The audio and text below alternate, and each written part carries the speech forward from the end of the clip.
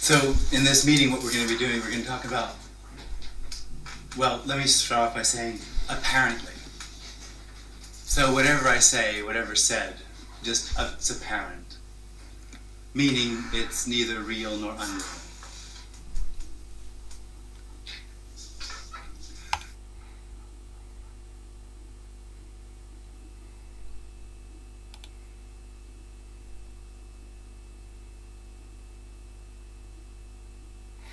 And it is not what I say, and is not what you say. And it's not what she says, and it's not what he says. And it's neither what we say, nor is it what they say. So it's neither we or they, and neither you or I, or another I, or another we. It is both, since we are and we are not. There is not another we that is we are and we are not that is that way. We are all we and we are not. Not an exclusive we as a group, and then there's another group, recognizing that other group as another we. No. There is simply we are and we are not, and that is in the simplicity of being. It is not a knowing that that is so and not so, and it's not a doing that that is so and not so.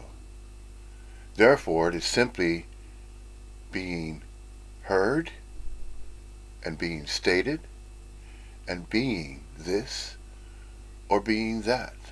And yet, within the duality of being this and that is also included with absolutely everything.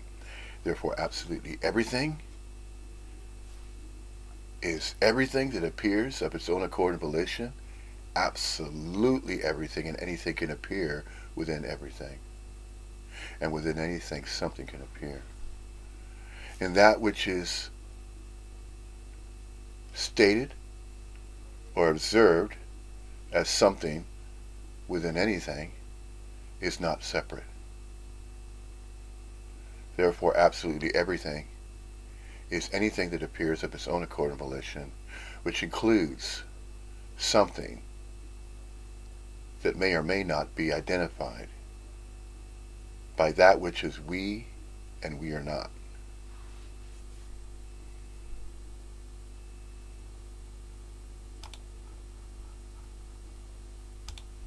So what we're going to be doing is we're going to be talking about sort of two different things.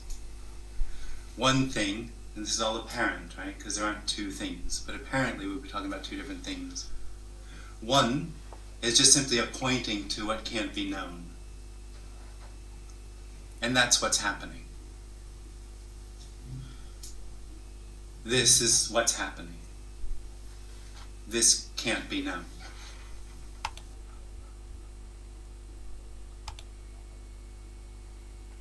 This, as spoken of or referred to as that which cannot be known, are not two separate manifestations.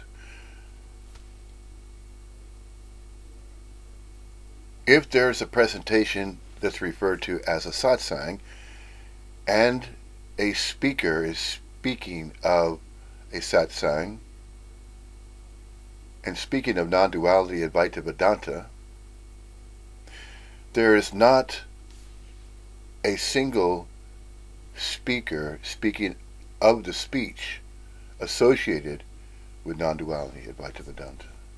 It is simply non-duality speech, or Advaita Vedanta speech, heard and spoken, both at the same time. Spoken and heard, heard and spoken.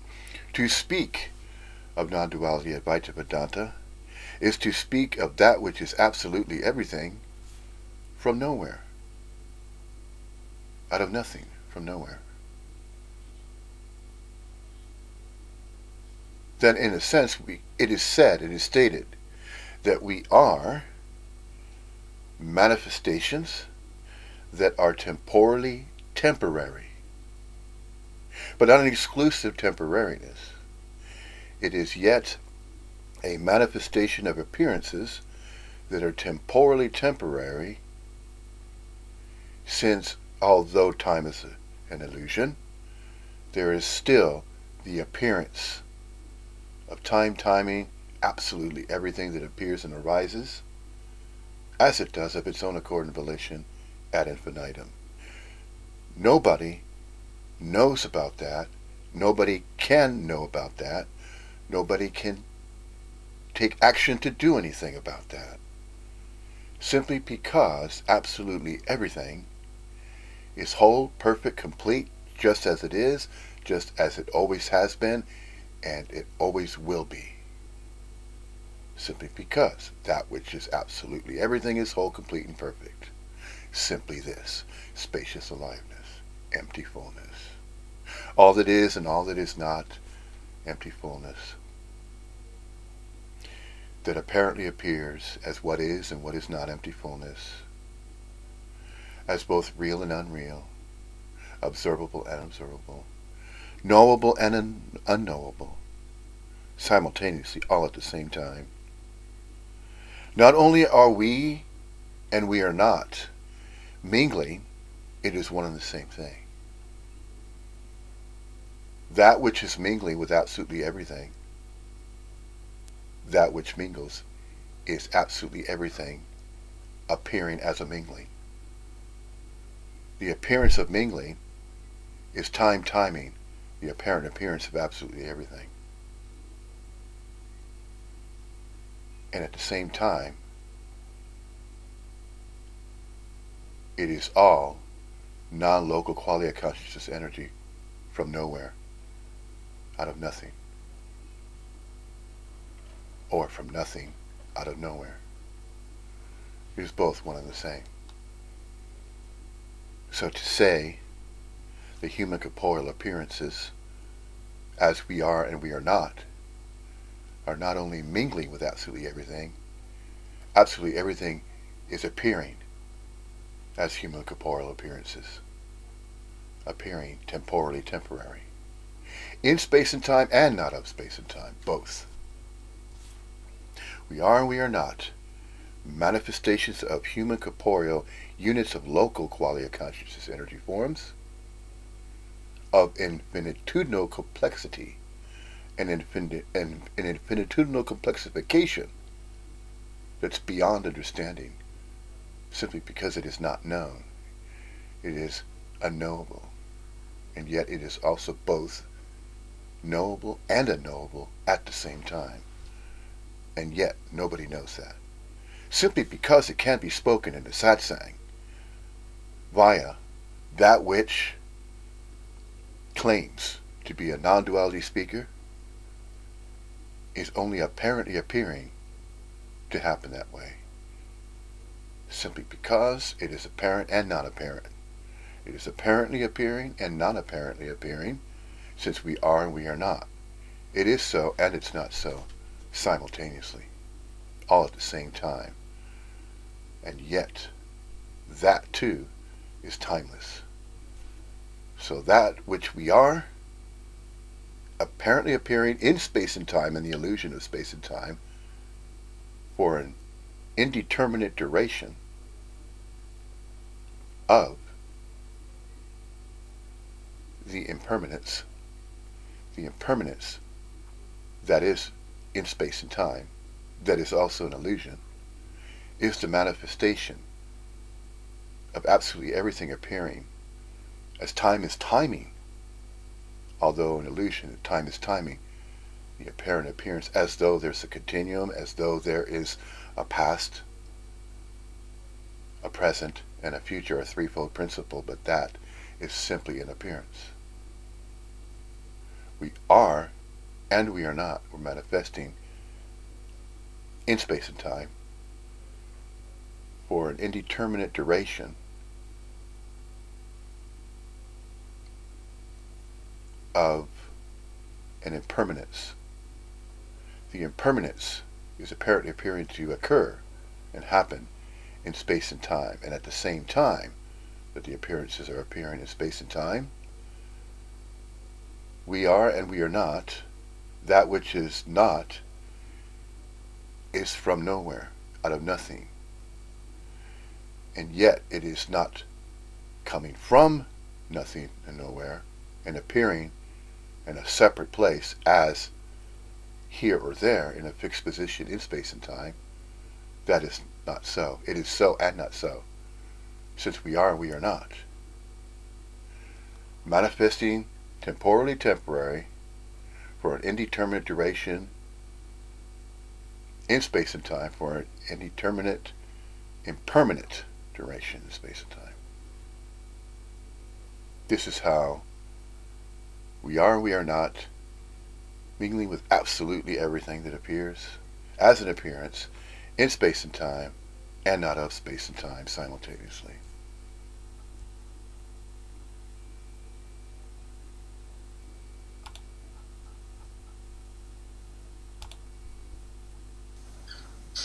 It is and it isn't. It's indescribable. It's a paradox. It's not actually a paradox. It's a paradox when you try to describe it.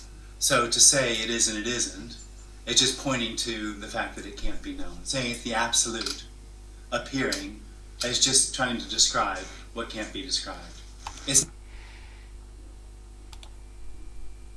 As the absolute is appearing, that is the we are. That which does not appear is that which we are not.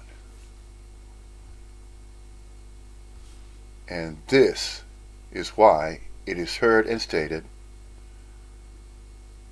in a satsang that is of non-duality speech of Advaita Vedanta. This is why it is spoken that it is and it isn't. We are and we are not. That which is absolutely everything is observable and unobservable, knowable and unknowable, real and unreal, simultaneously. It cannot be knowable how and why that is so and not so.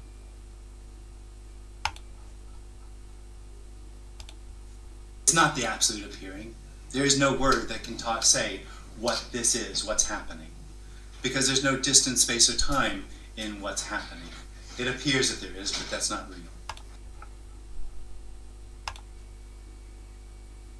What is happening is not a separate occurrence or event in space and time. It only apparently appears to that which is separate as an identification of a conjured self. A self-conjured conjured self lives in its own reality, that it believes it has its own free will and choice to think via consciousness that it is this way or that way, of all the dualities of this and that. The self-conjured conjured self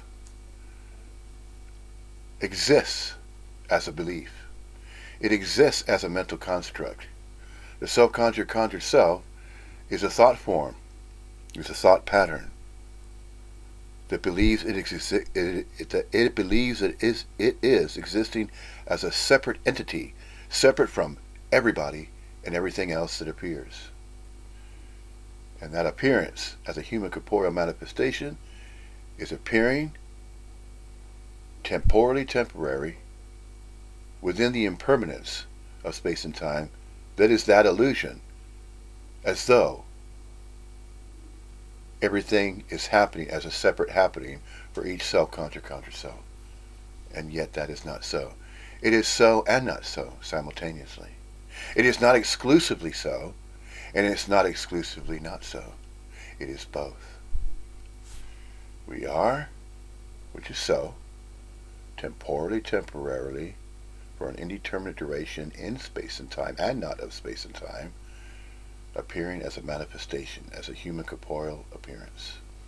And we are not.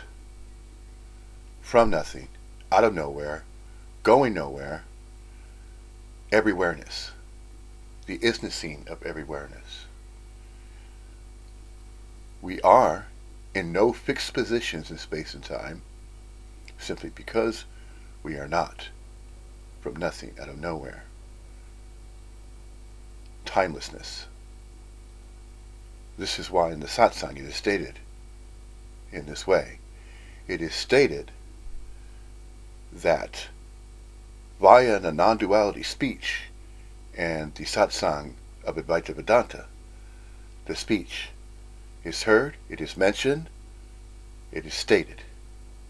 The statements are not separate statements that are being stated by the non-duality speech that is heard from, by, to, or for anybody. There are no separate non-duality speakers anywhere to be found, simply because these are manifestations as that which we are. And simultaneously, outside of time, we are not. We are and we are not, simultaneously.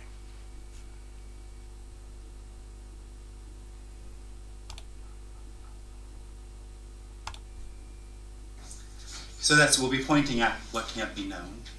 And the second is the reason this meeting happens, if you want to say it's happening. It's not really happening, it's only apparent. Is because there's an experience that arises in this what's happening that says, I know what's happening.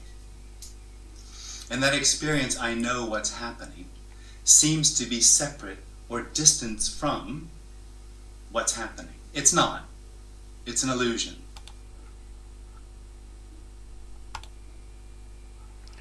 Therefore, that which is assumed as a presupposition that everything is happening, as though it's a separate happening for, by, to, and from a separate self, or a self-conjured, conjured self, that may or may not believe that that is so, that that is exclusively so, that that is that way, that it has a life of its own to live. It is unreal. It is conjured. It is conjured via a mental thought, a mental construct of thought forms and thought patterns. It is an energy. It's an energy field. It's a manifestation as an energy field, just as consciousness is an energy field, a stream of energy. Consciousness is a stream of energy. Time is a stream of energy. Life, nature is a stream of energy. That which apparently appears, manifesting as an energy form from an energy field. We are manifesting as local units of humanly corporeal appearances for an indeterminate duration in space and time as appearances. And we are not. We are non-local quality conscious energy fields. This is to speak of energy. Absolutely everything is energy. Absolutely everything is energy. Simply this is energy. Spacious aliveness is energy. All representations of that which can be stated that is temporally appearing as absolutely everything is also knowable and unknowable, real and unreal, both observable and unobservable, all at the same time. And nobody knows that because it's unknowable. It cannot be known, and nobody knows that also because there are no self-conjured, conjured self separate entities in fixed positions in space and time. Exclusively in fixed positions in space and time. There is no exclusivity for a separate self-conjured, conjured self because that is unreal. It is not real. It is not exclusively real. It is both. Appearing as real and it is unreal.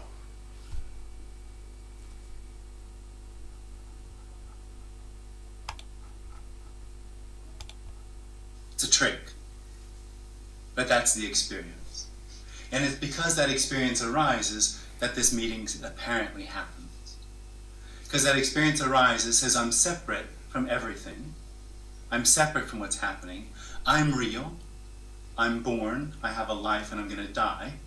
And that's problematic. So I need to find a way out. I need to find a way to feel fulfilled.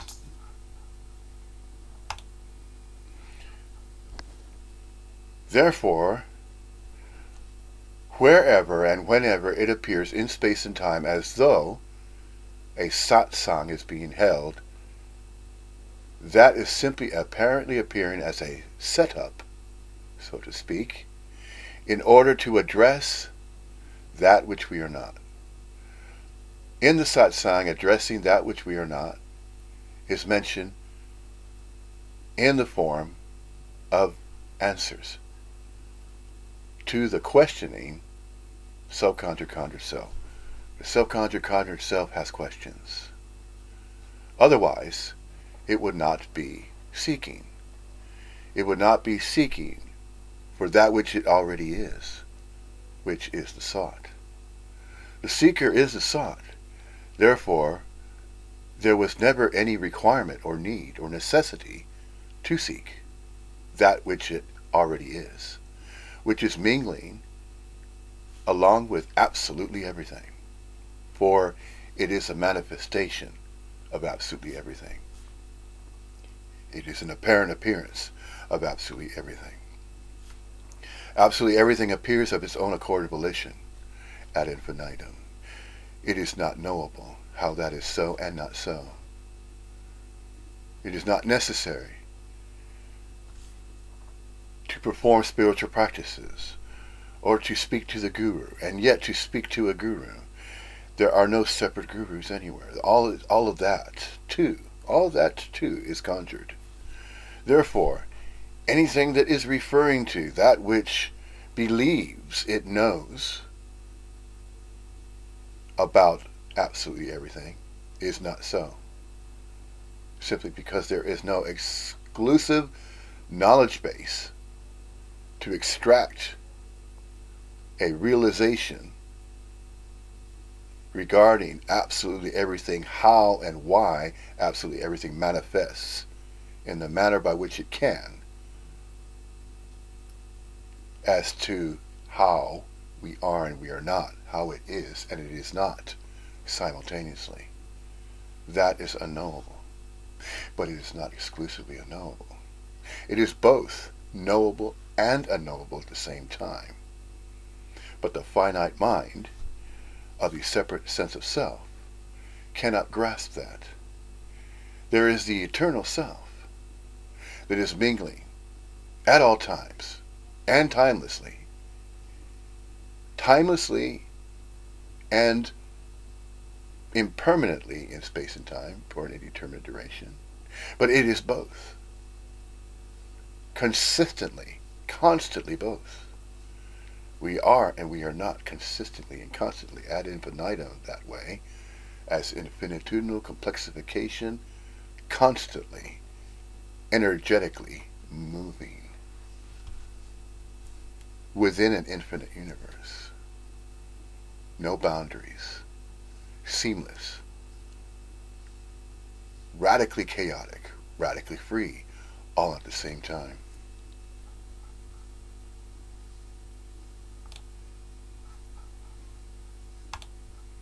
To feel whole, I need, through my experience that I have of being real, to use my free will and choice to make my life better. To find whatever it seems to be that's missing, which is always something else. The next moment, the next instance, the next experience. So the situation is you have an experience that arises in what is. That experience is separate. It's not. The experience is that it's separate. And it tries through, the separation is experience, and it tries through experience to overcome that experience.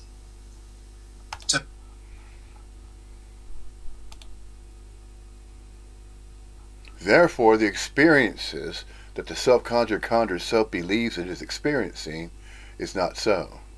It is so and not so. It is thought to be an experience that is not so. In the thinking makes it so.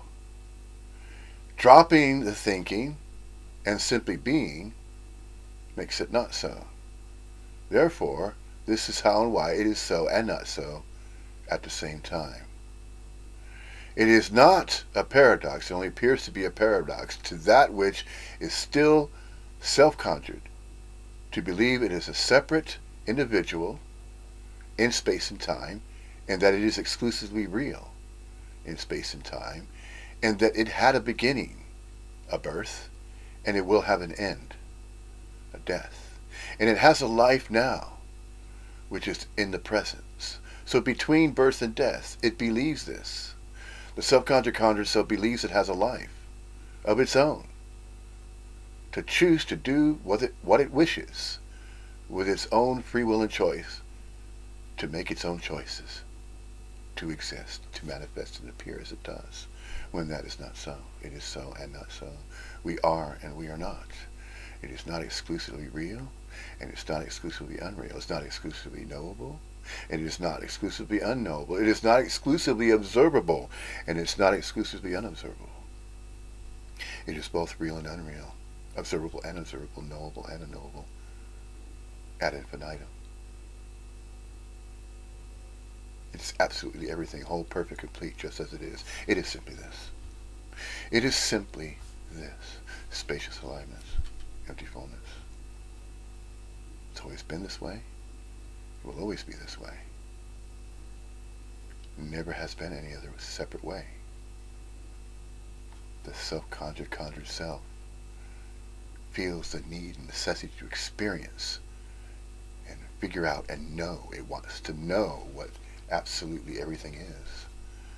That is unknowable. It cannot be known, simply because it is so and not so at the same time.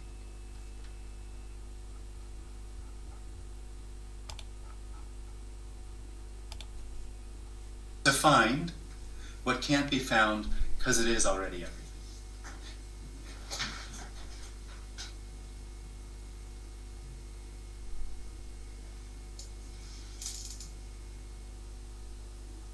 So experience is illusion. Absolutely.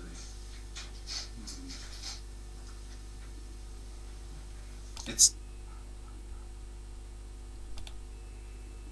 Experience is not only an illusion. Experience is not happening to anybody, because there is nobody that exists separately from everybody and everything else that appears as it does. All human corporeal appearances are appearances of bodies, human corporeal appearances that are appearing, disappearing, and reappearing in one of countless forms. Appearing, disappearing, and reappearing. Appearing as a manifestation in space and time for an indeterminate duration within the impermanence of space and time, which is temporally and temporarily so and not so, since we are and we are not, both real and unreal. Real and unreal human corporeal appearances, consistently and constantly ad infinitum, mingling with absolutely everything, appearing as a manifestation, disappearing, and then reappearing in one of countless forms, infinitudinal complexification in the sense of a human corporeal form. In that sense, as a human corporeal form. It has always been this way, it has always seemingly been this way, and it will always seemingly be this way. If it is described in any other way, then that is simply part of the infinitudinal complexification of absolutely everything.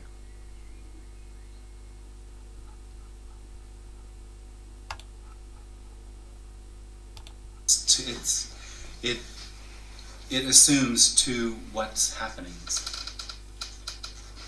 That's higher English. It assumes a what's happening here and a what's happening there.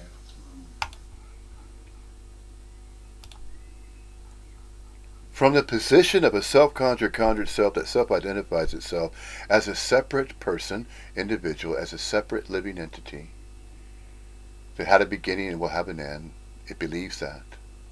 It has been conditioned to believe that because it has conjured that. It has conjured all its beliefs and thoughts and knowings that it believes it has apprehended. It believes it has a knowledge base within its own mind. It believes that the appearance of the body is its own body. It appears as though to that self-conjured, conjured self, although all of that which it believes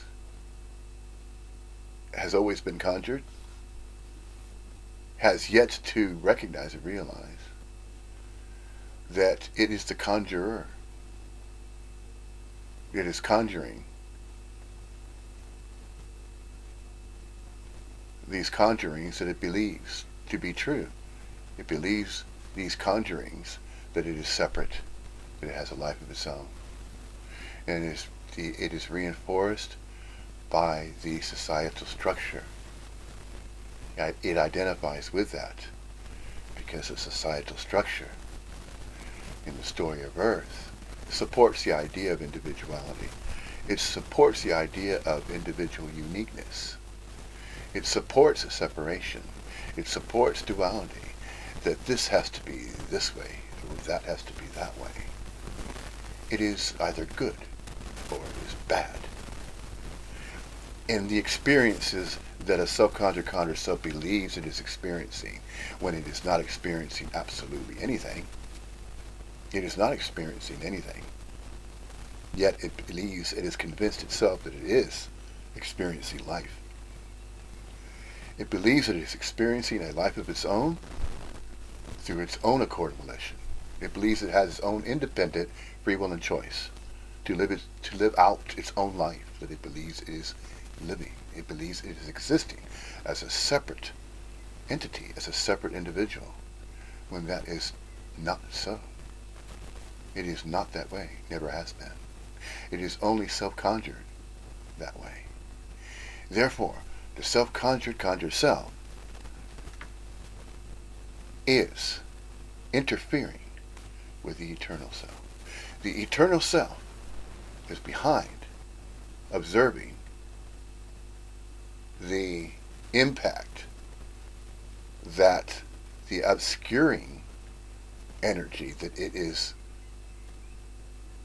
interfering with all that is simply absolutely everything. That self-conjured, conjured self was conjured via the mental thought system that created. It actually created an energy field of its own. When the source of that which appears humanly corporeal is non-local quality of consciousness energy, manifesting as a human corporeal appearance. But prior to, as a presupposition, there's an interference. There is a mental construct, a mental thought system that creates a duplicate of that self. And that's a mental construct as a duplicate that is referred to as the self-identification of a self, or a separate self, or a separate identification as a self-conjured, conjured self. These terms that are used to describe that energetic field as an interference or as an obstruction, the mental thought system creates this, not with intention of its own. It is simply part of what apparently appears to be a type of a setup. It appears to that self-conjured, conjured self as though everything is exclusively real and separate, that there are separate things that it can identify with, when that is simply the impermanence of temporal temporariness. And yet the self-conjured, conjured self cannot understand how something can be anything that is mingling with absolutely everything. That the background, what it believes to be background, a separate background, and then a foreground, and then within the foreground and background there are separate things that it can label, categorize, and identify. When that is an illusion, that is not so. It is only illusory and delusional to the self-conscious self that believes it is separate from everybody and everything else. Therefore, it conjures these ideas that it's living its own life and it has its own free will and choice and it had a beginning and will have an end, when none of that is so. That is considered to be a knowing, and it is not known how absolutely everything is real and unreal, how absolutely everything is and it isn't, all at the same time. It is not necessary to know that, because everything is already perfect, whole, complete, laid out, just as it appears, as it does, of its own accord and volition, ad infinitum.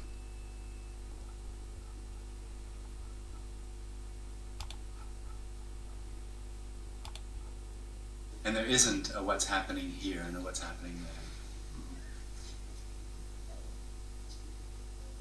And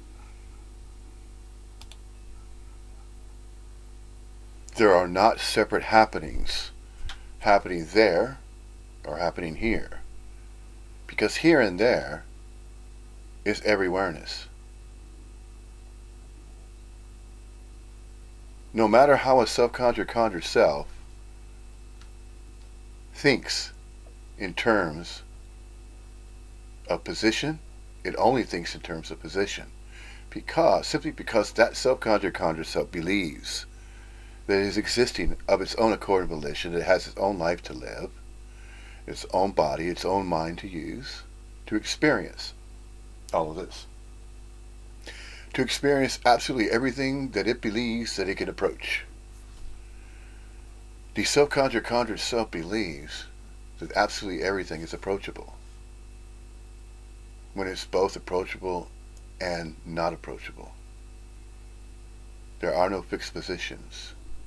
They only appear that way in space and time to that which is simply just an appearance of human corporealness. But yet that is mistaken to be otherwise, via a self-conjured self that believes in that which is exclusively real, exclusively observable, exclusively knowable, exclusively real, knowable, and observable, and separate. It has convinced itself that it is that way. It's exclusively real and physically solid. It has convinced itself, along with an agreement with other self-conjured selves, that use consciousness, that use the thinking of a mind that is not its own. It simply believes that.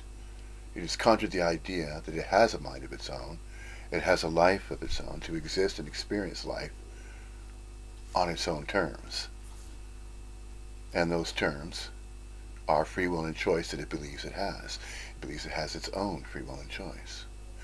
There is only simply free will and choice of accord and volition, but not of a separate accord and volition from nobody, to, by, and for, and from nobody.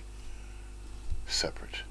There is no separate entity anywhere to be found in space and time and out of space and time that can claim that it has and has seized and is using a life of its own, that it has a free will and choice, to take from absolutely everything, to capture it for itself. That is not so. That is not what's happening. It never was that way. It is not that way now, and it never will be that way.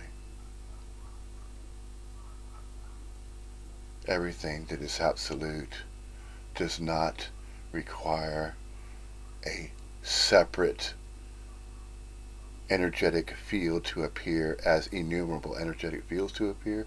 It only apparently appears that way simply because everything is apparently appearing of its own accord and volition ad infinitum. That is not knowable how that is so, simply because it is so and not so. Nobody can do anything about that because nobody is doing. Nobody is separately doing anything. There is simply beingness, and in that beingness, that is mingling with absolutely everything. That is one and the same. Absolutely everything is a manifestation of absolutely everything, which includes all human corporeal appearances. It is simply infinitudinal complexification, appearing however it will arise to appear as it arises to appear, ad infinitum, of its own accord and volition.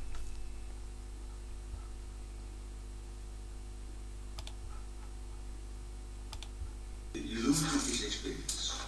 The illusion is experience.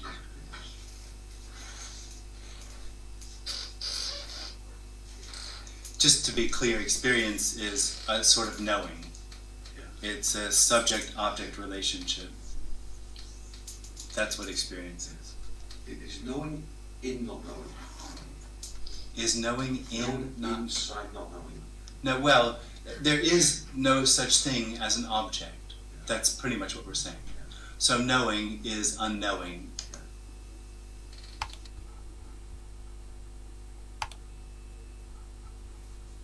Actually, there is no separate knowing. There's no exclusive separate knowing, and there's no exclusive separate not knowing, or non-knowing, or unknowable. That which is knowable and known is not separate from that which is unknowable and unknown. Absolutely everything is both, knowable and unknowable, real and unreal, observable and observable. There is no separation in that.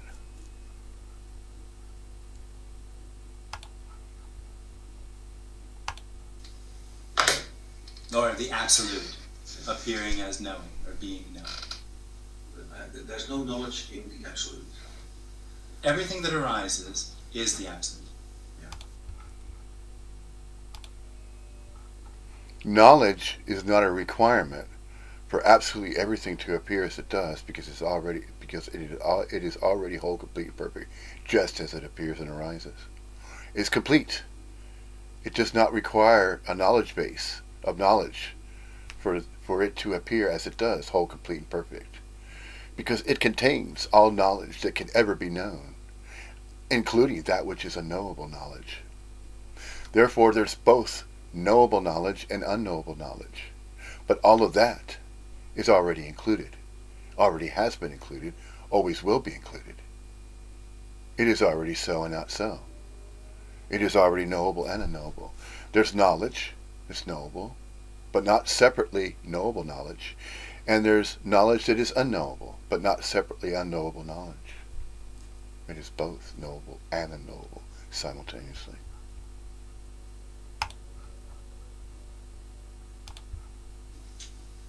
Whatever you can name or say is the absolute.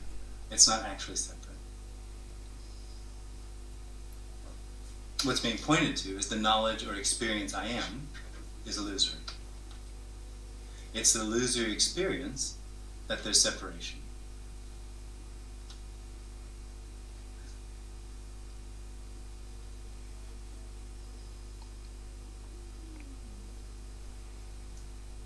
But you cannot say everything is one.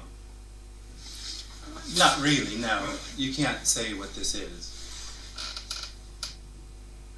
But I mean, you can call it anything. I mean, you can't get it wrong in that sense. You could call it oneness.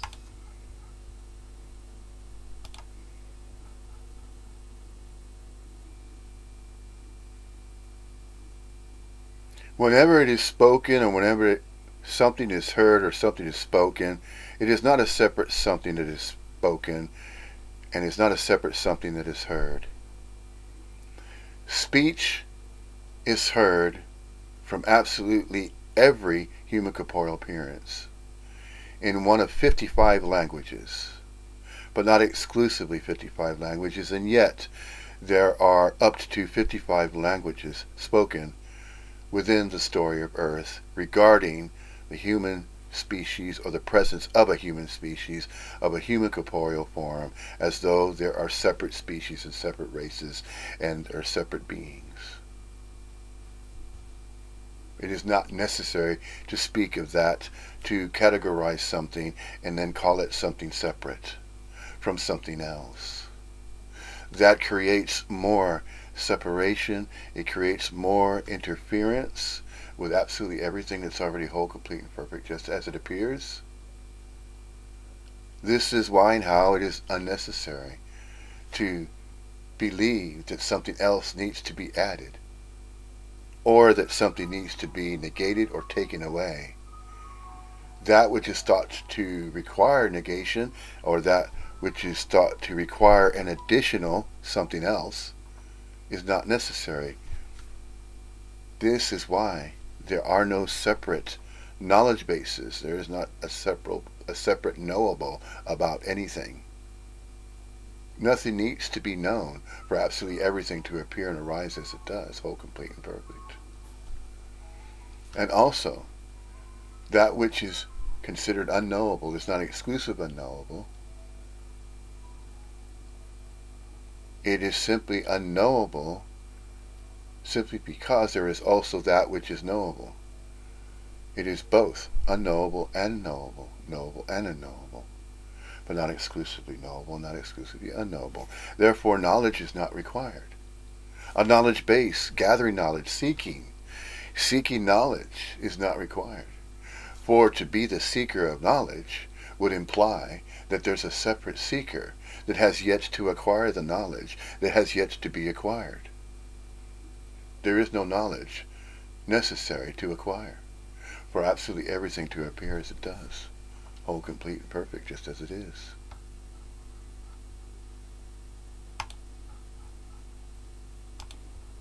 It's not oneness. It's not non-duality. It's not a thing.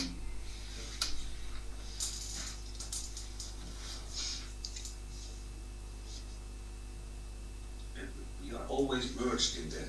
No. No. There's no we.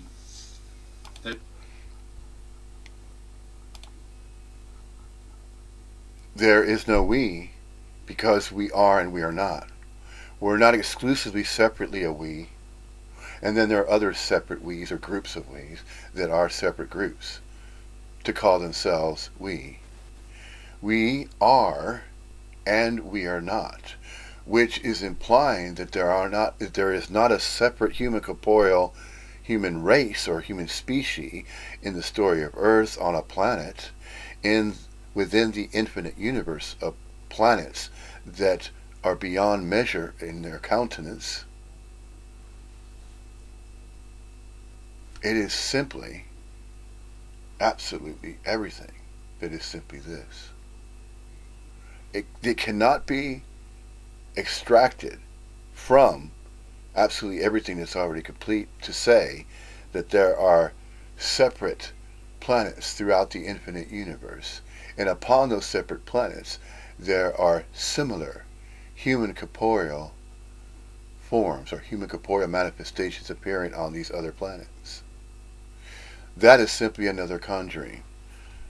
That is simply something that a subconscious conjured self believes it can know about, that it could acquire some knowledge for itself so that it could figure out its own life, to figure out what life's about, to figure out as though life has meaning, reason, and purpose for itself, to exist as it appears. It believes it is an exclusive realness, an exclusive real individual entity or a person, separate from everybody and everything else, separate from absolutely everything else. It's living as though it's living its own life. It's experiencing its own life for itself. That is not so. It's never been that way. It is so, not so.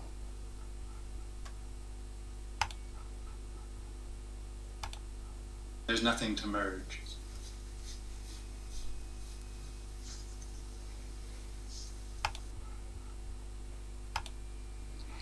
There is nothing to merge because there are no separate things that need merging.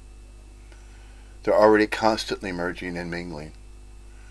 A merger is not required for that which is already merged.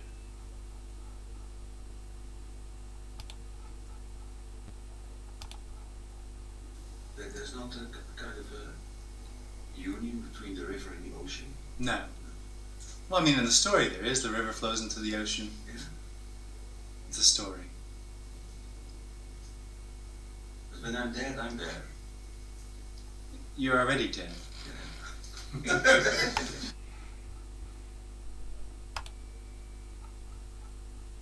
The stories are told by separate conjured selves that believe they are separate to tell a story of their own, a story of their life, a story of experiences of their life that they had spent time, and in spending time they had spent years, or they had spent months, years, or decades doing and knowing when they were simply being. Being is not doing and knowing. Being is simply mingling with absolutely everything that appears because it is part of absolutely everything. It is not separate from absolutely everything because it is also absolutely everything. But there is not a separate knowing to know that and to take action to do something about that because it is being. It is not knowing anything. It is not doing anything. It has never known anything. And it has never been doing anything. Simply because all along it is simply being.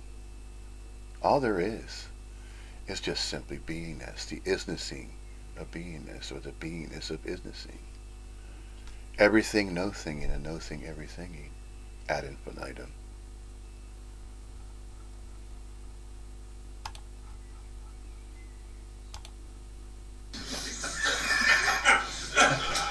There is no you. Yeah.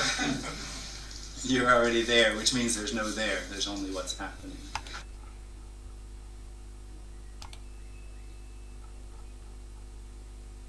To say that somebody is already dead is simply another way of saying or stating that you never were born, which is why there is no death and there's no birth, there's no beginning of anything and there's no ending of anything. Just as there's the appearance and nature of all living things that are observable, there's also living things that are unobservable until they are measured on a smaller scale, such as microorganisms. They appear as something that's living, as living things. They appear as though they're separate, but they're just appearances. They are not separate appearances as well. They only appear that way, apparently. But they're both real appearances of something, and they're unreal. They're both real and unreal. They are and they are not. It is and it isn't. We are and we are not. Both. Simultaneously. It includes absolutely every duality that could ever be conjured by a self-conjured conjured self as well.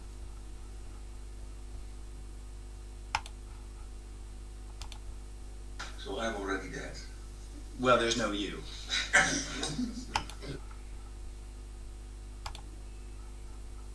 There's no separate entity that is already dead or is already alive or had a beginning of a birth and that will have an ending as a death. They're only simply appearances of human corporeal forms that neither had a beginning or an end, simply because they're mingling with absolutely everything that is not a beginning and not an end of anything. Nothing began and nothing will ever end. There's nowhere to go, and there's nothing to do about going anywhere. There's nothing to know about trying to figure out if there's a going that needs to be actioned, or that somebody or someone needs to go somewhere else. Simply because they're already being. They're already alive to the aliveness of being alive.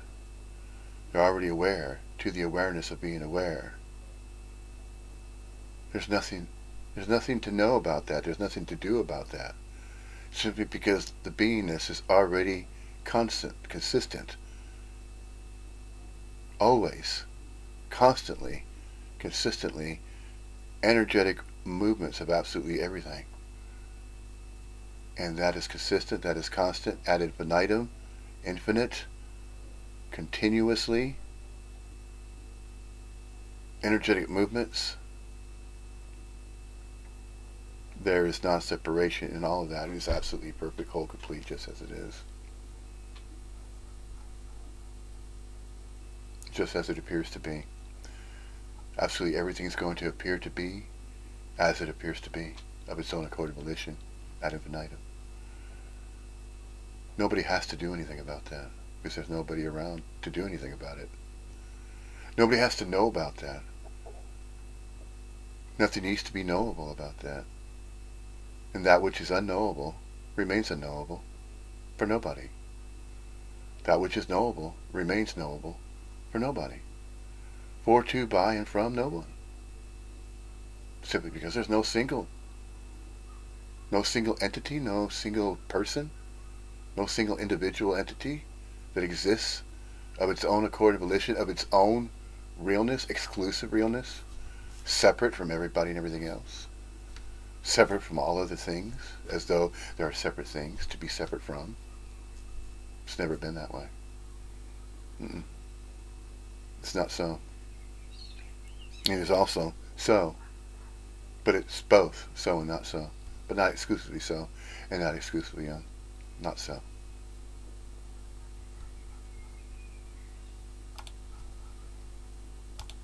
If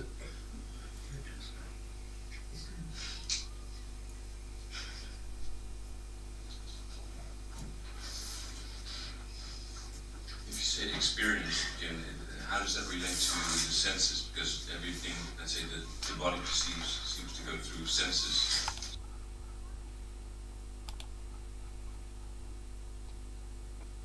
There's no requirement to begin speaking of senses. To speak of senses is to speak of that which is associated with a separate self-conjure self that believes it has a body that has senses.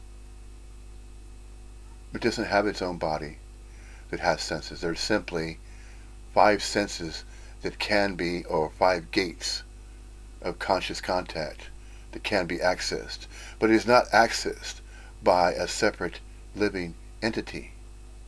It apparently appears to be accessible that way. But absolutely everything accesses absolutely everything. Therefore, for there to be separate gates or separate accessible gates to accessing what? There's nothing to access. There's nothing to physically access. There's nothing to emotionally access. There's nothing to realize, as though there's a separate realization of separate things that need to be realized. It is not so. It is not that way. It is not exclusively that way. It is so and not so.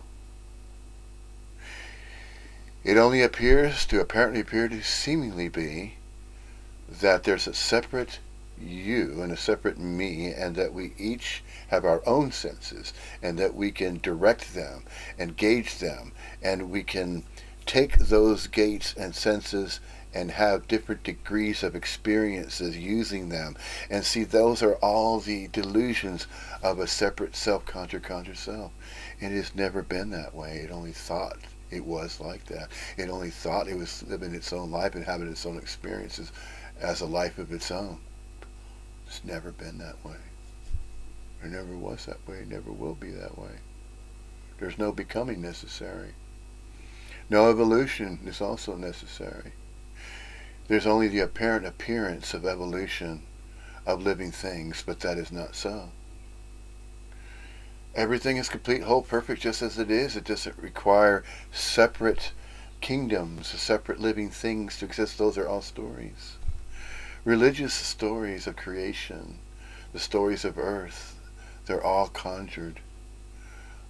Absolutely every belief system, every religion in the story of Earth, on the entire planet, out of all the average of 55 languages that are spoken.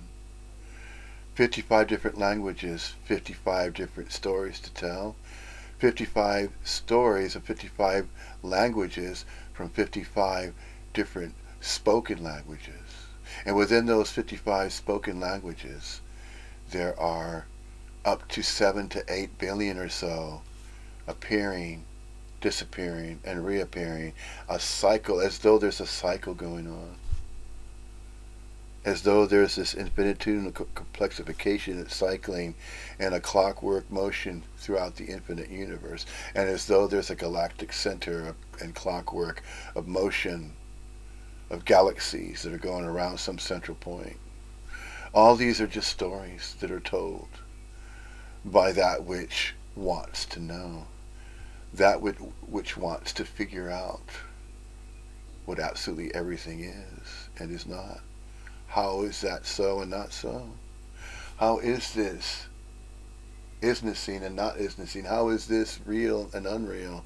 How is this simultaneously observable and observable, knowable and unknowable? Nobody knows because there's nobody around that can know that. Nobody's separate to make the statement and say, I know what this is. I know what absolutely everything is. All conjured. To make such statements that are stated. Where are these statements coming from that are stated? They're not coming from anywhere. They're not being spoken by anybody. The speech that is heard is simply speech that is heard. Sounds that are interpreted, the interpretation of sounds, interpretation of languages of 55 different types.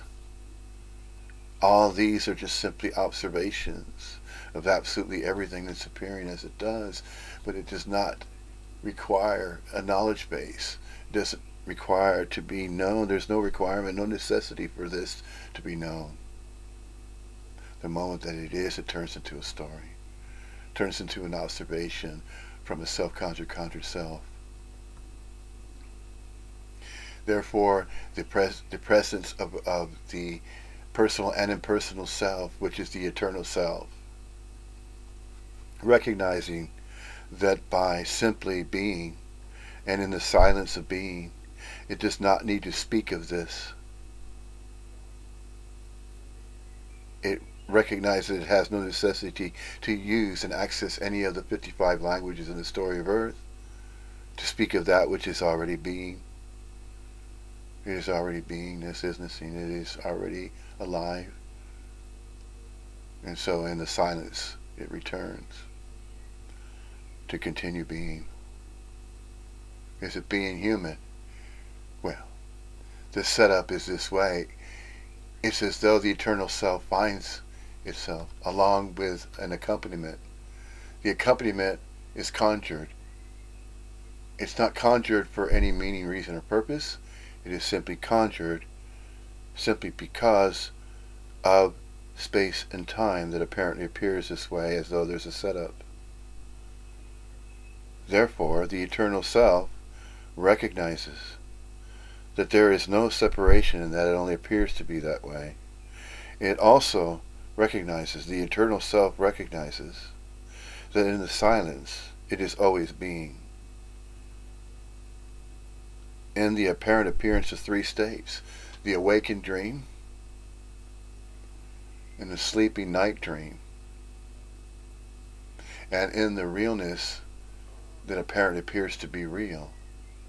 So there's the reality base apparently appears to be very real, and is also unreal to how real it can apparently appear to be. Then there's the awakened dream of a self-conjured self, self-identifying with that participant of awakened dream. The eternal self is observing the awakened dream, the night dream, and that self-conjured self that dreams the night dream. The eternal self is simply being. There are no requirements to be. There's no particular meaning, reason, or purpose to be a certain way. No. And in the silence, it is being that eternal self that does not have any necessity of reason, meaning, purpose to enunciate words via the human corporeal appearance is temporally temporary. There is no requirement of that to do that, to do anything, to know anything. It doesn't have to do anything or know anything, to simply be. The simplicity of that is apparent. The simplicity of that is recognized, it's realized. It's self-realized via the eternal self. The self-conjured self never lived, it never existed.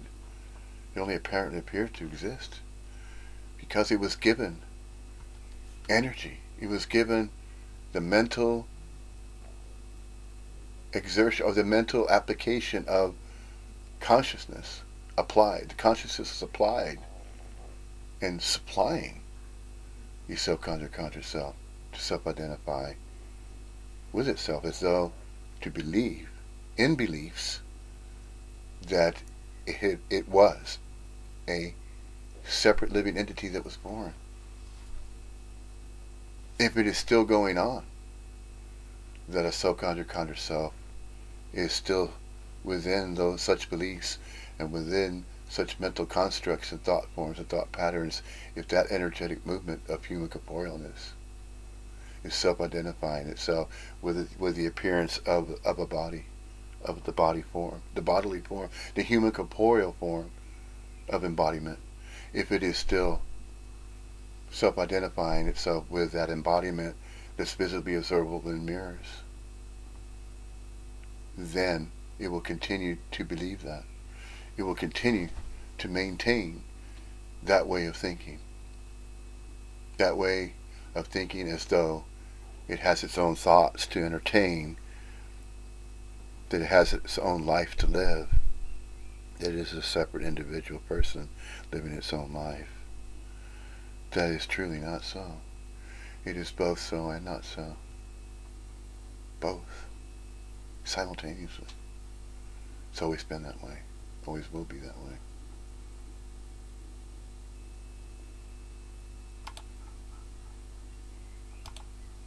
So, do you mean that by experience? Well, no, not really. I'm talking about when somebody experiences the senses.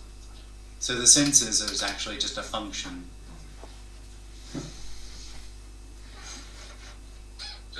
So it's the experiencing of the senses Yeah. that you would refer to as being. So when I'm seeing, when I look, Yeah. I see an object. Yeah. When no one's looking, there's only the infinite. There's only one. The infinite. Yeah. And infinite is not seeing. Infinite is seeing. Well, you could say the infinite seeing. Yeah. The infinite seeing the infinite. As a kind of a witness. No, absolutely not. There's only the singularity of what's happening. So there's no witness, there's no knower, there's no actor, there's no one outside of it. And that what's happening is this. So it's what is and isn't happening. It's complete, it's everything, it's whole. No matter what appears to be happening, that's what's happening. It leaves no space for there to be a witness, or a knower, or there to be perception, or a perceiver. Absolutely everything leaves no space or time for something to appear as though it's suspended in a particular position in space and time. There are no fixed positions for an event to apparently appear to be happening to anybody. There are no separate events happening to anybody, because there are no separate anybodies. There are no separate individual entities for suspended events or separate events to happen exclusively for that which is unreal, that which is not separate, that which is not a separate living entity, living its own life of its own accord and volition, its own free will and choice, with its own body and its own mind, to live out that life that it believes it can live. And that self-conjured self goes on believing that way, thinking that it is separate. Believing and thinking that it is separate from absolutely everybody and everything else that appears.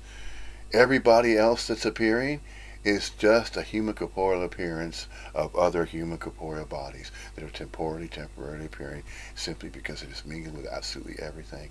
Absolutely everything is causing, as though there is a cause for absolutely everything to appear as it arises, as it does. It's just what's happening. It's just what apparently appears to be always happening. If something else apparently appears to be as though it is something new that had just been added, that is seemingly so simply because it had not been knowable prior to that separate sense of self that was believing that something else has yet to be known or knowable, or something else needed to be done by, for, and from itself. It believed that it could do and that it could know other than what it already was being, other than simply being. It was convinced via the mental thought system that it needed to know something in order to justify that it already was being. And then it had to do something, a spiritual practice. It had to find some type of solution that it thought it was missing. But it was simply being all along. But it thought it was missing something. And the reason why it thought it was missing something, because in that way of thinking, it thought it didn't acquire or have the knowledge that it needed to acquire in order to be. See, knowledge or knowledge base or knowing is not necessary to acquire, to have, and to hold, or to know, when the being is already simply being. It is already constantly available to be aware of its beingness. And of its beingness is not of a separate beingness. That is not knowable to that which believes it can know that. The subconscious self believes that it could be present from its own absence. The apparent appearance is personal presence, and yet it is not exclusive personal presence. There is both personal presence and impersonal presence. Personal presence is the temporary manifestation of a human corporeal form, a unit of local quality consciousness energy, temporarily so, in space and time, and not of space and time, simply because it's not of space and time, as a non-local quality consciousness energy field from nowhere out of nothing.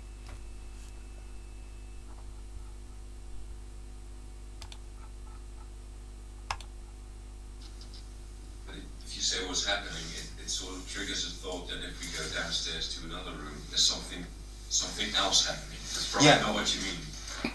Well, the funny thing is that you well described the experience of the individual, that there's another happening. Exactly. Yeah. But that thought is what's happening. Yeah. And if you went downstairs, that would also be what's happening. Yeah.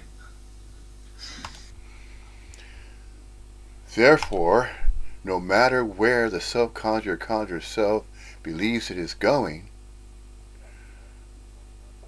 even if it believes it is going from here to somewhere else as a there, and then once it gets there, it is here. It does not recognize that it is everywhere, and that there's not a separate here or a separate over there. It's all one and the same, everywhereness. It has yet to recognize that simply because it is still tightly wound and constricted to believe it is separate.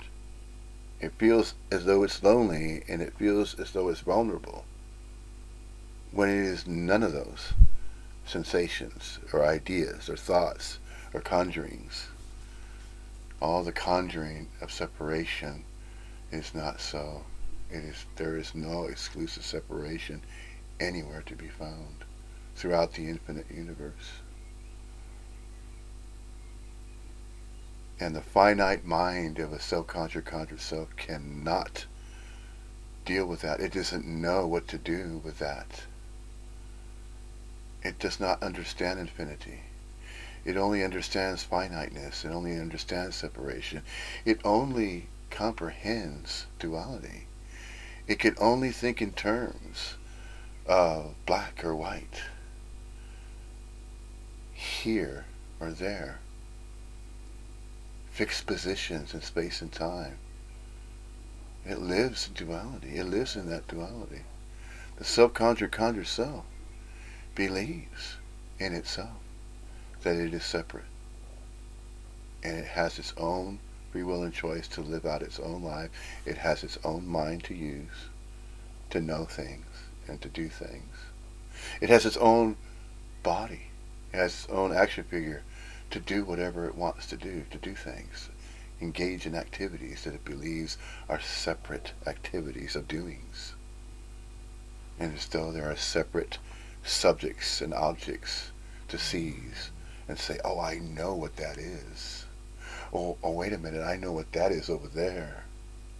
And I know what this is that I hold in my hand. That is not your hand, that's just a hand. That's an appearance of a hand, and it's the appearance of a body.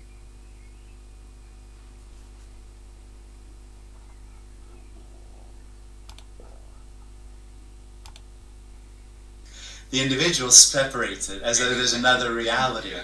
Yeah. Because the word happening is, it relates to perceiving. Yeah, but it did say it isn't. What isn't happening.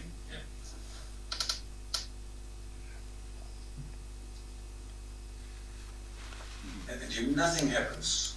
Not really. Nothing happens. Only apparently. So now,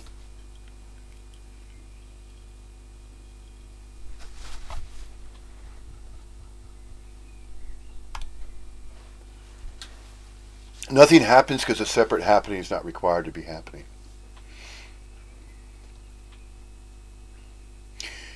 Nothing happens because separate happenings are not required to happen to, by, for, and from anybody that believes it is a separate person, separate individual, separate living entity that exists in some separate place, some separate position in space and time. That is not so. That is not what's ever happening. Absolutely everything is the happenings of all happenings that are thought to be separate happenings. See, they're just thought to be that way when they are not. It is not in the thinking that something is and isn't. It is not in the doing that something is and isn't. Absolutely everything simply is and is not of its own accord and volition, because absolutely everything that appears to arise as it does is appearing of its own accord and volition ad infinitum.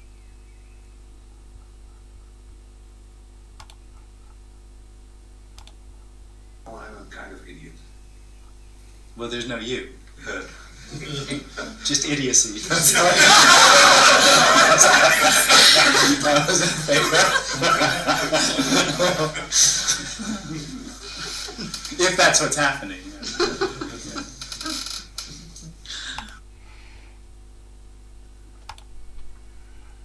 Yeah, there are no separate individual, idiot separate individual anything that is labeled as a separate something.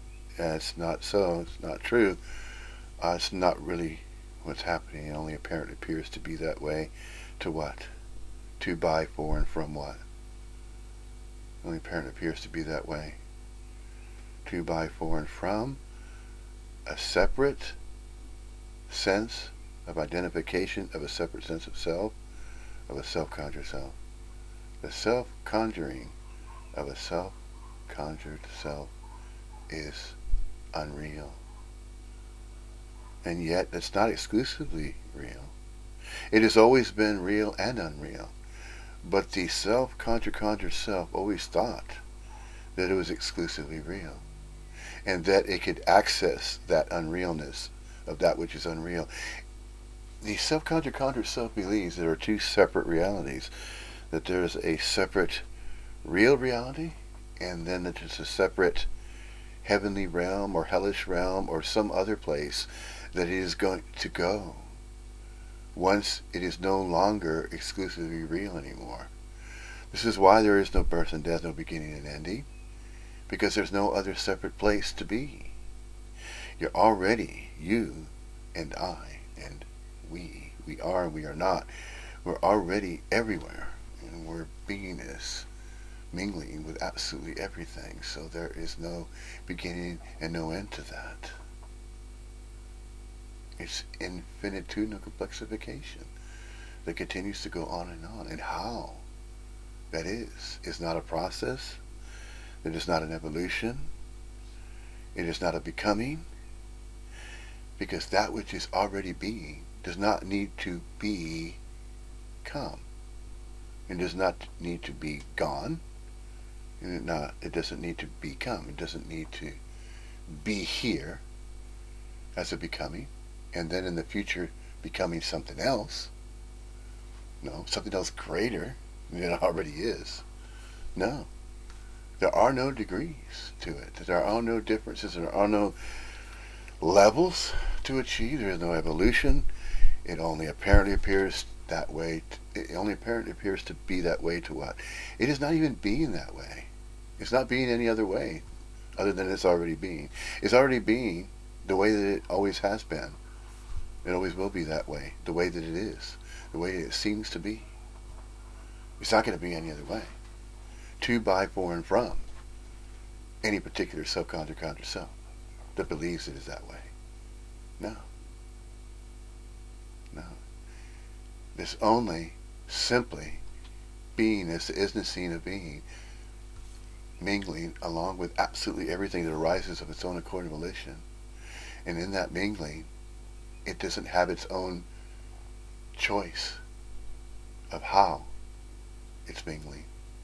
It is simply going along with absolutely everything that arises and appears as it does of its own accord and volition. That's energy. That is free energy, freely moving about as it will of its own accord and volition. Radical freedom.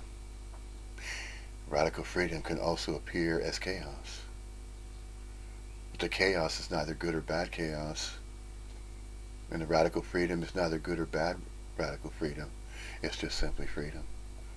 Radically free. When we say radical, it's not even radical. It's just simply freedom.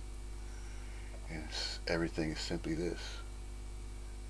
Empty fullness. It just is. It is the way that it appears. It apparently appears. However it will appear.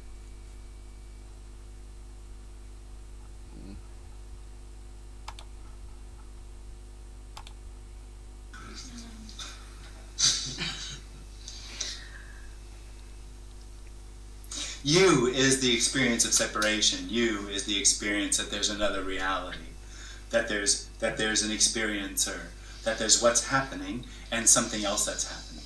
That's me. That's the experience of duality. And that's an illusion.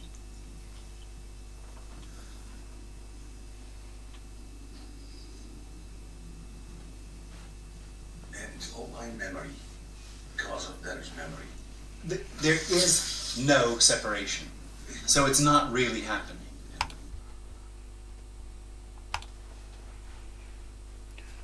There is no separate individual anywhere that has memory of its own. It only seemed to be that way, simply because it thought it was living and experiencing a life of its own.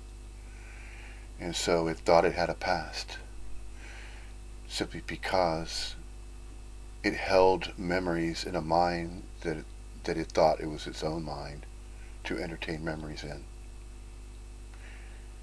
It only apparently appears to be that way. Nobody has their own mind in order to have a past, to seize a past, and then bring back a past. It's not necessary to bring back anything from a past that's not even real. It's not even there. In the memory is a mind holding a thought of a memory that it thought it was exclusively that, when it never was exclusively that. It was its own story that it was conjuring because it believed in space and time that everything was happening exclusively that way, and that there's a future to look forward to. There's nothing to look forward to because we're already being whole, complete, perfect.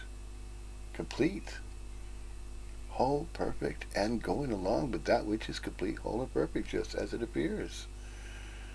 This is all there is, and all that is not. There's still the unknowable.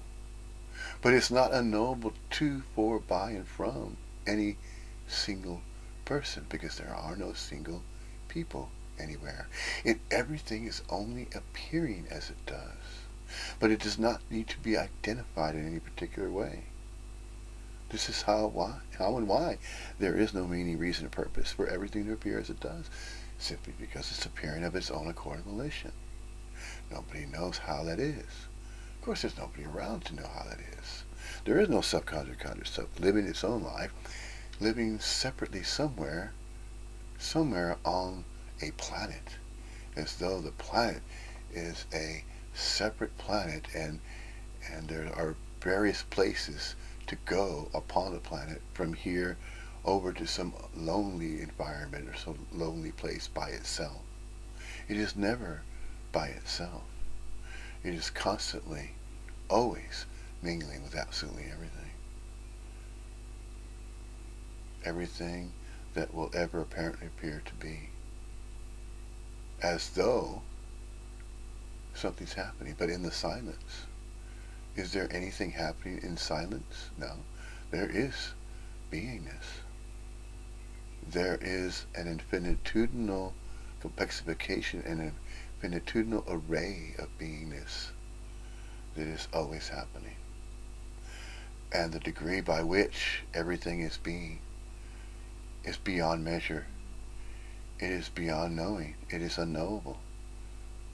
How everything is and it isn't. There's no beginning and no end. The finite mind of a self-conscious self to speak of this in any of the 55 languages, that knowing cannot be apprehended. To know the infinite is unknowable. That which is finite can be knowable, yes, but not exclusively unknowable, because there's still part of the finite. There's still some finite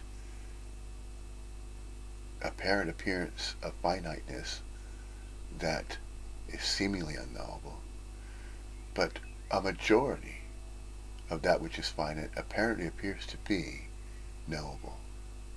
And then that which is infinite is relegated to that which is unknowable. But that which is infinite and exclusively unknowable is not exclusively unknowable for, by, to, and from anybody. Because there is nobody living their own lives as though they are separate from everybody and everything else. That's just not, it's not happening. That's not how it is. There's no separate happening for anybody to be experiencing a separate happening in some fixed position in space and time.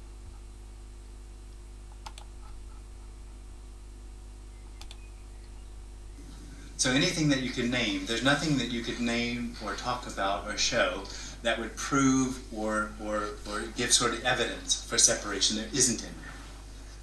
There is no separation. Memory is simply just memory. So even the experience of the individual isn't real separation. That's why its suggestion is it's an illusion. There is no separation.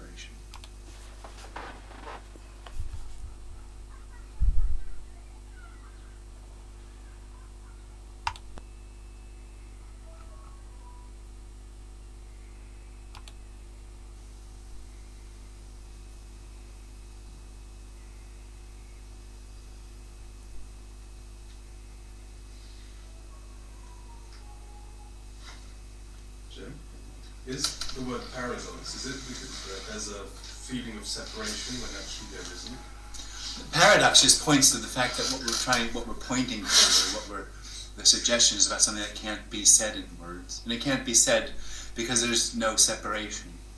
Yeah. So it's paradoxical, but only because of the need or the effort to explain it or to understand it. It's not really paradoxical. Yeah.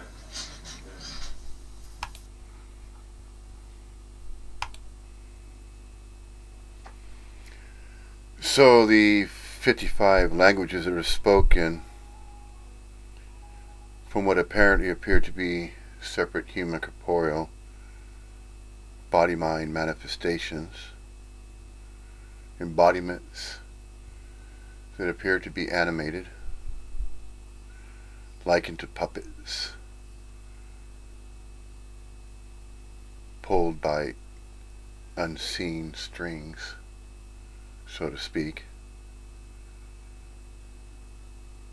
As an analogy, the puppet would be the human corporeal manifestation of embodiment, and that puppet has 5 conscious contact points. The puppet has a brain in its head, but that puppet's just an appearance,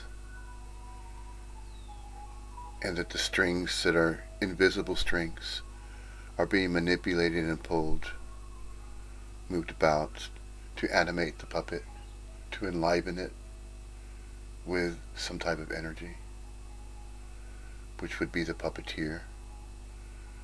The puppeteer, using that analogy, is non-local quality of consciousness energy. Non-local quality of consciousness energy fields as puppeteers, manifesting as puppets. Local units of quality of consciousness energy forms are the puppets. The puppeteers is what we're not. The puppet is what we apparently appear to be appearing as a human corporeal form. And just because it is spoken of via one of 55 languages within the story of Earth, that is just a story of Earth. Simply because the story is told as though there are experiences that are experienced by a separate living human corporeal unit of quality consciousness energy. It is accessing information via one of the 55 languages. It is expressing. The human corporeal appearance alone can express via one of the 55 languages that are available to it to learn. And it speaks, it can learn, it has the ability to learn and speak. And so it expresses through one of those 5 gates: speech, sight, hearing, feeling, that which can be felt via the human corporeal form, that which can be tasted when it consumes some type of food substance and converts that to energy. Notice that, though. The simplicity of taking a food substance, vegetation, some type of food, a berry, a cashew, a pecan, a walnut, some kind of nut, some kind of fruit, an orange, an apple, a banana, strawberry, blueberry, or a vegetable, lettuce, a tomato, potato, beans, grains turned into bread, wheat, barley, corn.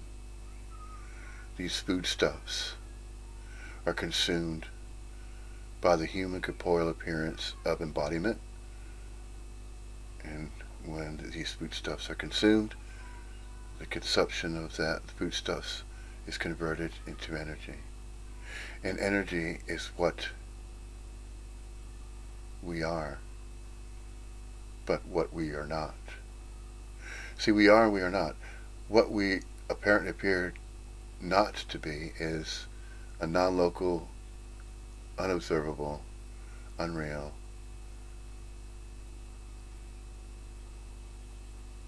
energy field, a non-local quasi-conscious energy field from nowhere, out of nothing, appearing as a manifestation. The puppeteer, non-local quasi-consciousness energy field, then the puppet, the local unit of quality of consciousness, human, corporeal, temporally, temporary, impermanent manifestation of human corporealness as an energy form that's temporally, temporarily appearing as a manifestation in space and time as a puppet, but not of space and time as the puppeteer that's manipulating the puppet in a sense, so to speak, to appear animated. Then there's another analogy. The light bulb, what we are not is the electricity, the current that runs through the wiring till it reaches the light bulb, and once it reaches the light bulb, it illuminates its filament. That energy that's traversing the wiring before it gets to the filament is that which we are not, which is an energy field, the energetic movement of electricity, electromagnetic energy. That is what we truly are. We're truly that. But it only apparently appears that we're not that, because it's not an observable appearance of something. It is simply not observable, non-local quality consciousness energy, electromagnetic energy that cannot be observed until it manifests as some type of form.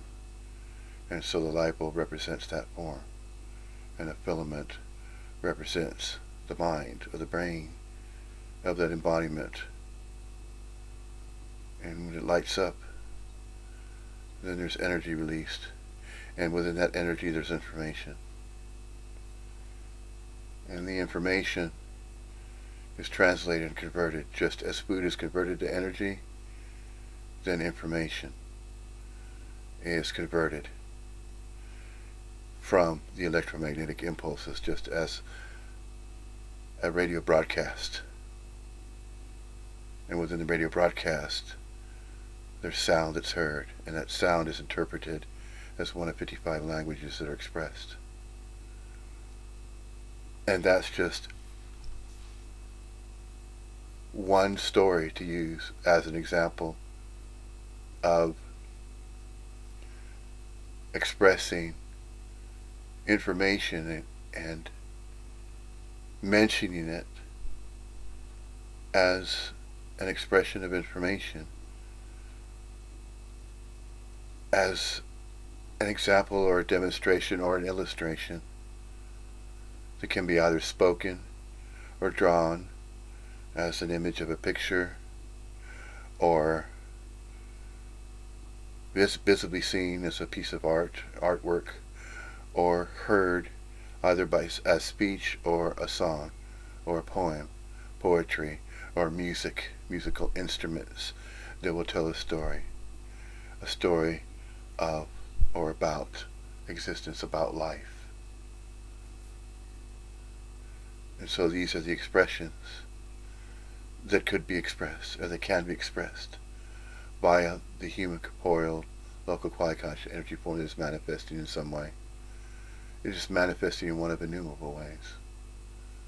There are innumerable ways that a human corporeal unit of local quasi-conscious energy can express, simply because it's accessing an energy field out of nowhere, from nothing, or from nowhere, out of nothing. No thing, everythinging, and everything, no thinging.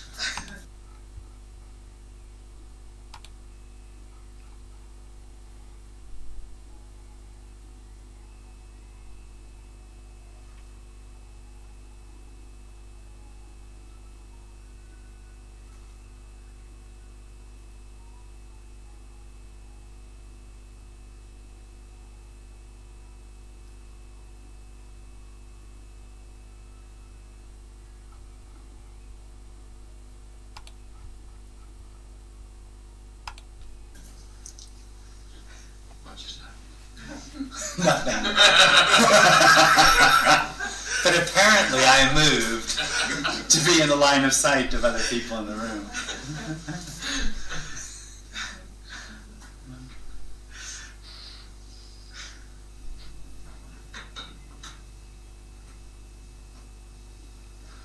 Where does this all end? It never started. Never started. No. The solidity of the individual gives the impression that this whole thing is coming from somewhere, that time and space are real, that this is a part of a continuum that has a beginning, a middle, and an end. That's a dream. As we just described, downstairs is what's happening. This is a Thinking dream. about downstairs, it's what's happening.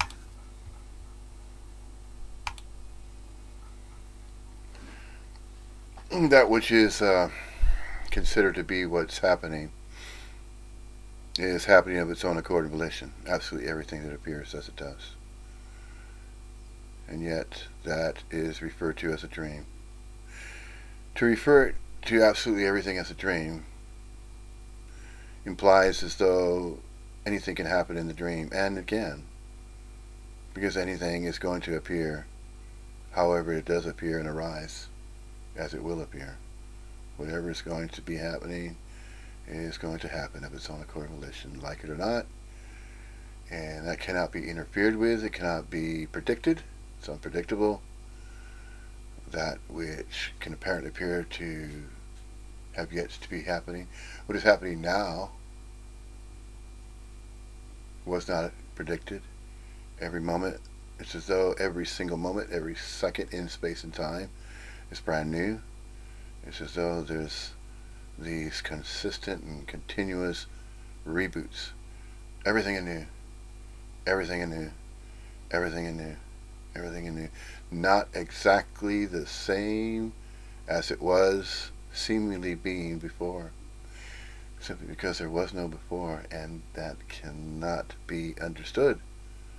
It is not known or knowable how every single moment in space and time apparently appears to be everything appearing whole, complete, and perfect every single moment, every second, new, renewed. And it's always a now. It's not future time, and it not was in the past. That was in the past. This was in the past. This and that was in the past. Nothing was in the past. There is only what's happening. There's only what's apparently appearing to happening. At all times and timeless. In space and time and not of space and time. Everything is happening. Everything is apparently appearing to happen. And it's not happening to, by, for, and from any particular person, individual entity, body, any individual living thing throughout the infinite universe. It's not happening to, by, for, and from that. Simply because absolutely everything is not separation.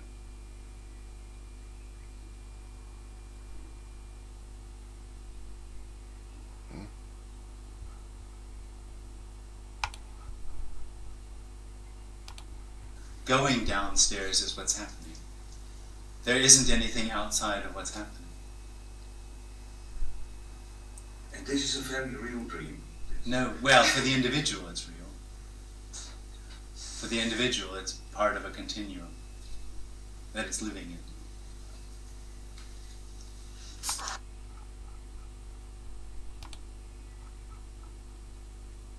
So there is the apparent appearance of a dream, and it's an awakened dream.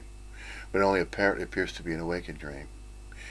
Then the night dream is another representation. It's simply just a representation of what? It's not another separate place to be. That which is always being is simply being as though in a night dream or the sleep dream. There is the awakened dream, and there's the night dream, there's the sleeping state, or that which apparently appears to be sleeping or at rest. And to state that the sleeping dream is something else other than just a sleeping reality or a dream reality or a night dream reality. There's the daydream, which is the awakened state. Then there's the subconscious state, or the sleeping dream, or the night dream. That is the opposite of the awakened dream. Just as though there's duality in that. All the dualities that apparently appear to be so are not too byborn from the self-conscious conscious self. That's just the apparent appearance of a self-conscious conscious self that is separate from the eternal self. The eternal self, it's the core self, it's the true self. It is that self. Since self cannot get out of self, it does not need to get out of itself. Self, the eternal self, does not need to get out of the eternal self simply because it's always constantly, consistently mingling with absolutely everything. Not an absolute everything else, somewhere else, as though in a heavenly realm or a hellish realm or a realm that self-conscious conscious self is going to go to, from here to that other place, from this awakened dream into the night dream, and stay there and remain there for the rest of eternity as an infinite immortal being, already being that, or already mingling with it, simply going along with it. And so then questions arise where there need not be questions. For can it be known what is waiting in store? Is there some kind of a reality other than this awakened state? Sure there is. It has been demonstrated via the night dream, via the sleeping state of unawareness. The unawareness is still aware, but it is awaring, or it's the istasine of awaring, is apparently appearing to be happening in the night dream. And the night dream, the sleep state of what apparently appears to be a sleep state of the body-mind, is still actively engaged, but in apparently appearing as though in a different way of a night dream. There's the awakened state. The awakened, there's the awakened, and then there's the daydream, and then there's the night dream, and then there's other unaware realms of states or dimensions of being, not separate though from this dream. There are dreams within dreams within dreams within dreams within dreams. Everything that apparently appears to appear is a reaction from a reaction from a reaction from a reaction. And these fractals that are appearing as delta T's, or manifestations that apparently appears as light forms, as though they're independent formations of local quality consciousness, units of local quality consciousness, and they can appear as either human corporeal living forms or plant forms, or of these other kingdoms that have been labeled that, or called that, or categorized as insect kingdoms, plant kingdoms, animal kingdoms, from the microorganisms, the micro universe to the macro universe, the microcosm to the macrocosm. All of it is whole, complete, and perfect, included with absolutely everything. There is no other something else. There is no other dream reality. There's no other, as though a separate dream, or a separate awakened state, or sleeping state, and they're all interconnected. They're all mingling. That's non-separation. There's no single separate dimension or level to acquire, to attain. Simply accessible at all times, also as timeless energy. And just simply because it's being stated, it's unknowable how that is so. Simply because it's so and not so, and it is not knowable how it can, how absolutely everything can apparently appear to be so and not so, to be observable and unobservable, knowable and unknowable, real and unreal. It is all of that, and more, that which is unknowable as well. So there's that which is both knowable and unknowable at all times, in space and time, and then there's that which is unknowable outside of space and time, which is timelessness. But it's all both one and the same, and they are all manifesting as though they're manifesting in different times in separate places. And it's neither here or there, it's everywhere. It's neither real or unreal. It's both real and unreal. Absolutely everything. It's both real and unreal. Observable and observable, knowable and knowable. Ad infinitum. For, by, to, and from. Nobody in particular, no separate person, entity, and for no meaning, reason, and purpose, other than of its own accord and volition, ad infinitum.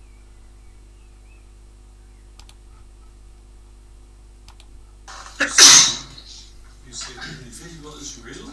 No, for the individual. Oh, for the yes. The illusory individual. Not as for Suddenly he changed everything. What happened? There's hope.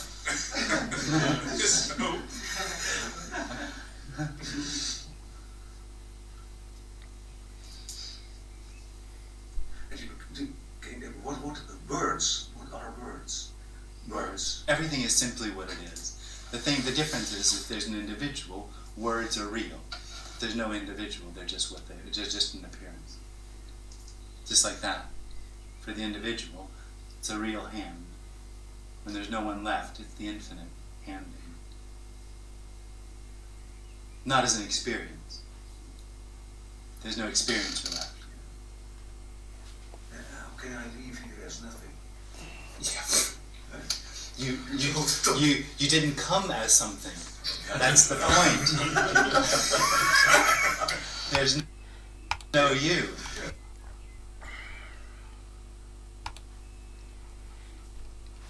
Nobody arrives as some single something or single living entity that was born. It did not arrive, did not have to arrive, because it was always mingling with absolutely everything all along.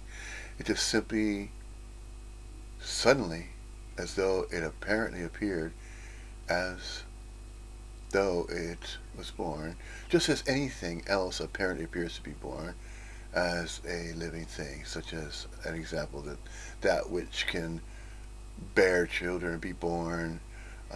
There is the conundrum, or what apparently appears to be a catch-22. If that which is human corporeal, that was never born, then why did it appear as though it was born from a womb of another separate human corporeal form?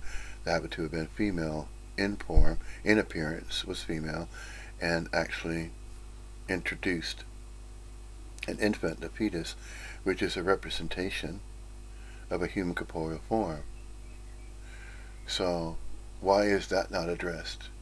And to state that, is there a separate, or these separate stages, that to be born is a human corporeal form born in that manner, and that's how it exclusively is for absolutely every body. So to say that a body was born, and as it appears, it's only appearing the way that it does because of its parents. Its parents provided the biological constituent components of genetic materials, and there's these with the reproductive organs of a female that provides the biological process to appear as they do, and to have learned about that, is that the way it truly is, and it's only that exclusive way that any body is born. Well, bodies of other creatures or other entities, other appearing life forms, are apparently appearing to be born or beginning in other ways. There's what apparently appears to be the cloning process, and there apparently appears to be that which is born from an egg, and then there's others, and it just goes on and on that way as far as what's observed or what's observed as it pertains to that which is born. So notice something very interesting, that there are other life forms that are introduced into this, what's referred to, of course, as the awakened state, or the awake dream, or the reality base, a third-dimensional construct where manifestations appear. There's various ways that have been described regarding what life apparently appears to be as a human corporeal form begins to appear, and it appears as it does. It appears as though it had a birth, a beginning, and then it will have a life of its own, a middle, and at the very end, it must appear to be leaving again, leaving this reality, this dream reality, as an awakened state. It can be described in so many different ways. But to just try to describe it and summarize it, it cannot be just summarized in the simplicity. As far as the simplicity goes, is that this is all there is. This is simply this.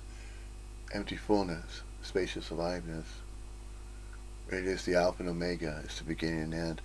So the Alpha and Omega is the symbol of the figure 8, or a racetrack. It never started, and it never ended, or never will end, because it never began. How could it end if it never even started? It's been always going on. It didn't have a beginning, and it will have no end. That's the infinity, isn't it? Infinitudinal complexification of the infinity of life, cycle of life, and appearances of all these various kingdoms. And it just goes on and on that way ad infinitum. It apparently appears to be that absolutely everything continues to appear as it does, of its own accord and volition somehow.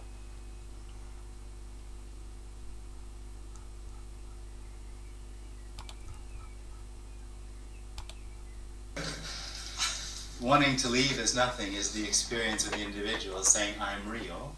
How do I become unreal? Yeah. There is no real individual. How did it become unreal? Nothing is hidden. There's nothing defined. There's nothing lost. It's only that experience of the individual that has the illusory experience that there's something lost. There's nothing lost.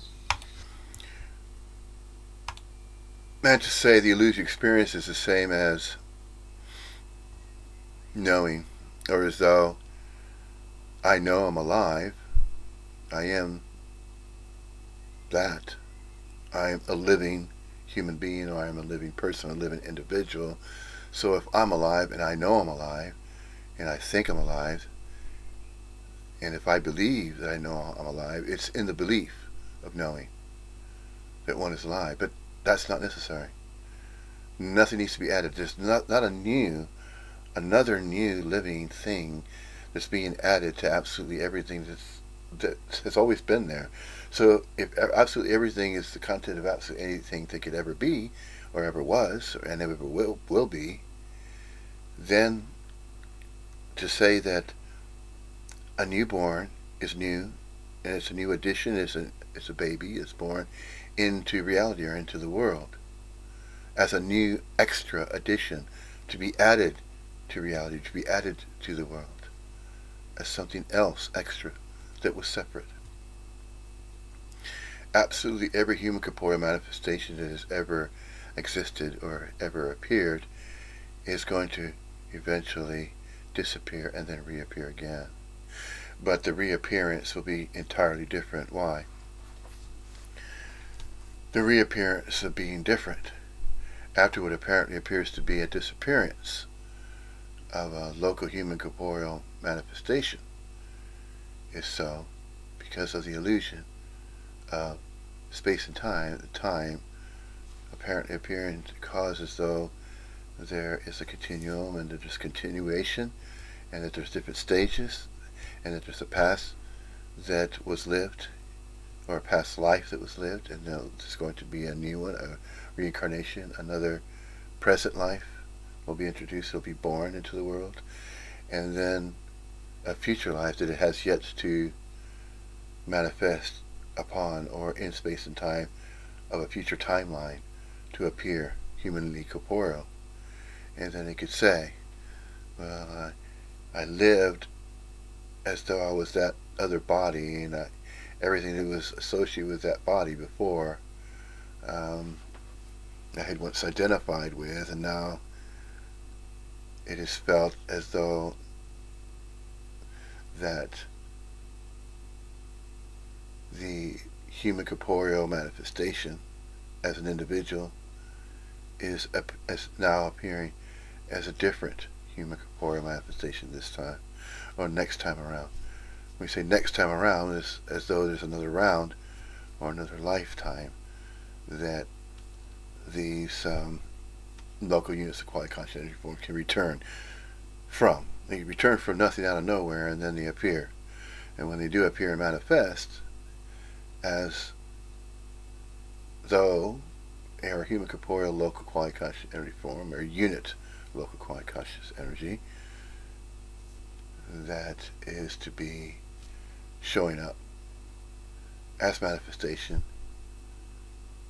for a temporary time. The impermanence, of course, is the appearance of every moment different, rebooted, renewed, every second gone by, every tick of the clock, every tick and tock of the clock is a reboot. It's another reboot. Renewed, absolutely everything renewed. No separate renewals of separate events, separate places, upon separate geographical places, upon the story of Earth. It just apparently appears to be that way. And then all the different climates, all the different temperatures that can be reached of cold, of hot and cold, extreme temperatures. But the shelter, though, is sought, isn't it? Shelter is sought by what? By that which believes it requires shelter in order to protect itself from what could be predators, another living thing that wants to either consume, harm, or merge with something else. And the in space and time and the infinitudinal complexification of infinity, in space and time there could be other Earth-like planets, and then there's the apparent appearance of undergoing an evolution of some kind. But there is no evolution, because that would imply that there's a time continuum. It only apparently appears to be that way. So the self-conscious self has a story to tell, and that story is about its own life, and that it was born.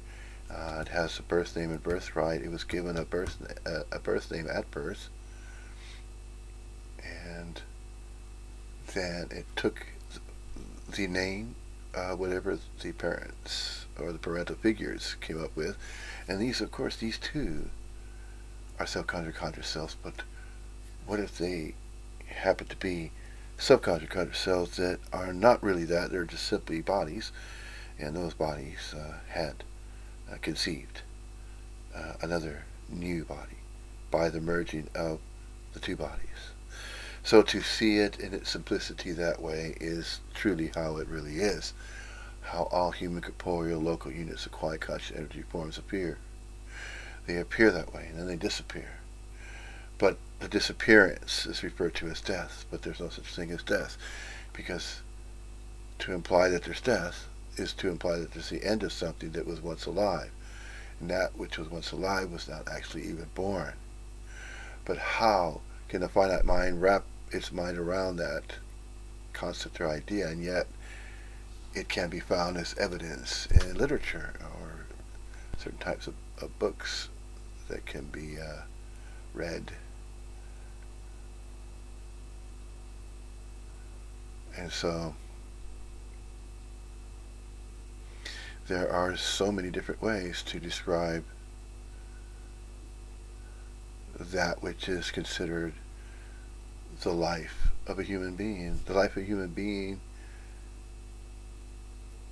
apparently appears to go through various stages, and one of the main stages is that it finds itself and it discovers that there's this setup already in place right when it was born, and even before it was born it had always been the way that it appears to be as it learns how to be a certain way.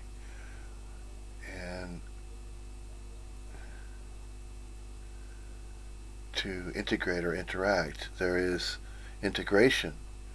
There's apparent integration, of course. The apparent integration is the human corporeal manifestation as a local unit of quasi-conscious energy form that is going into these various phases or stages of its own life, and it believes it has its own life to go through stages with, such as the young adolescent ages, and then preteens and teenager, and then all of these different categorizations of the appearance of a body-mind that is naturally going to age, and not only age, but that aging process of that entropy is just an appearance of a diminishment of energy. It is likened to a light bulb that's gradually dimming, and the filament is so worn that it can no longer contain the electromagnetic energy, or the electricity is converted through the house wiring and then over through the ballast curve before it reaches the light bulb. The light bulb's already screwed into its into the socket there, and then electricity is provided. Well, if there's some kind of breach or some kind of interference of that, then it's going to change the appearance of that which had once been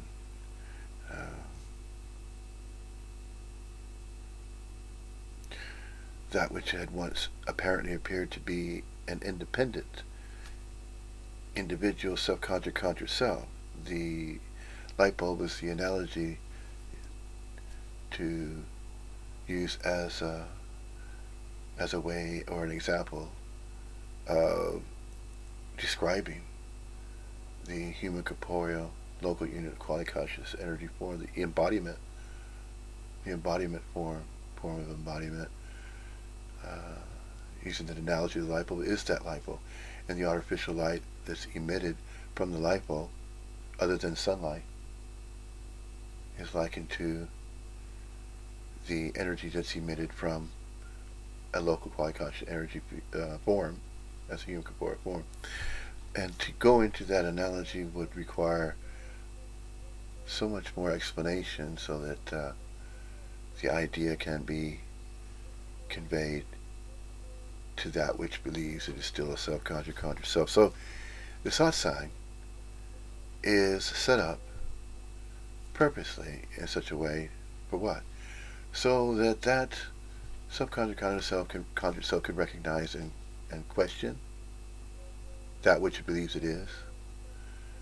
And once that's unraveled, then it eventually realizes that it never was, or it never really existed, never was born, and now it understands.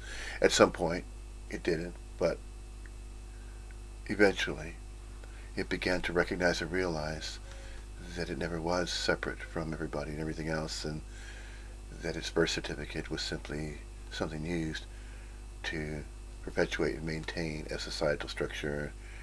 And this, of course, was mentioned in the previous video presentation on this channel.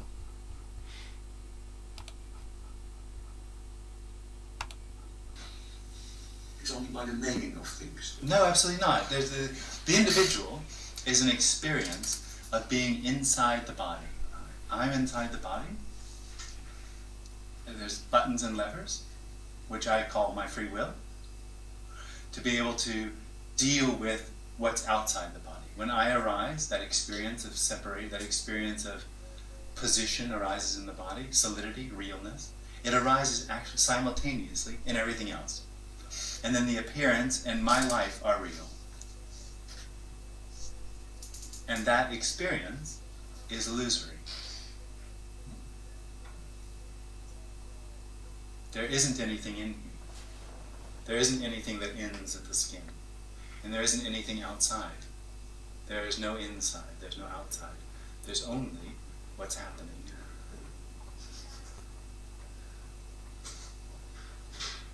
What's happening is not happening. Not really. But apparently, it appears to be.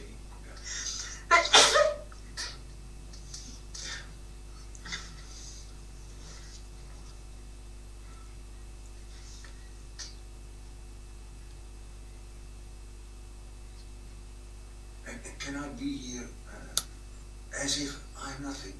You aren't here. Yeah. There's no way to be nothing. There are various ways to speak of beingness or being or apparently appearing to be as though an I, as though a separate me, as though a separate individual that's here or there. See, the self-conscious self has these questions. And when it begins to ask those questions, then it begins to unravel.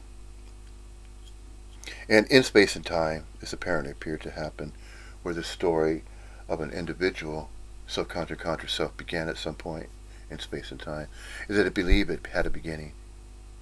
Or at some point, as it was developing this idea of a self-conscious self, the conjuring was conjured via accessing the mental thought system of a brain, of a mind that in a body that it believed was its own, simply because it was told, it was taught, something learned, something discovered, something observed. That which was observed and discovered and thought to be so was thought to be exclusively so as it went along with the development of the mind of a body mind. So the development of the mind of a body mind had been exposed to various types of energetic movements. One of the main energetic movements was the academia, was the academic public school system. And part of the structure of what's referred to as society. And society would be the ultimate club to join after the novice, or after the new person, the new individual, a different person altogether that is presumed to be somebody else other than a person that had just been born in this particular period of time of its own life in space and time, that it now has a life that it can live, and is leading a life of some kind based on its choices. It is a presupposed idea.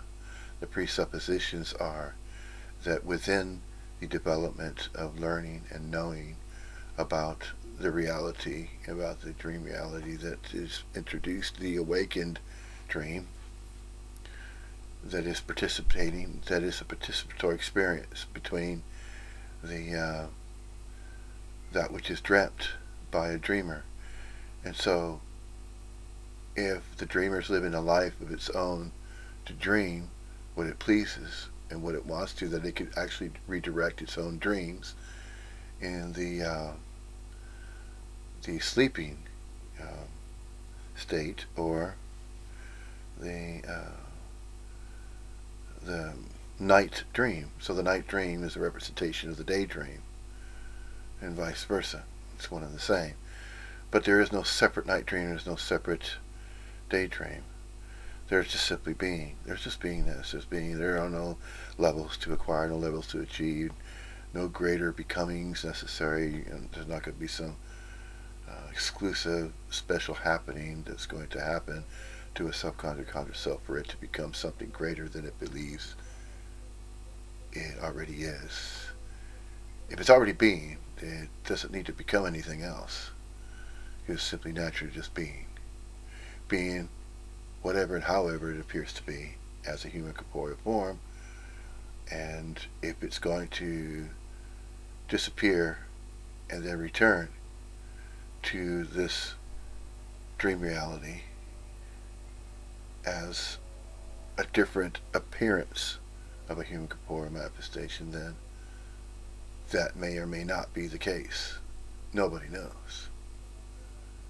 And if it was known, then that would be a process to follow. But there doesn't apparently appear to be any particular type of process, other than what is learned and taught in schools and has been told just as the story is passed along. As an analogy, you could take a row of 100 people. You can tell that first person just verbally a sentence, such as the dog walked to the house and entered through the front door. And then you repeat that sentence verbally to the second person in the row of 100 people. And as that particular sentence is stated, that statement is stated to the second and third and fourth person and so on, by the time that sentence reaches the 100th person, the structure of the sentence was lost. Meanings were lost of the sentence. It did not make sense anymore by the time it reached into the 90s and close to the very end, that 100th person. The sentence was completely different. It was distorted, missing words, and in the missing of words there was a misinterpretation. This is what apparently appears to have happened in space and time. So in time, whilst there was this introduction somehow, or sharing or discovery of knowledge via the Sanskrit language, one of 55 languages spoken on the planet Earth, and it's of course involving the story of Earth, that the Upanishads and the Advaita Vedanta, the Gita, the Bhagavad Gita, was brought forth from a wilderness and then spoken of. And as it was spoken of, verbalized, it was recorded. And then books were written from right to left in certain Sanskrit, a Sanskrit language that had already been seemingly a language to naturally be exposed to and learn in an area geographically known, of course, as India. And so in India, the story regarding the Upanishads was a recitation of experiences that these human corporeal units of local quiet consciousness, these embodiments, had experienced something, and the experiences were converted into information. That information was told as stories, and then those stories were recorded, written down in books, and then these books became the Upanishads, and then the various types of Upanishads, and then you have the Gita, and different translations and expressions regarding the Bhagavad Gita, and then we have non-duality as one of the older forms during that period of time when the Gita was actually scribed. And all this information seems to be arising again, just as a human corporeal manifestation can disappear and then reappear again. And in that reappearance, it is expressing in a particular way, and as it expresses in a particular way, it believes that it has information to share and learn and know about, and that information would be knowledge that it could acquire, and the knowledge it is acquiring would first be that which entails integration into society. To integrate into society as it's already been set up, is to become economically viable, to offer a skill set, something that was learned whilst it was going through the academic system. And once it's going through the academic system, it could become economically viable, and so on. And this is just another analogy to use regarding how the separate sense of self is conditioned. This information is just simply going to be repeated again, but in order to avoid that, we'll just stop there in speaking of this, because we're reaching a point with these presentations that no further video presentations are necessary for the main content and information, the main ideas regarding, and the main concepts and the remaining main portions of the Upanishads have been shared through many of the past, apparently appearing as though they were past, but recordings on this channel. And so if there is any other information other than what is already spoken, it may not be mentioned again, simply because it had already been mentioned. So to mention the same information over and over using different words would be very redundant, simply because once the Upanishads has been shared, and then it becomes obsolete, and then it becomes redundant eventually. Once the self-conjured self recognizes that it never was, and that it was simply conjured by itself, from itself, because it thought it was real. It thought it was exclusively real to exist, as though it was existing independently and separate from everybody and everything else. And so there is a different scenario, or the apparent appearance of a different situation, when there is just speech being spoken in one of 55 languages within the story of Earth. And there is no satsang set up. There is no opportunity for there to be self-conjured selves to be questioning the speaker of non-duality, the speaker of Advaita Vedanta. There apparently appears to be a speaker of Advaita Vedanta, but there are no questioners. So to hold a satsang online, so to speak, opening up a live YouTube channel and then having participants, is not the same as seated in a room where there is a non-duality speaker, and then there are self-conjured selves in the audience, participants, and then there's the questioning, and then there's a non-duality speaker. That naturally free-flowing information is shared and imparted to the self-conjured self. That elicits the death, or the falling away, or the dissipation, or the release of a self-conjured self's idea that is holding on to its individuality. It's holding on to its beliefs, its conditionings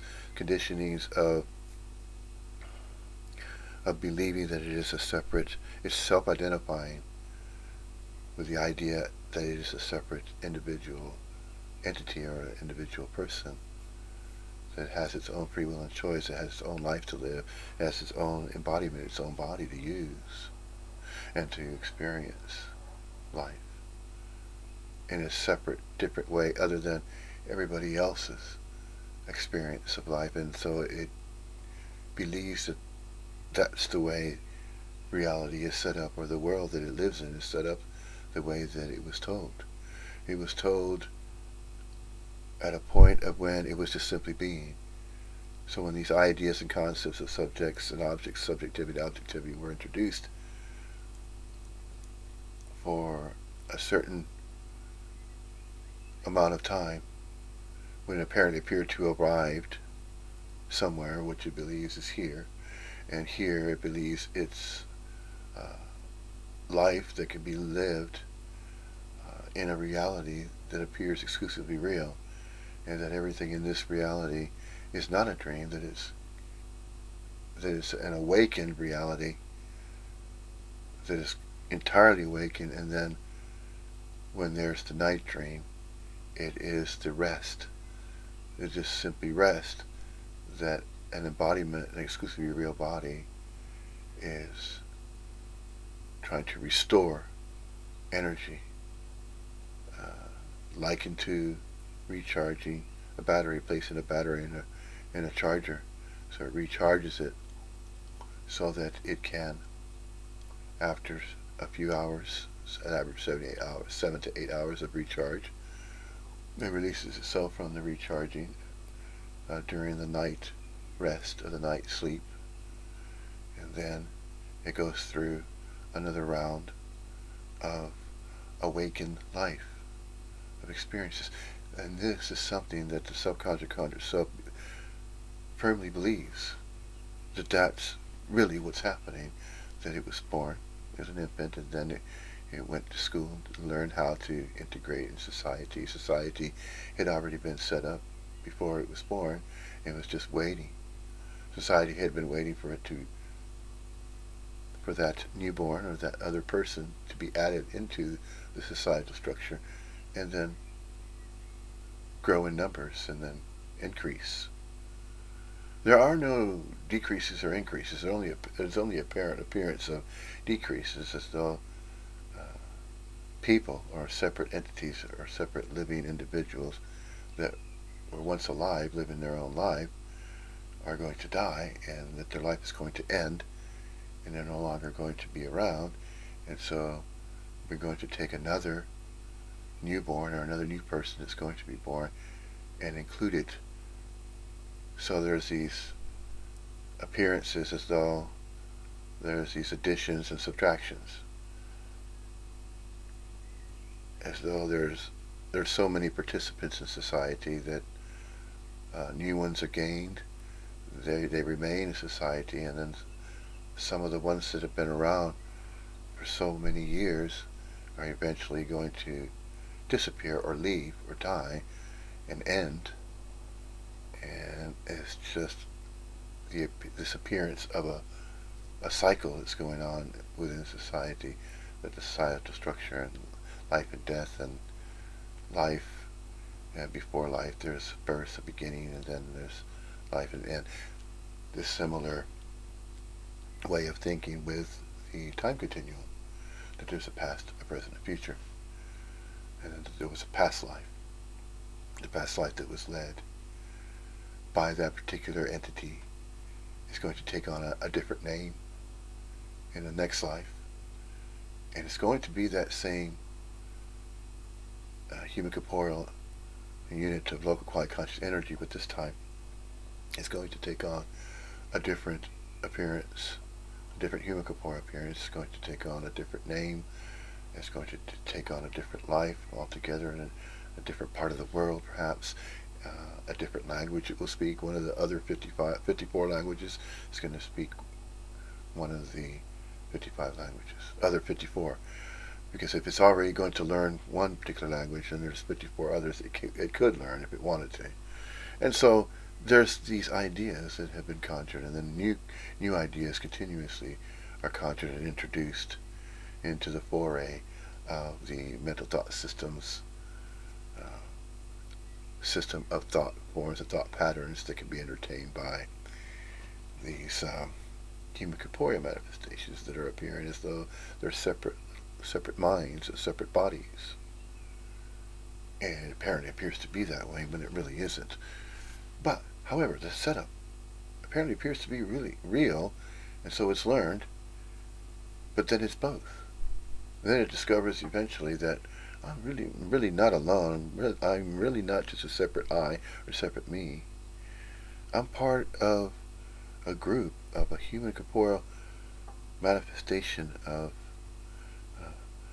whole dynamic and array of appearances of human corporeal manifestations, and these stories are stories within stories, and then they're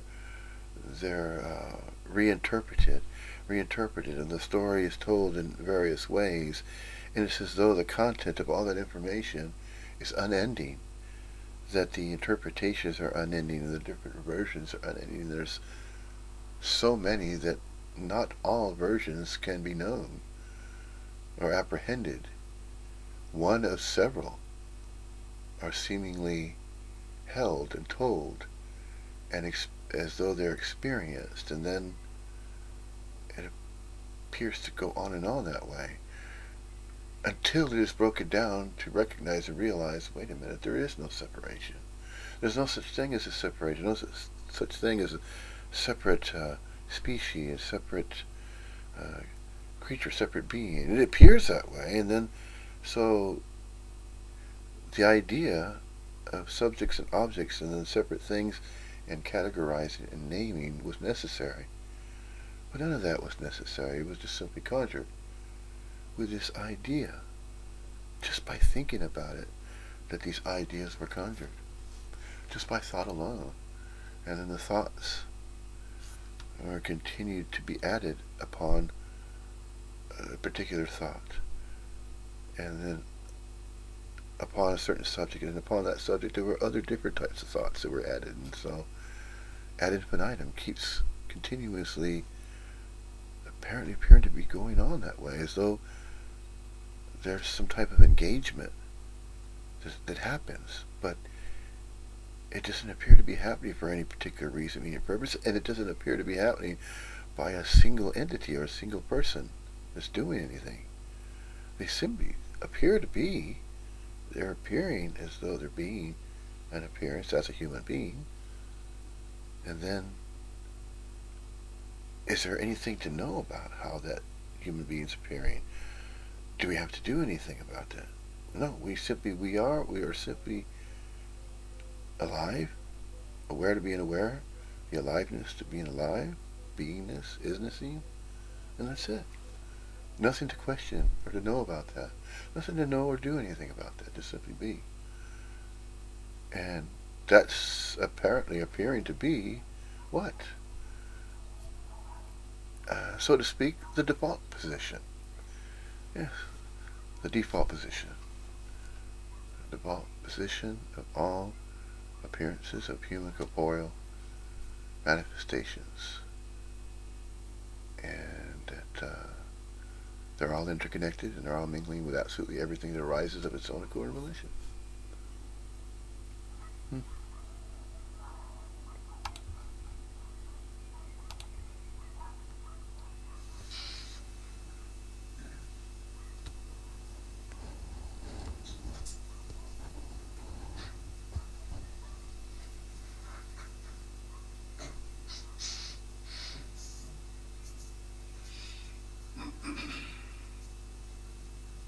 So if there's only the absolute, right? There's only the absolute. Appearing relative. Appearing relative, but why the duality? Why the need for a dual experience? There isn't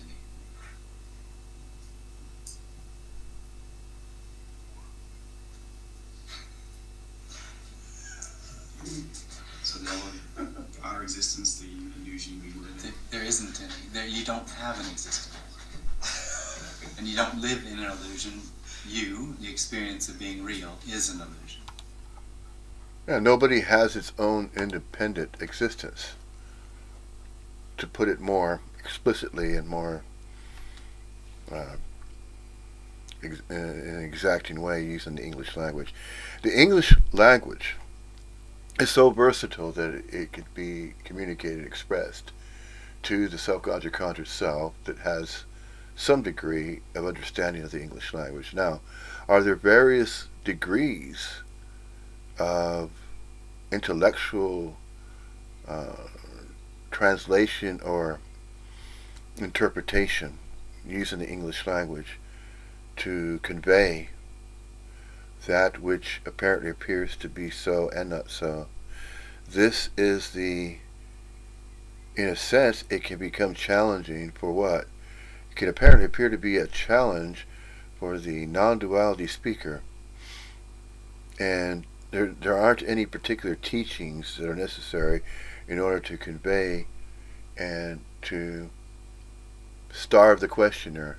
The questioner is questioning because it is in the seeking, in a particular type of seeking energetic movement or seeking mode, that it believes it is a separate individual, person that needs to seek out some other type of experience it has yet to experience that will answer the questions that it wants to know. The reason why it's asking questions is because it wants to know about something. What does it want to know? It wants to know how and why it appears as it does, and why is it alive, or why does it think it's alive? Why does it believe it feels that it's exclusively real? And it's going to ask these questions eventually. Because if it has yet to ask the question, the self-inquiry already provides the answers to the questions from the questioning self-conscious conjured self. The questions are going to arise simply because it has yet to recognize that it has never been a separate living entity living its own life. It just thought it was. And so it appears as though there's this process going on, that which is humanly corporeal, that's born, is simply being, and then it's as though as the mind or the brain, the mind of a particular appearance of a human corporeal infant or a child, an infant that's born, that appearance of a human corporeal baby is already simply being. But something interesting apparently appears to happen. Some type of event appears to occur to it.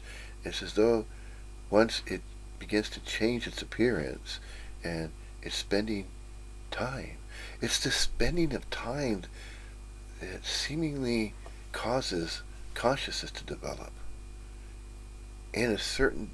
within a certain duration of time going by. The apparent appearance is though time is going by, although time is an illusion.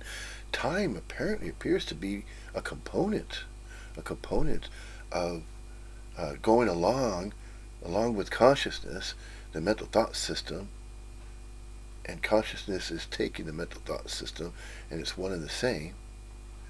And then that energetic movement of consciousness begins to enter and develop into the mind or the brain of the appearance of a human corporeal form, and then that begins to question automatically.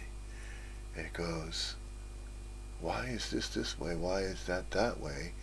Because it's curious. It's trying to understand why it feels alive. Why does it feel as though it's a separate person, an individual? Where does this idea of individuality coming from? It's trying to understand that, so it begins to ask. And once it asks, is there something else or somebody else that's going to ask? Well, apparently there appears to be, in this awakened state, or this awake reality, whatever you're going to want to call it, a realm, a dimension, an awakened dream, a reality base, a third-dimensional construct. It has been referred to in so many different ways. There is the science of realizations, which is self-inquiry, which the Upanishad is all about. It's all about that. It is as though the Upanishads and Bhagavad Gita were introduced into the reality frame, into the dream reality, in order to provide the release of this idea of separation, of individuality, of identifying, the self-identification with a conjured self, and that conjured self develops via the mental thought system, and a type of it's as though there's a process of conditioning that goes on, as the human corporeal manifestation of a body-mind spends more time. It's as though once it manifests in space and time, then whatever is confronted in space and time, and in space and time, it's as though there's a construct. It's as though there's some type of reality base on some wavelength or some frequency of, um, of energy, like an energy field, or as a type of frequency modulation, or an FM band, or amplitude modulation, an AM band, or a shortwave radio signal on a certain wavelength, a certain, let's say, amount of energy on some particular, when I say wavelength, frequency of resonance, and these frequencies would be the human corporeal manifestation. So if we use the sciences, a scientific analysis, if you will, analyzing what? Analyzing what is observable. So what is observable? Energy, energy fields, energetic movements, frequencies of resonance, sounds, various pitches, and the sounds have different pitches. They sound differently, from low frequencies to mid-range to higher frequencies, and all these frequencies that can be attuned to or tuning in. How does anything tune into something else?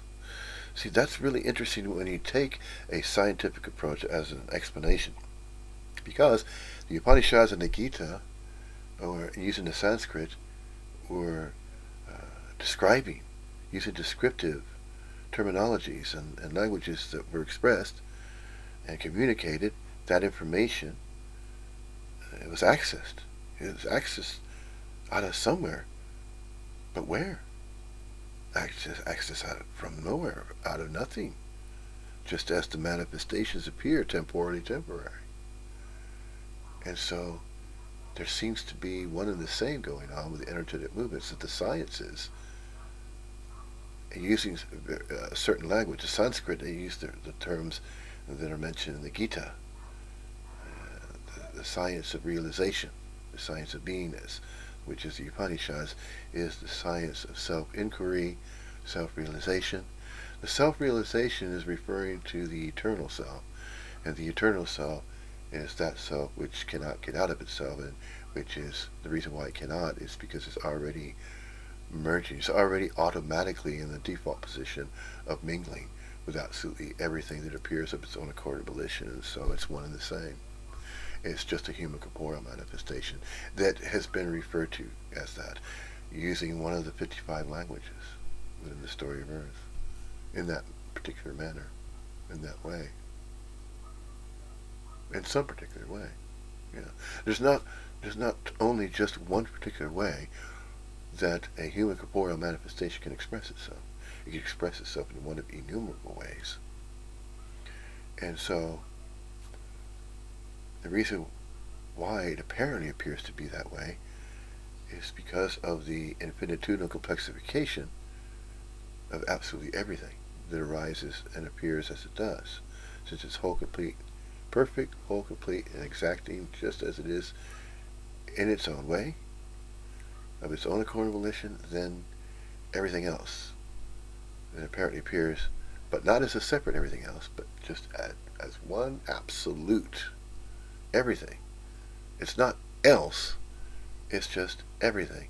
Everything else that apparently appears as though it's something else is not. It's just simply the appearance of content within absolutely everything. And so it could be expressed this way, using the English language, to say that everything is no thing and no thing is everythinging, or to say that everything is and it is not, or to also say the human corporeal manifestation is and it isn't as well. We are and we are not, and that is also the same as to say that everything is and it isn't. So to say that we are not as human corporeal manifestations, of infinitude and complexification is the same as saying that absolutely everything is and it isn't. We are or we are not. It's just using different terminology. And one of the other 54 languages other than English, it can be expressed in that same way.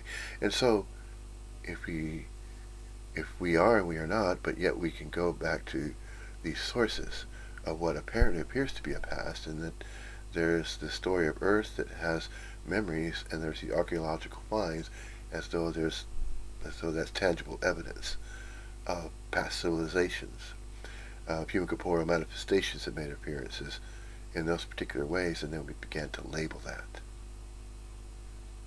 And so that which is knowable information has been recorded and kept in archives, and these archives have been in literature. The story of Earth has various versions of that, and it is truly amazing. It's astounding how it is that this information can be accessed, and now that we have the internet, there's just the content is just seemingly immeasurable.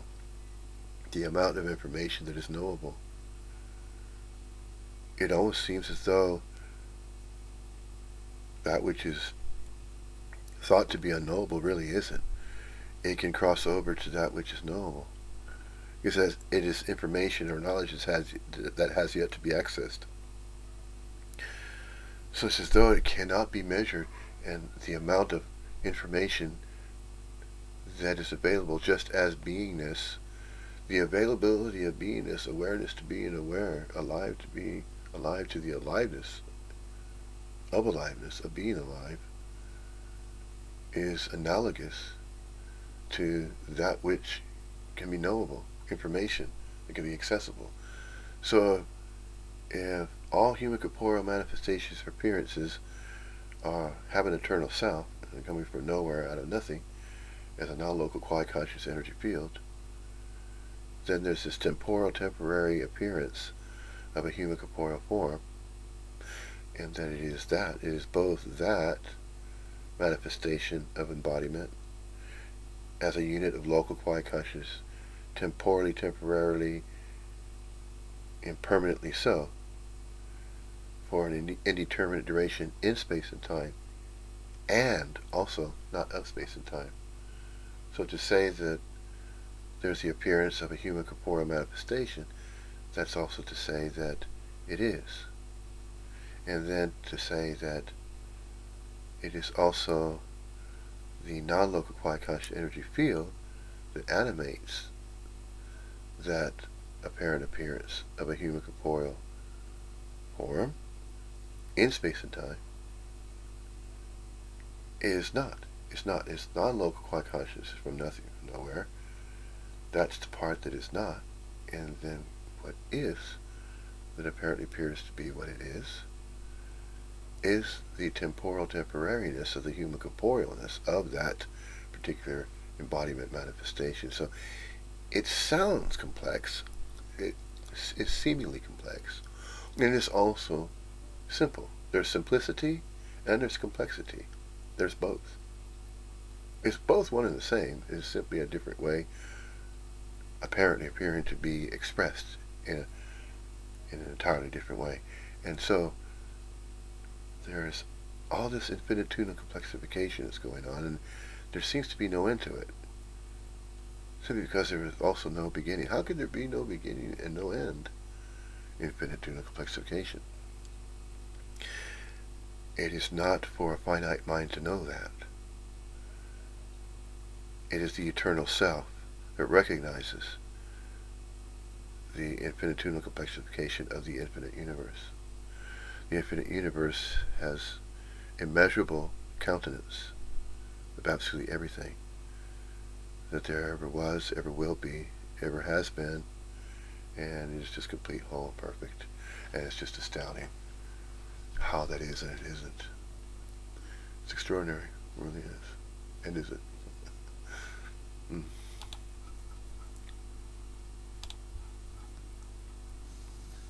Why would the absolute then need to It doesn't. express itself in that way?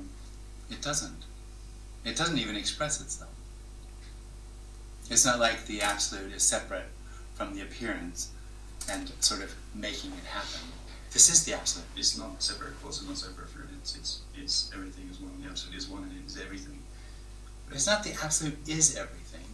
The absolute and everything are the same thing. Exactly. Oh, okay. Exactly. But then why would the absolute? But if the absolute and everything are the same thing, where could the question of why arise? Is the question? Where would it occur? In the duality, in the illusion of having. But that's also the absolute. Of course it is. So where's the question? Well, the question would be, personally for me, would be. Yeah, but where does it arise? The question would have to arise in the experience that there's the absolute and the relative as separate things. Exactly. They aren't. Where it apparently appears to arise is in space and time, but that's temporarily so. That's the part that is so, but it's not exclusively that way. It is so, and it's not so. It's both. Which is to take this particular satsang that's being mentioned here, and to answer the question from that questioner. Although the questioner is coming out of nowhere, from nothing, and manifesting temporarily, as a human corporeal local unit of quality consciousness energy with a question. And so when the question is released as a question, then there's the non-duality speaker, the speaking of that which is not so as well, to say that it is so and not so, but it's going to take the question that is not exclusively so, and then answer it with the answer which answers both. It provides the questioner with the answer, but then also behind that, it causes that self-conscious self to fall away and no longer ask that same question again. If there are other questions behind that one question that was asked, then that's an indication that the self-conscious self has yet to dispel or fall away or recognize the eternal self of the questioner of that self-conscious self. Okay, it has the non-local quality conscious energy field behind it that's animating the manifestation of the self-conscious self. But the questioning is being outsourced from what? The questioning of the questioner is emitted from the self-conscious self, which is not the eternal self. The eternal self, in silence, is already aware, recognizes, and it doesn't need to question, so it remains in silence, mingling with absolutely everything. So already the eternal self is always mingling with absolutely everything, which is non-local quality conscious energy. It's a non-local quality conscious energy field which happens to be humanly corporeal, but it's not humanly corporeal until it manifests and appears as a human corporeal manifestation. Visibly observable mirrors, temporarily so, for an indeterminate duration, for an impermanently indeterminate duration, in space and time, and not of space and time. So you see, it is both. That is how it's both. But the eternal self already recognizes that. That's why it remains in silence. And then all the while, the self-conscious self developed from what? It didn't develop just because it wanted to intentionally develop so it could turn around and then at a future timeline, if it lived long enough, to begin to question as though there's this process going on, as though that every single new human corporeal manifestation as a newborn baby and as an introduction into society so that this societal structure can continue to operate as it does. All of it's all conjured. All the institutions, all the spiritual beliefs, all the religions, anything that is thought to be a separate something or a separate knowledge base or a separate group of self-conscious selves that develop this idea of subjectivity, objectivity, of separation, all separation is all illusionary. It's all part of the impermanence, and it apparently appears to be a setup like that, but it really isn't a setup. So to say that absolutely everything is a setup is not.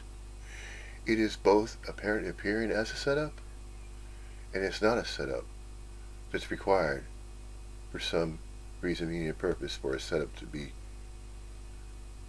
visible or observable. There only apparently appears to be a setup. Why is there a setup like that?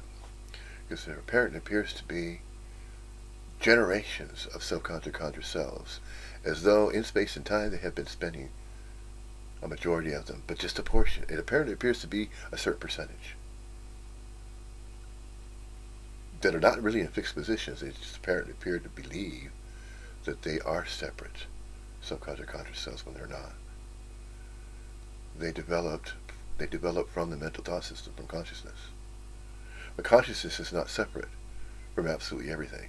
Consciousness is part of everything, as a streaming, energetic movement, as though it's one of the main tributaries of all there is, of absolutely everything, as though it's a tributary, and or main component, or one of the main primary components of absolutely everything. There's time, apparently appearing as time, as though there's a threefold principle of past, present, and future, a continuum of separate little events that happened in the past and events that are happening now and events that will happen in the future for separate self-conscious conscious selves to entertain. See? That's that appearance of a setup. The self-conscious conscious self's convinced that that's the way it is, but it really isn't that way. It's both. It's like that and it's really not like that. It's both real and unreal. It's observable and observable that way. It's knowable and unknowable that way, but not exclusively one way or another.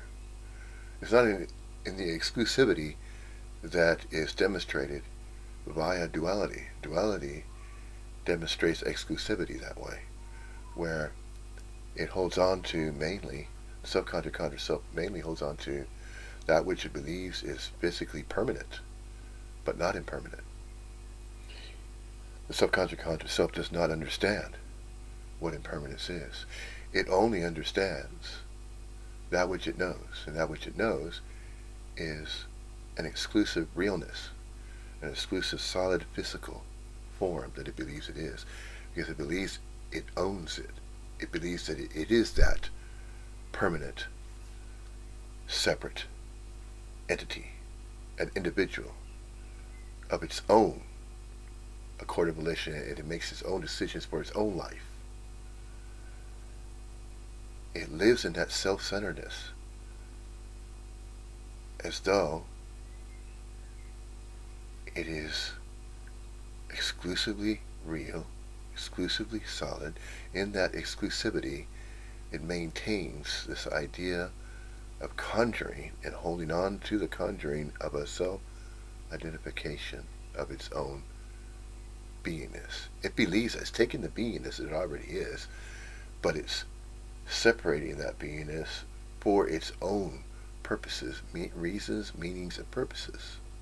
The default position is no reason, purpose, but the subconscious conscious self creates the idea in the thinking via the mental thought processes. It formulates subjectivity and objectivity for itself.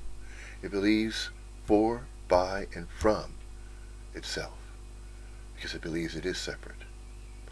And so it self-identifies with that which is exclusively real to itself. And so it is truly, its essence is the eternal self. But it cannot recognize that because it is too busy engaged in what? It's too busily engaged in knowing and seeking. Knowing and seeking that which has always been, but it doesn't recognize that. It believes it needs to go out into some other realm or some other way of thinking, some other thought process, that it needs to enter some other different way of thinking and then access knowledge and information from somewhere else. It doesn't know where yet, but it believes that it could find it written in a book. It believes it could find it out in the world, that it's something missing it needs to know, It has yet to know about something that it feels it's missing. Some kind of piece of knowledge, some piece of information that it believes it doesn't have, so that it can feel whole. Because it feels empty, it feels partial, it feels like it needs to fill itself with information and knowledge. And so it goes out and it seeks to learn. It seeks to learn and know that which does not need to be learned or known. Because it's already being. It's already being alive, but it doesn't recognize the beingness. It can't separate the beingness from that which is known. It believes there has to be separation. It believes that it has to know about its beingness, and that it has to do something about its beingness. When knowing and doing are not necessary to be. There's the simplicity right there. That's it. That's it. Through self-inquiry, simply recognize that you and I, the idea of a you and I as a separate you and I is not so. It is not so. It is so, but it's also not so. See? There's this apparent appearance of a you and a me, and there's apparent appearance as though you have your own body and I have my own body. It apparently appears like that. It apparently appears to be so, but it's not exclusively that way. It's both. We're manifesting an appearance, yes, as a human corporeal form, but you're not a separate you and I'm not a separate me. See? And vice versa. We, as human corporeal appearances and manifestations, are that way, as that appears. And, plus, we're also not. In the sense that we're the eternal self. Okay, we're an eternal self, but not a separate eternal self. See, that's the one, that's the difficult one to really, you can't put that into words. That's indescribable to try to comprehend, because it doesn't take any comprehension or knowing or recognition. It's just simply just a default position of being. That's just it. The eternal self is naturally mingling with absolutely everything. It always has been that way and always will be that way. It's that way ad infinitum. That is the infinite self. The infinite eternal self is mingling with absolutely everything that is the infinite, part of the infinite universe. And there's infinity, infinitudinal complexification. And within that, absolutely anything will and can and will appear of its own accord and volition. Somehow, nobody knows how that is, because there's nobody separate to capture information that's required to know that. It doesn't need to be known, because it's already busily engaged in being. It's already being. It's aware to being aware, it's alive to being alive, so it doesn't need to know anything about that. It doesn't need to do anything about that. So the knowing and doing and the knowledge and all the wisdom and all that stuff is not necessary. It's not required to be. There it is. Simply being. The eternal self is being. It's naturally mingling with absolutely everything. Ad infinitum, and that's it. Of its own accord and volition. See? It doesn't have to have a separate accord and volition of its own, because it's already mingling with the accord and volition of absolutely everything anyway. See, that's the default position. That's the default position right there. The default position. Default. Yeah. Just be. Let it be. Because you're being anyway.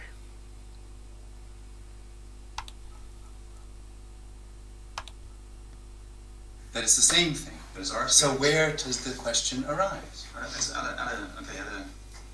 a top level, everything. There are no levels. There's no separate. From our perspective, right? From our perspective. There are no It's not a perspectives. perspective. See, he's knocking him down.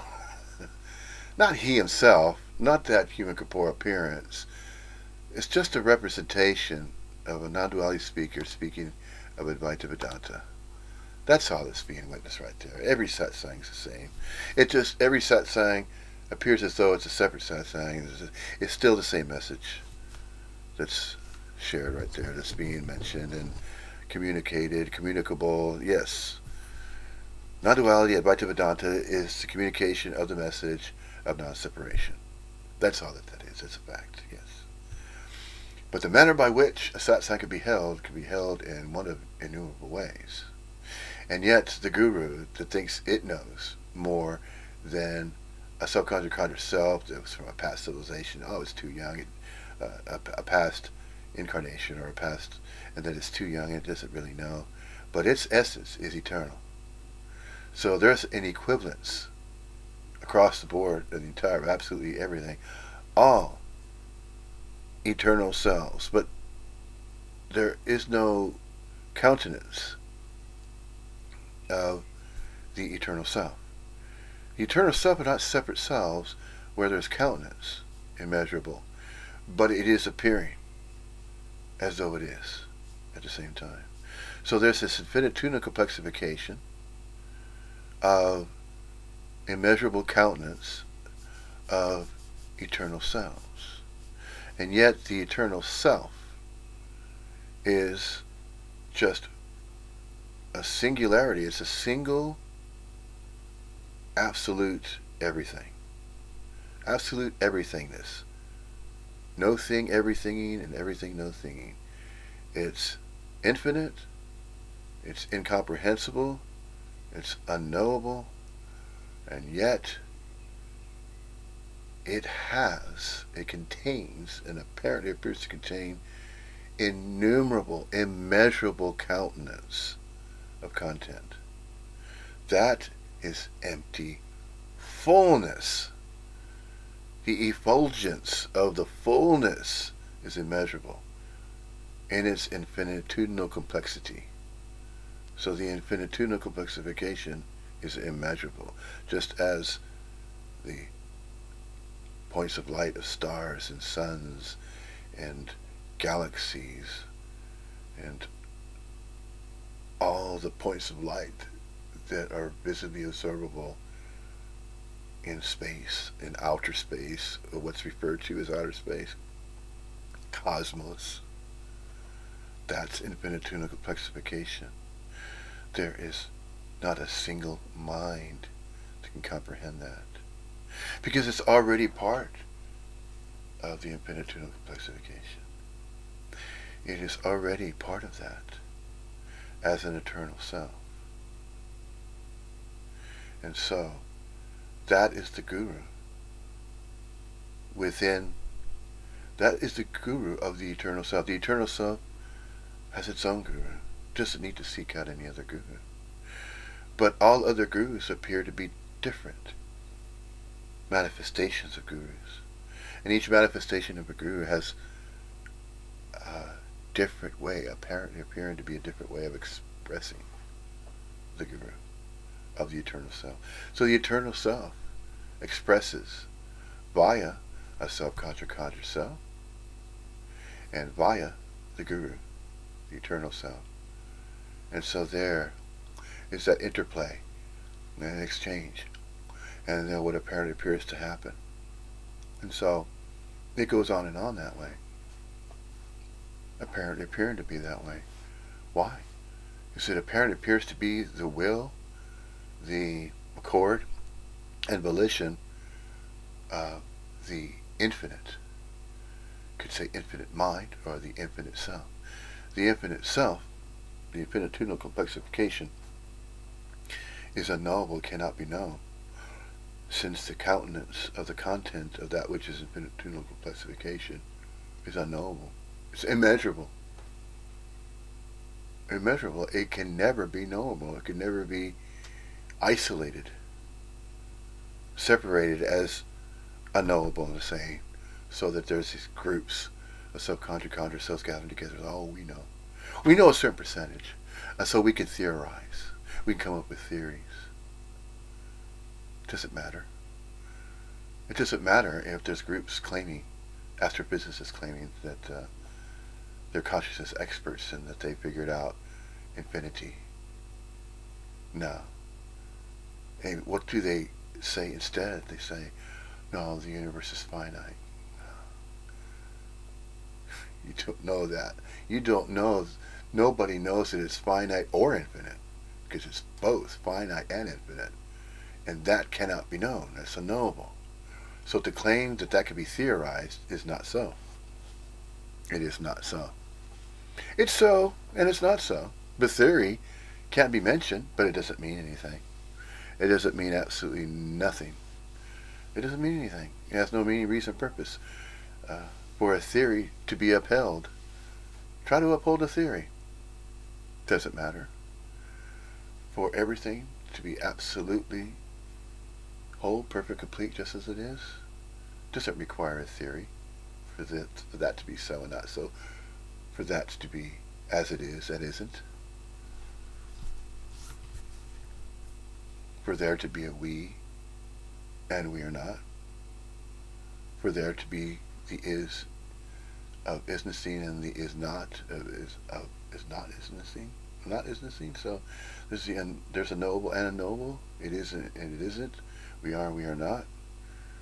And it's that way. That's the default position. Infinitesimal complexification. So, does it matter what anybody's doing? Of course not, because there is no doing. It's mattering. See? It's not even a win-win situation. It's just it appears to be the way that it is.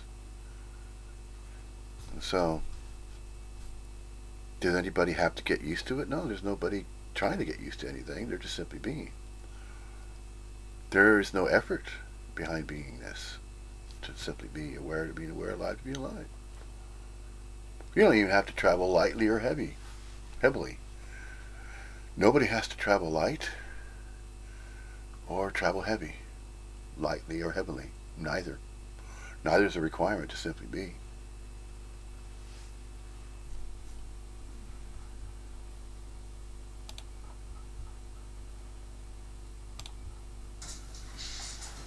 So, No separateness. Where would a perspective come from? Mm-hmm.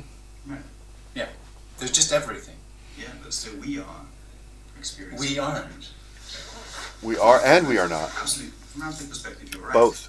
But we are. No, Well, we've already agreed. no, There's only no, the it's absolute. not right. There's no perspective. And he said, you're right. No, there's that which mentioned that self-contra self that says you're right. No. No. There's nothing that's right and there's nothing that's wrong. There's neither rightness or wrongness. There's not a little bit of rightness and a little bit of wrongness. There's not a little bit of wrongness or a whole lot of wrongness. And there's not a small percentage of rightness and there's a righteousness, and there's not a little bit percentage of more righteousness or lesser righteousness. There's neither lesser or more of that which is right or righteousness or that which is wrong or wrongfully something. It's neither. There is no right or wrong. There's both. There is both right and wrong. And all dualities are included with absolutely everything. But they're not separate. They're not separate dualities. To be this way or that way. See, beingness, to be, is not exclusively being one way or another, this way or that way. It's not exclusively this way or that way. It is both this and that way. And it's also not this, not this. And that's included with absolutely everything. So, since there's no separation, non-separation, then it can't be exclusively so and it can't be exclusively not so. It's both so and not so. It is and it isn't. We are and we are not. You don't have to like that, you don't have to dislike it. Because you cannot. There's nobody liking it or disliking it. There's nobody to be found doing that. And if they think they're doing that, then they're simply a self-contra self that thinks they're doing that. And it thinks they need to know about what they're doing. Not doing anything. Simply being. If you can't recognize that, well, keep looking into the satsang. Self-inquiry. Ask that eternal self that you have yet to realize that it's there. It's everywhere, really. It's not particularly here or there. It's absolutely everywhere. So just simply question that questioner, the self-inquiry. Question that self-contra self that you believe you are. And you'll recognize the eternal self is there in the silence. It's not even a still small voice. It's the peace that surpasses all understanding. How does that kind of peace and bliss and silence surpass all understanding? Because there's no understanding required, see? There's no knowledge to know that required. There's no wisdom or knowledge or information. You have to know that. You're already in the default position, the eternal self. That cannot be interfered with. Absolutely everything cannot be interrupted or interfered with. There's no obstruction to that. It's not obstructed. Never has been. It's only thought to be that way. Drop that thinking. It's that simple. Recognize and realize the eternal self is eternal. It's mingling with absolutely everything that is and isn't. We are and we are not. Absolutely everything. The absolute. The absolute infinitude and complexification. Infinity. It's not even eternity. Eternity is implying time. An eternity of time, no. It has absolutely nothing to do with moments of time. Time is timeless. Yeah. Absolutely everything is timeless.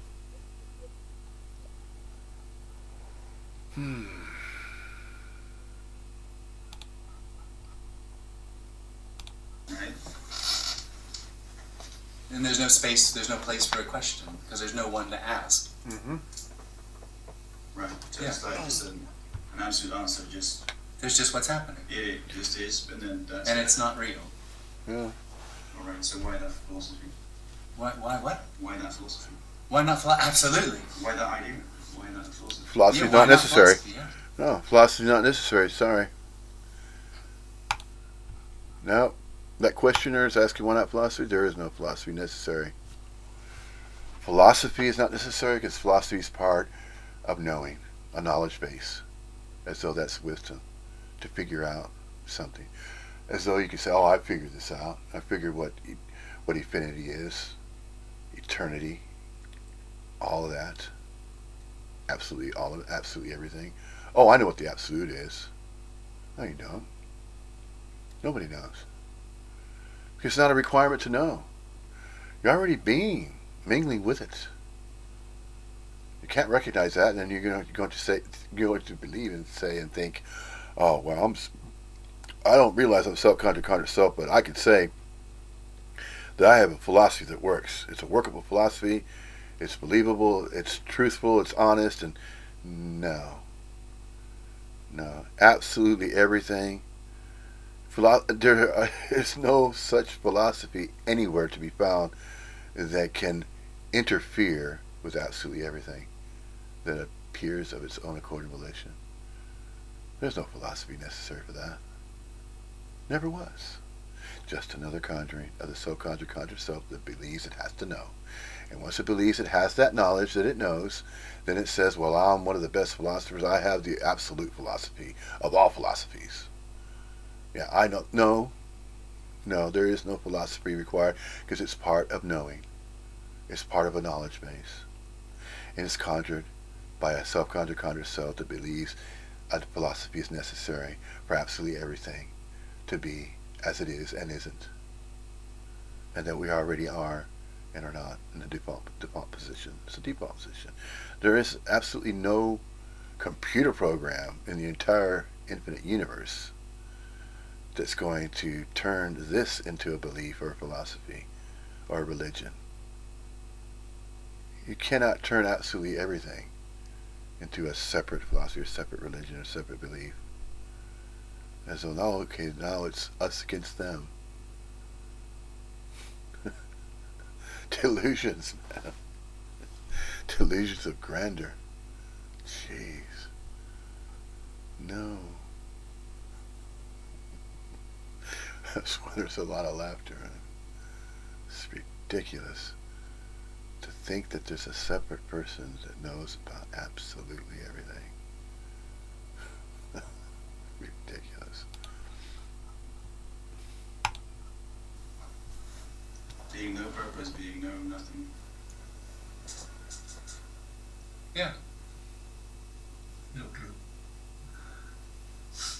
No clue. Right. And Jim, does he absolutely know that I am?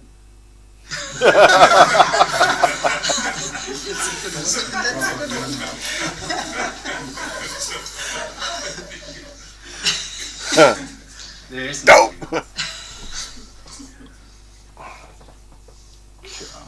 only knows nothing. Nothing knows only nothing. No, nothing knows nothing. There's nothing known. There's only what's happening. And that can appear as knowing where my hotel is. But nobody has a hotel to go to. It's a figure of speech to say that I have a hotel to go to, or my hotel. Figure of speech, to use that word my. So it can also appear as knowing what experiencing Australia. That's it. It is already everything. It can appear as an experience of It being could separate. appear as a geographical place, and it could appear as a version of the story of Earth. Brilliant that when you take a plane to Australia, then Australia is there. You understand what I mean? Yeah.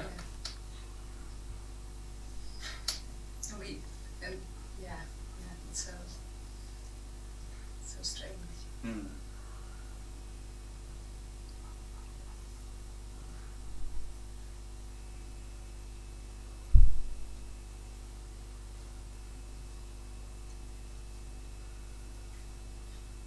In Australia, it is yesterday. Which is what's happening.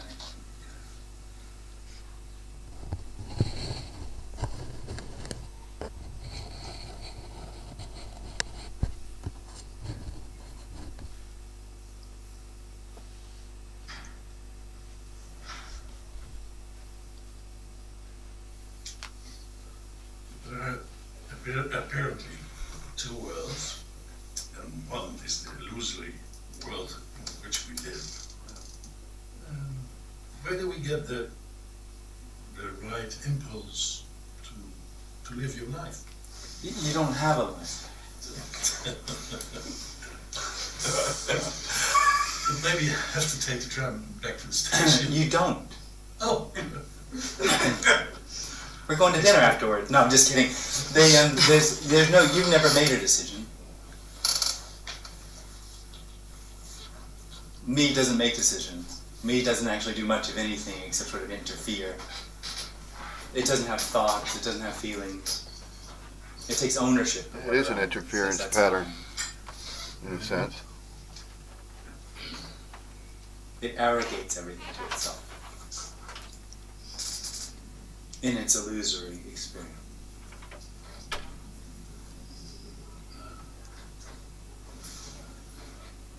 Nevertheless, I have to go back to the station. You didn't come here.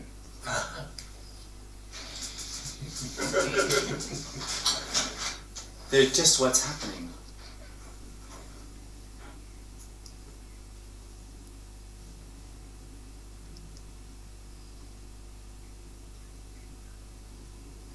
The fact that I came here was happening. That memory is what's happening, and you didn't do it.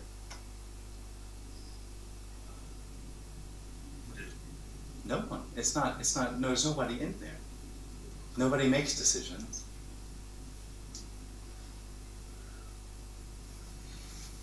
The entire experience of being an individual with free will and choice is an illusion.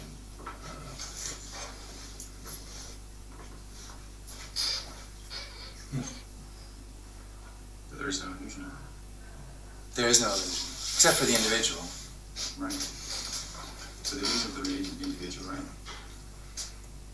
Why the illusion of the individual? We've already gone through that. Because the illusion of the individual is the absolute appearing as an illusion of the individual, there's no why. It's just what's happening. Mm.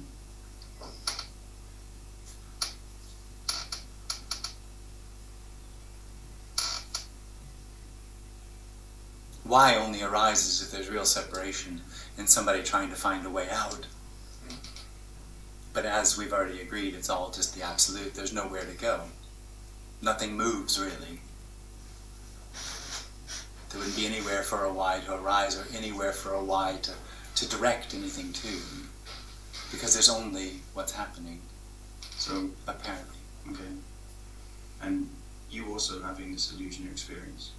What's that? You also having this There's no one experience. here. There's no one there either, just to be clear. Okay. And how does this philosophy, how does that work? We're just in the philosophy room. There's not really a philosophy being talked about. This isn't a philosophical exercise. Okay. And I'm just curious as a Philosopher. philosopher, to another philosopher, how does this philosophy affect your experience? Yeah, right. It doesn't. There's no one. There's no experience. There's just what's happening. It's not a philosophy, which is going to make it very difficult to talk about it as a philosophy. These aren't theories. It's just an idea. No, it's just what's being expressed. It's just obvious. So this isn't saying that there's no individual as a theory. This is saying there's no individual because there's no individual. Mm. This isn't saying that the appearance is the absolute, appearing as a room, as a philosophy or as a theory. It's just obvious that that's all there is. It's just obvious that it's the infinite appearing. Mm. So there's no room to philosophize about it. It's just immediate.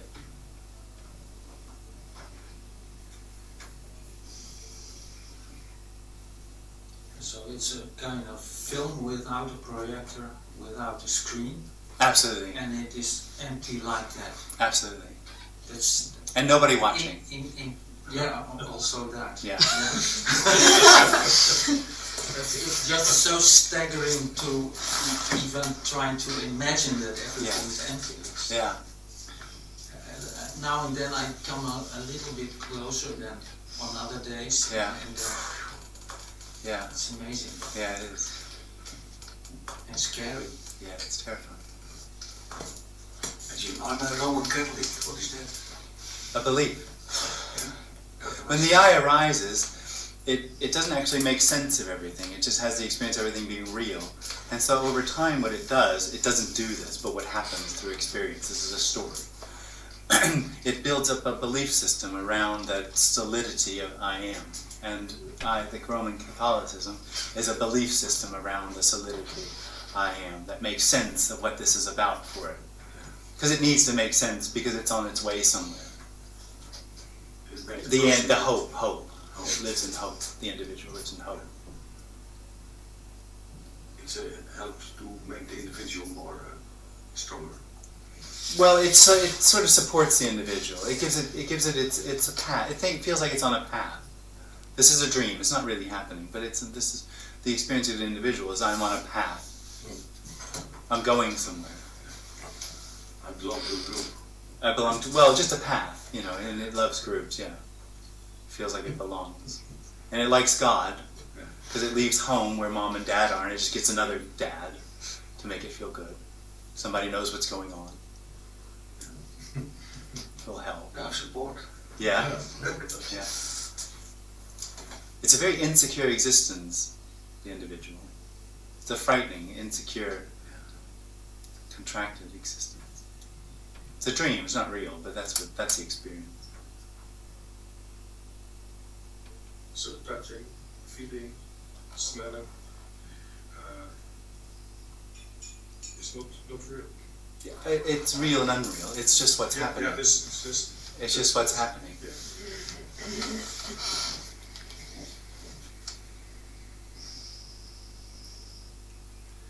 And it's just what's happening. That means that there is only this particular moment. Is that what I understand? Well, not for the individual. It'll say what's happening, and it will use its perception to try to be now, and it will miss that there's only what's happening, and it has nothing to do with something it could or couldn't do. There's nothing excluded from what's happening. There's no way to get closer or further away from what's happening. It's already everything. That's why the suggestion that the experience of being an individual is illusory. Already, it's not happening. So when it stops happening, it's revealed or obvious. It never did. It never did. It's not happening. And Jim, when people who have been in a concentration camp, can they say nothing ever happened? How do we do that? Nobody can say nothing ever happened. Okay, nobody can say that. Because for the individual, everything's happening. It's really happening. Yeah. It's in a process, the individual. But they can say nothing happened. Nobody can But say they have nothing that happened. experiences. Yeah. Well, experience apparently happened. That's not too serious for them. So? Yeah. Serious experiences are more real, are they? So having a cup of coffee is not real. But when you go into concentration camp, woo! That's real.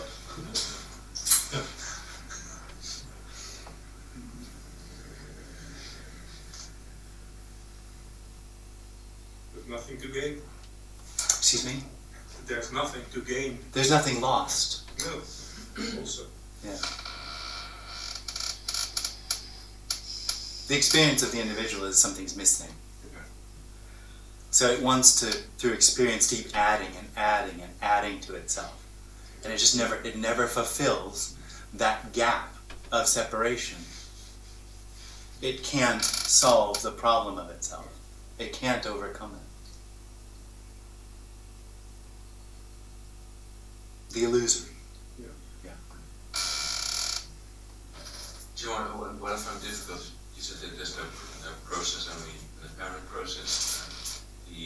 It's a dream. Any apparent process is just a dream. And the experience of the me is pretty much embodied energetically in the body. Yeah. I heard you or someone else say. Yeah. Which being confirmed throughout every day Yeah. by the apparent me and all that's surrounded with. So it makes it kind of hard. I've heard the message so many times, so many years, and it still it seems to understand. Yeah. Though not really grasp or embody, or I don't know how to say it. Yeah. So, yeah, that's something that's constantly appearing. Yeah. Not a question. No. That's just what's happening. Yeah. Okay, what is the best way to die?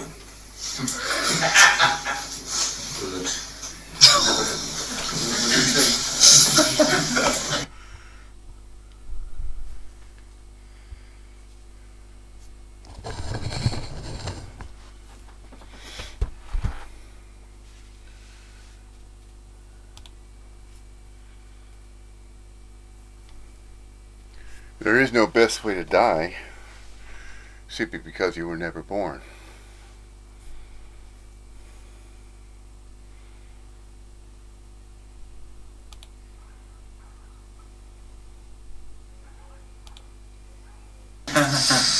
You're not already.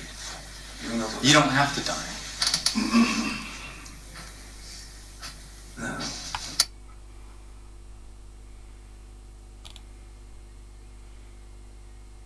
Well, not only do you don't have to die, it's because you simply were never born. In other words, yes, there's obviously the appearance of the human corporeal body, embodiment that's born, yes. But that's not the totality of what you are.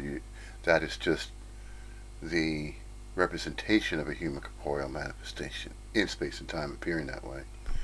But the eternal self is the non-local quiet consciousness energy field that's from nothing, out of nowhere. Out of nothing, from nowhere. That's the non-local quality conscious energy field that animates the apparent appearances of human corporeal manifestations for an impermanently indeterminate duration in space and time and not of space and time.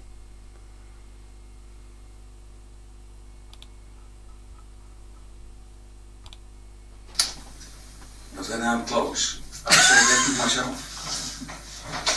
If you're saying that to yourself, you'll have the experience that you're dying, Yeah. which is a dream. Death only appears for the individual.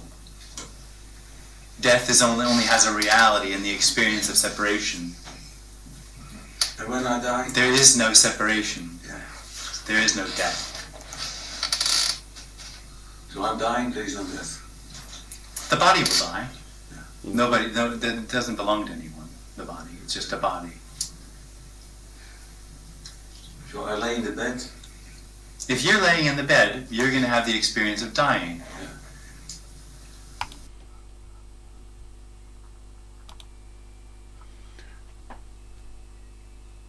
There never was ownership of any body, mind, see?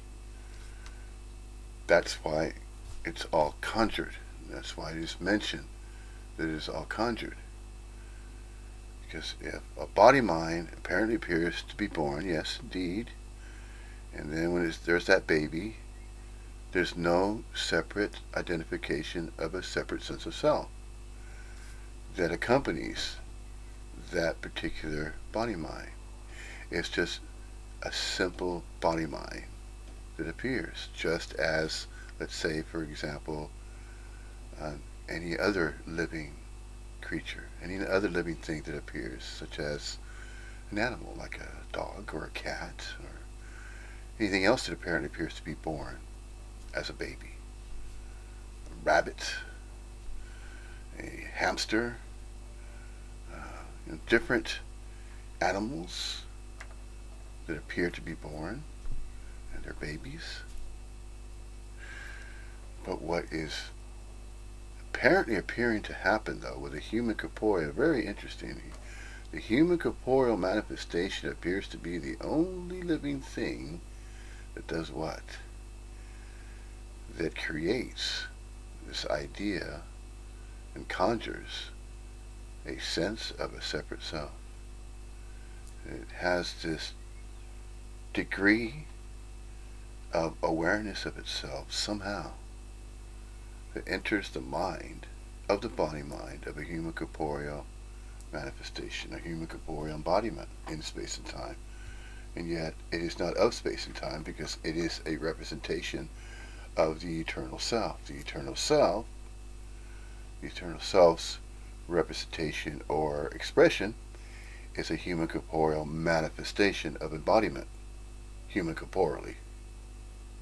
And that's how it's so, as a human corporeal manifestation in space and time, temporarily, for an impermanent duration, indeterminate duration in space and time.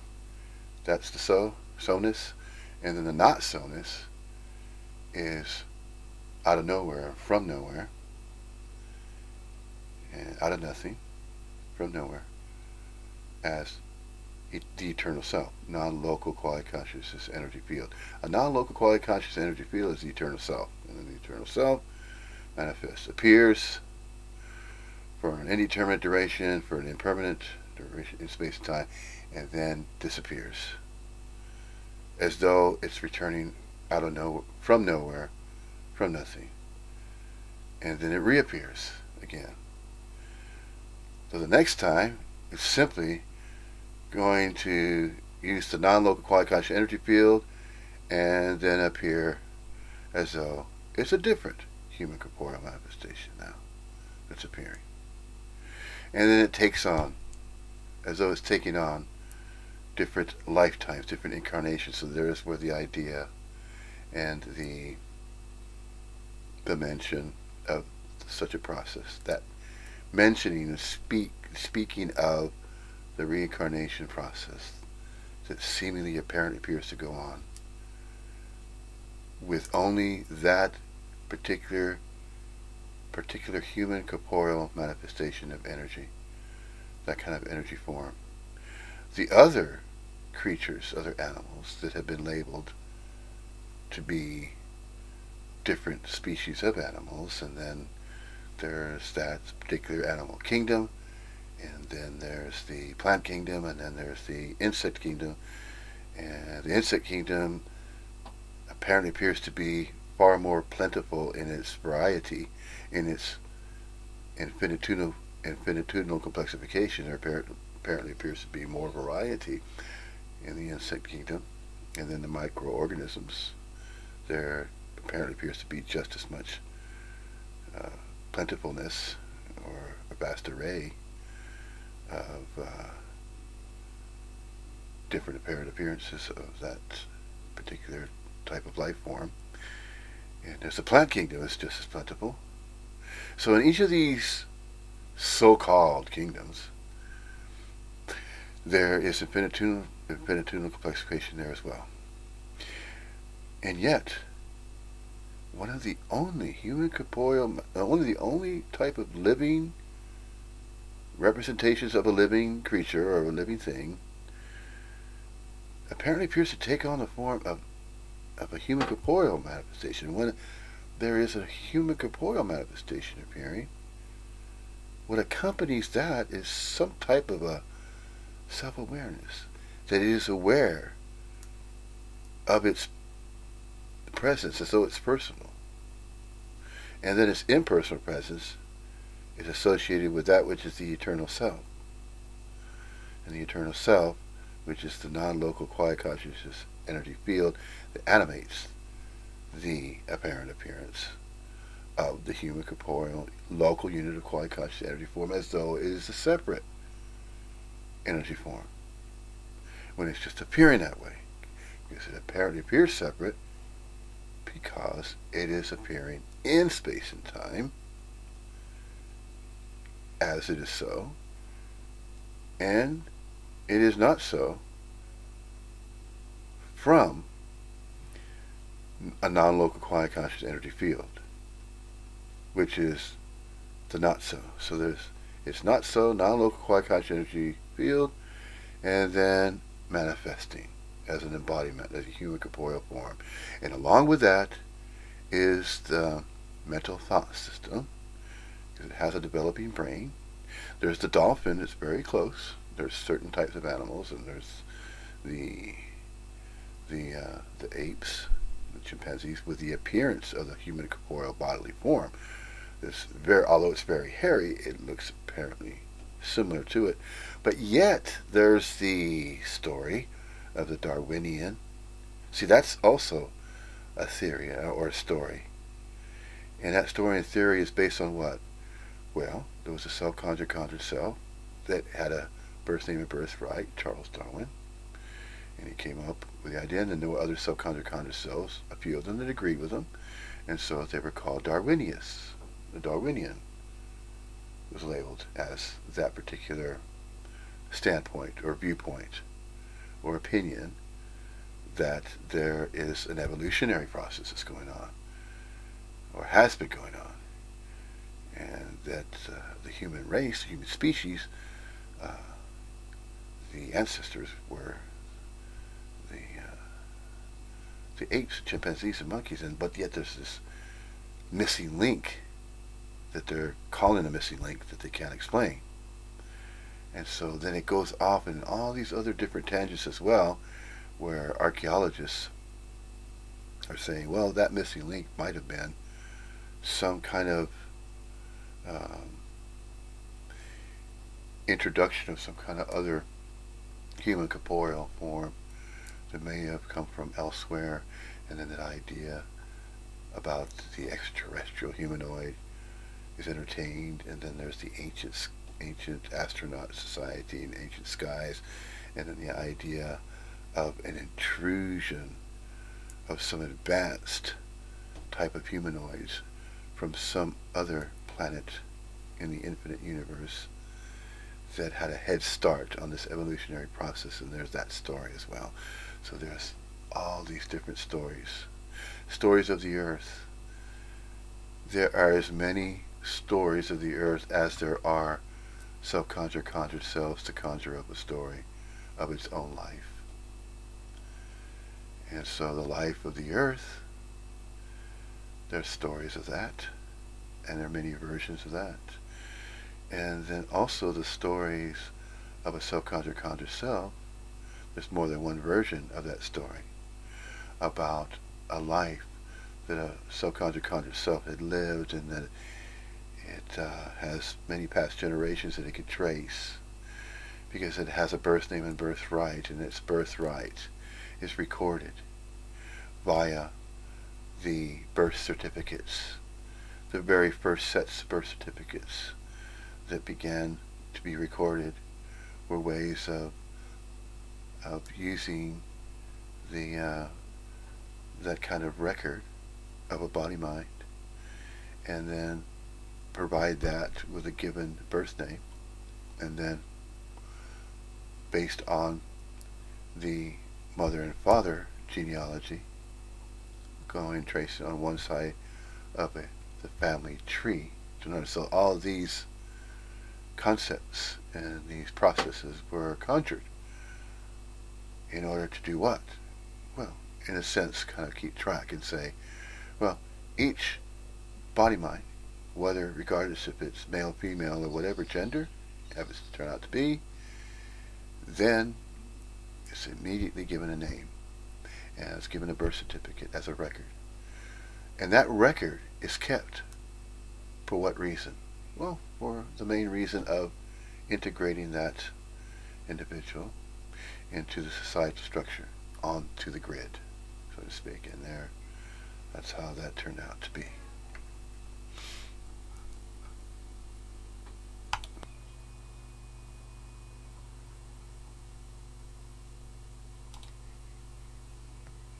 Ask yourself as an individualist, is death real? Because if you die and you know you're dead, are you dead? And if you die and you don't know you're dead, who's dead? So what's death? He's Undertaker. He's an undertaker. Sorry. That sounds philosophical. It is very philosophical. We are in the philosophical camera.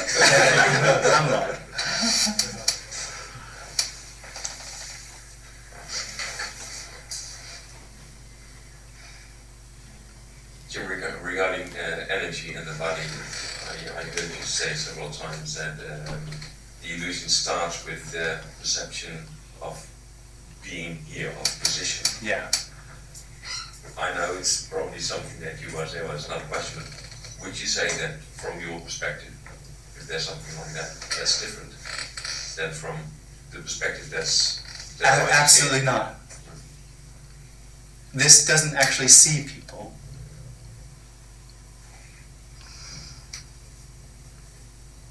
So it's quite obvious there's no individual in this room. Yeah. But it used to be different, or not? Yeah, apparently. Apparently. Yeah. Yeah. So you're all being stupid. It's not really it's not stupid. It's not being an idiot. It's because that would mean that you had a choice. There isn't any judgment. Personal judgment comes out of the individual's experience of life and its hope that there's a solution. So it comes out what this is about and how it works it out to find with its belief system of how it's going to find the solution to itself. So it becomes a Roman Catholic, or it becomes a Buddhist, or it meditates all day, or a breatharian, or whatever it does. And everybody that does what it does, it's the good people. And people that don't do what it does are bad people. And that's just the way personal judgment of how it finds its way out. But it's just a dream. There isn't personal responsibility. There isn't anybody who can make a decision. So it doesn't matter what we do. There is no you. We. It doesn't matter what we do. I'm not doing anything. And there is no we. Yeah. Is any we doing? We're being. There's a difference. Well, you don't recognize that yet, then you need to hear it that way. Jim, when I close my eyes, I'm still. I hear a kind of buzzing and kind of sound. I see some movement inside. What is that? That's the infinite appearing as sound. If there's someone there, it'll be trying to figure out what it's about because it's on a journey, and it'll want to give it meaning and purpose, hoping that it means something important. It doesn't. No. It's just sound. It's just sound. Of course it's nothing. Sounding. Oh. It's nothing asking. This is nothing speaking. But it's Story. it looks like a first suggestion. Stories within stories. Impression. Yeah. First subtlety. Oh well, stick with it. Maybe it'll get better. Hope springs eternal. Yeah. Hope springs eternal. That's a good one. Does it really? No hope's required. What you're saying, David, there is no hope, basically. What is the... Well, there's no need. Hope is really a horrible thing if you think about it. Hope, you're mentioning it, but what Well, hope is that message on that now? the hope is that in the future something is going to happen to make me okay, to make this okay, to make my experience okay. That's hope, which is pretty awful if you think about it, because it's never this. It's always in the future. But thank God, of which there isn't one, there is no real future. There isn't any need for hope because there's nothing wrong. Yeah, I agree with them. But the thing is, we still have the There's no we. I know there's no we. It's just Yeah, but if that's happening there, that's all right. So you have the experience of... There's no we, there's no individual. It's just the experience I as an individual, we are, as individuals are having. We still have that experience. And knowing this... Which experience? Of the individual. Okay. The duality, this life. Mm-hmm. We still have that. Knowing, Have it. even knowing... Nobody has it. Nobody knows that. No. This isn't coming from no. Have it. Nobody has anything. What do you mean has? Individuals will have absolutely nothing. There's no having to be. So you claim that there's individuals that are having. No. It's never been that way. So, just as he said was there is a separate sense of self that believes that there are individuals in a world that it lives in. That it has, and each individual has their own life to live, and they have their own free will and choice to control absolutely everything in its own life. Hell no. No. Absolutely not that way. Never has been that way, and it's not. But you know what? The so-conjured self lives in that world of individuality, and it believes that there are individuals. And that is unnecessary suffering because you're going to continue to believe, oh, there has to be a philosophy about it. There has to be a philosophy of life. Hell no.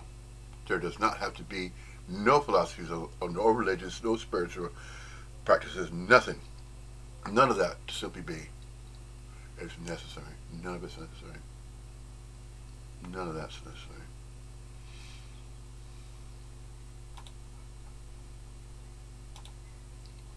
No, right, sure. But even if my individual had that awareness or had that knowing. No, your individual has absolutely nothing. You think there's an individual that walked into that satsang there and it believes that his own self with his own original thoughts and mind and beliefs and philosophies, because he kept harping on philosophy, that you're a philosopher.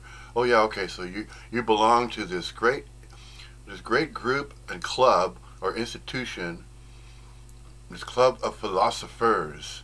So you're going to have philosophy in the park. Man, the same damn thing is going on over here in Peterborough, United Kingdom. Philosophy in the park. And man, you have many followers, 600, 800 followers. It's just the same old crap as it always has been in the past, of self-conjured selves getting together, believe that there's a philosophy of life that they can follow. Oh man, I tell you, unnecessary suffering, and yet it goes on. They suffer unto themselves. They do. They don't recognize or realize that their philosophies are empty. There is no such thing as a philosophy of anything. It's not a requirement. For absolutely everything to be as it is, a philosophy of life, there's no such thing. Never has been. It's ridiculous. Oh. But you have to feel sorry for them? No. But you do recognize that, you know what, this particular human corporeal manifestation used to seek and used to think and believe that, oh, there must be some kind of spiritual practice I have yet to practice, some kind of book I've yet to read, some kind of theory or some belief that I have yet to find out about, so that I can figure out all about life and why I think the way I do, and where are we going after we die, and all these questions that need not be questioned. Now, all these questions that need not be asked. There are no answers to such questions because these questions are coming from nowhere and from nothing, and that there is no answer to them. See? The reason why there's no answer, because where's the question arising? Where's the questioner? There is no separate questioner anywhere. That's why it's not going to go anywhere. That's why there is no answer to that questioner. So, what do? You starve the questioner. But if they're going to be stubborn and hold on to the idea that they're a philosopher and that there's individuals in the world, then there's that subconscious conscious self that's still full of itself, and it cannot release the idea that it is a single individual in the world of its own mind, of its own making, its own conjuring.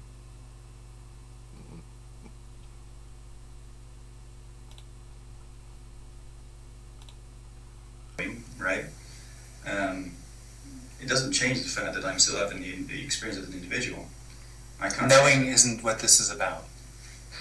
Knowing is just something that seems to happen. Understanding the concepts, but what's being shared here is simple. They're very straightforward concepts. Yeah, I agree. There's only about 4 of them. Yeah, I get them too. But Yeah. and either all those concepts No, it won't help. don't change the fact that we're still having this experience. No. No, nobody's having experience. Although that experience might just end, Mm-hmm.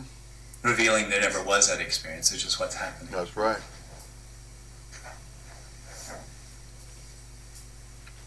That's See it. that again? That experience might just end, stop happening, in the same way that it started happening for no reason. How would it stop happening? Just by not happening anymore. Why would it stop happening? Well, it's already not real, so there's no reason for it to happen. It doesn't serve any purpose. Right. The thing is that you've known that, having that concept, having that idea. Nobody has the idea, nobody has But we're the- totally in agreement that the concepts are useless. Yeah. We're not actually talking about concepts. At the beginning, I said we were going to talk about 2 different things. One was, we're going to be pointing to something that can't be spoken about. And the other is, we're going to talk about the experience that makes what we can't speak about seem to be hidden.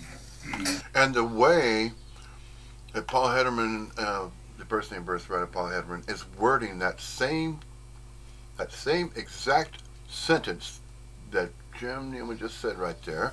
Birth Name Birthright, Jim Newman just mentioned that, and that in that particular side saying is the same as saying you cannot know what you are, cannot do anything about what you are, and you cannot know or do anything about what you are.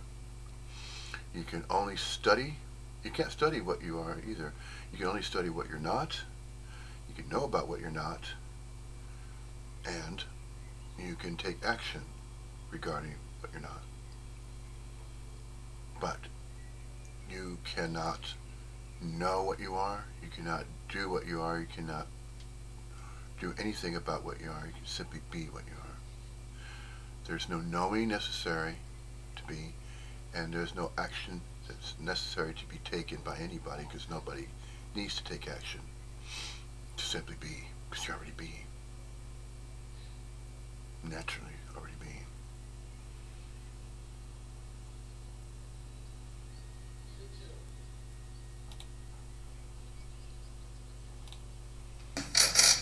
And the experience, part of that experience is the concepts that you're talking about.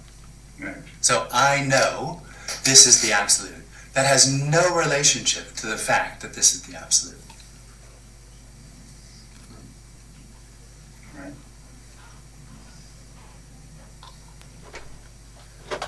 just trying to make Connection.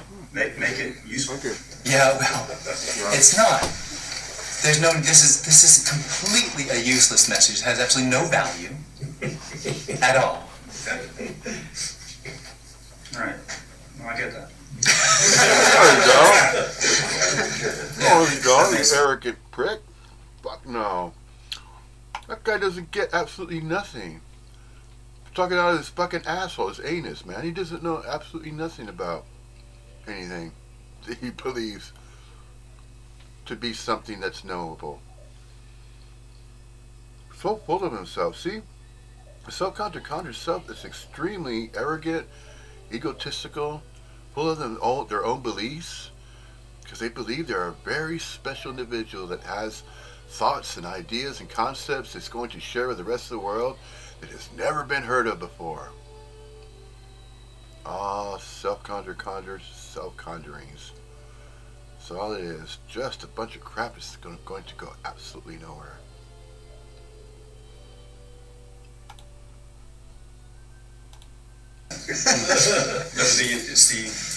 No, I think what as an individual, being an illusion of the individual, you try and make it make sense for the point of this experience. Oh, absolutely, you will. Of course, there is no, like you say, there is no point to it because there is. The individual will necessarily try to apply this. It tries to take everything into itself and use it to help it find what it's looking for. So it will take what's being shared here as some sort of practice. Precisely. I'm nobody. Precisely. Look, there's nobody There's here. no Oh, practice. yeah. There is nothing. There's nothing. That's what I'm saying. It's completely useless. Oh, completely useless. It doesn't stop the individual doing it, but No. trying to see it, Doesn't Trying stop to the know it. individual from doing it. Yeah, try to know because it. it's do it. convinced. Because it has the experience of being real and having free will of choice, it is convinced that it will be a part of its own solution. That it will know. Doesn't have to know. Doesn't have no jack shit. Doesn't have to know absolutely nothing. It's all about being. Okay, when I say I'm nobody and nothing, that is a trap. When I say I'm nobody. That's just what's happening. There isn't a trap. There's no real separation. There's nothing to overcome. There's nowhere to go. There is only home. Home? Home? What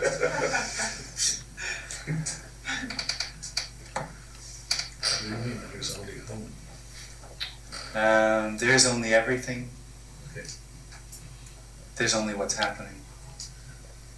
And what is happening is pure coincidental, Well, only in a story. because there is no line. Absolutely. Concept. Absolutely. So there's no coincidence. Right. That's what I call coincidence. Coincidence is a story. Yeah.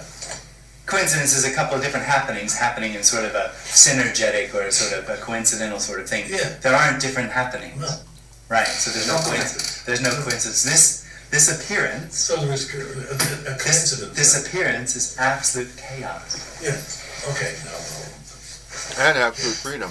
There's no line in it. There's no. There's no structure. line in it. Absolutely not. Okay. Radically free. That gives peace. Absolutely.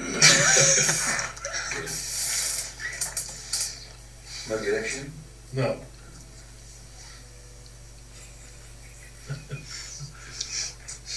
What help? Another idea.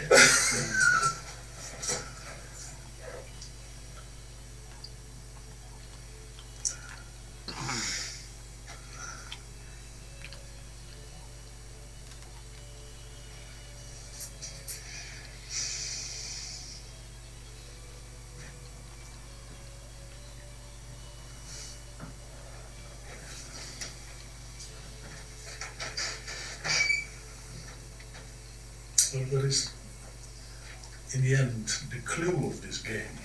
Well, there is, the individual wants to know. I know, I get it. Because that comes out of the experience that something's missing. So the solution would have to be known or something added on to what's happening to make it complete and whole. That's an illusion. There's nothing needed to be added. You said that there are 4 concepts. What are the 4 concepts? Okay, good. I just threw that out. I don't know what it is for. Let's see. All there is the absolute appearing. There is no individual.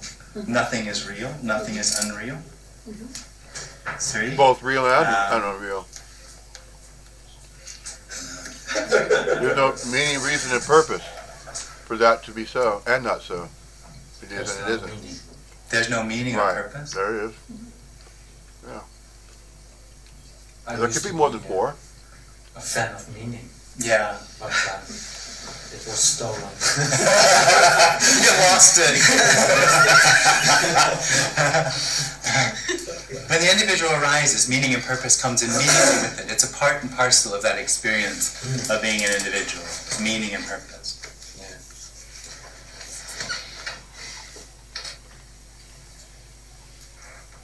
Yeah. I cannot help the thought of my dog. So what you are saying is, I guess, what my dog is experiencing.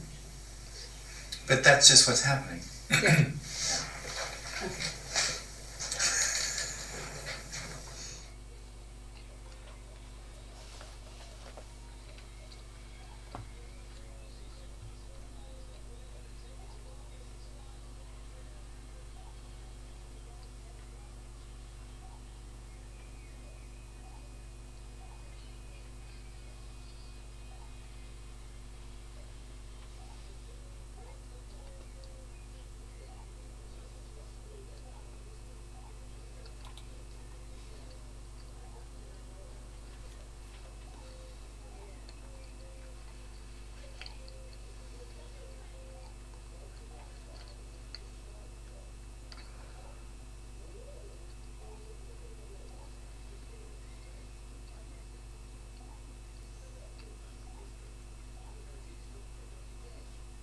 It was about 6 weeks before I left Madurai for good, and the great change in my life took place. It was quite sudden. I was sitting alone in a room on the first floor of my uncle's house. I seldom had any sickness, and on that day there was nothing wrong with my health. But a sudden, violent fear of death overtook me. There was nothing in my state of health to account for it, and I did not try to account for it or to find out whether there was any reason for the fear. I just felt I am going to die, and began thinking what to do about it. It did not occur to me to consult the doctor or my elders or friends. I felt that I had to solve the problem myself, there and then. The shock of the fear of death drove my mind inwards, and I said to myself, mentally, without actually framing the words, now death has come. What does it mean? What is it that is dying? The body dies, and I at once dramatized the occurrence of death. I lay with my limbs stretched out stiff, as though rigor mortis had set in, and imitated a corpse so as to give greater reality to the inquiry. I held my breath, and kept my lips tightly closed, so that no sound could escape, so that neither the word I nor any other word could be uttered. Well then, I said to myself, this body is dead. It will be carried stiff to the burning ground and there burnt and reduced to ashes. But with the death of this body, am I dead? Is the body I? It is silent and inert, but I feel the full force of my personality and even the voice of the I within me apart from it. So I am spirit transcending the body. The body dies, but the spirit that transcends it cannot be touched by death. That means I am the deathless spirit. All this was not dull thought. It flashed through me vividly as living truth which I perceived directly, almost without thought process. I was something very real, the only real thing about my present state, and all the conscious activity connected with my body was centered on that I. From that moment onwards, the I, or self, focused attention on itself by a powerful fascination. Fear of death had vanished once and for all. Absorption in the self continued unbroken from that time on. I had read no books, except the Periya Puranam, the Bible in bits of Tayumanavar or Theravaram. My conception of Iswara was similar to that found in the Puranas. I had never heard of Brahman, samsara, and so forth. I did not yet know there was an essence or impersonal real underlying everything, and that Iswara and I were both identical with it. Later at Tiruvannamalai, as I listened to the Ribhu Gita and other sacred books, I learned all this, and found that the books were analyzing and naming what I had felt intuitively without analysis or name. Buddha is said to have ignored questions about God. Yes, and because of this he has been called an agnostic. In fact, Buddha was concerned with guiding the seeker to realize bliss here and now, rather than with academic discussions about God and so forth. Is the study of science, psychology, physiology, etc. helpful for attaining yoga liberation or for intuitive understanding of the unity of reality? Very little. Some theoretical knowledge is needed for yoga and may be found in books, but practical application is what is needed. Personal example and instruction are the most helpful aids. As for intuitive understanding, a person may laboriously convince himself of the truth to be grasped by intuition, of its function and nature, but the actual intuition is more like feeling and requires practical and personal contact. Mere book learning is not of any great use. After realization, all intellectual loads are useless burdens and are to be thrown overboard. What use is the learning of those who do not seek to wipe out the letters of destiny from their brow by inquiring, whence is the birth of us who know the letters? They have sunk to the level of a gramophone. What else are they, O Arunachala? It is those who are not learned that are saved, rather than those whose ego has not yet subsided in spite of their learning. The unlearned are saved from the relentless grip of the devil of self-infatuation. They are saved from the melody of a myriad of whirling thoughts and words.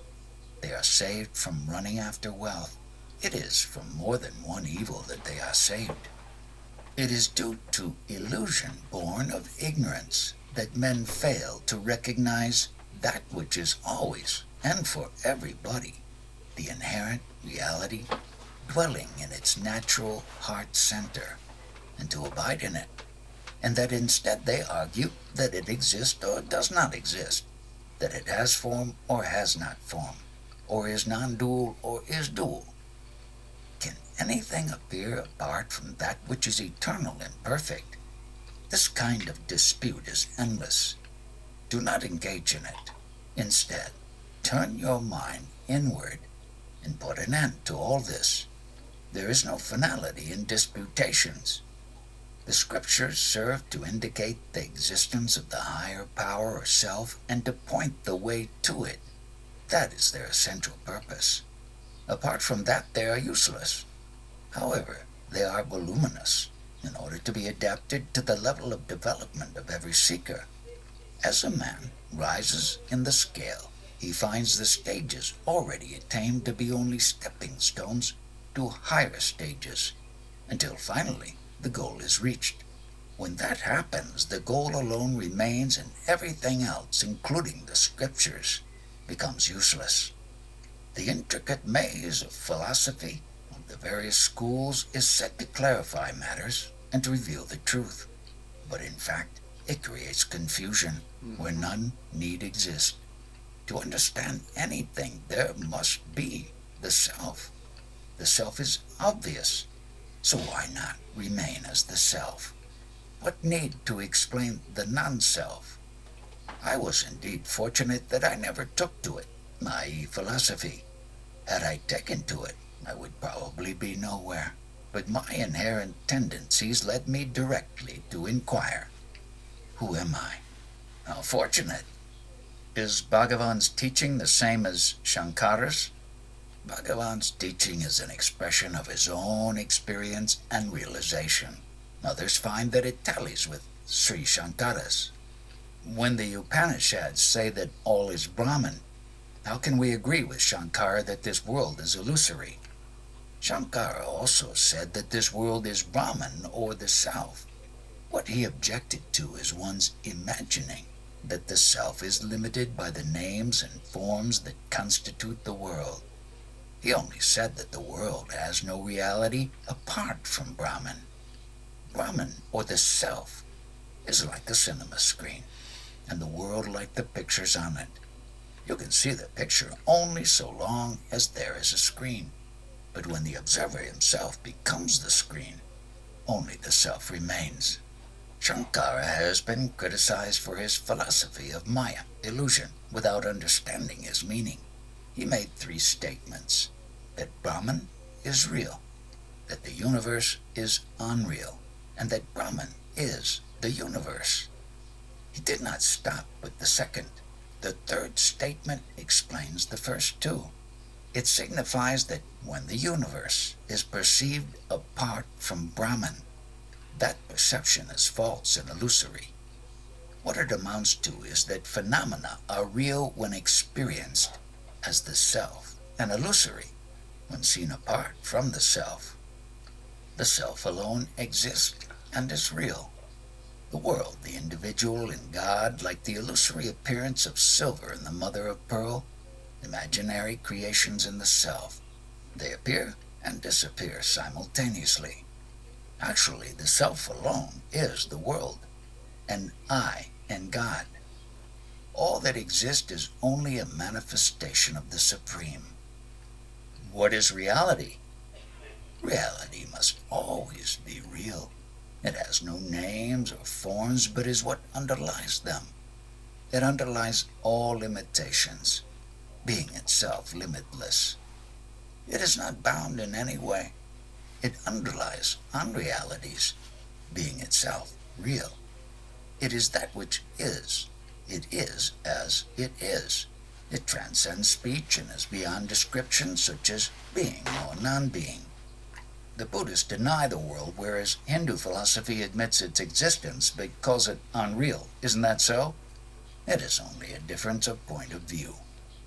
They say that the world is created by divine energy, Shakti.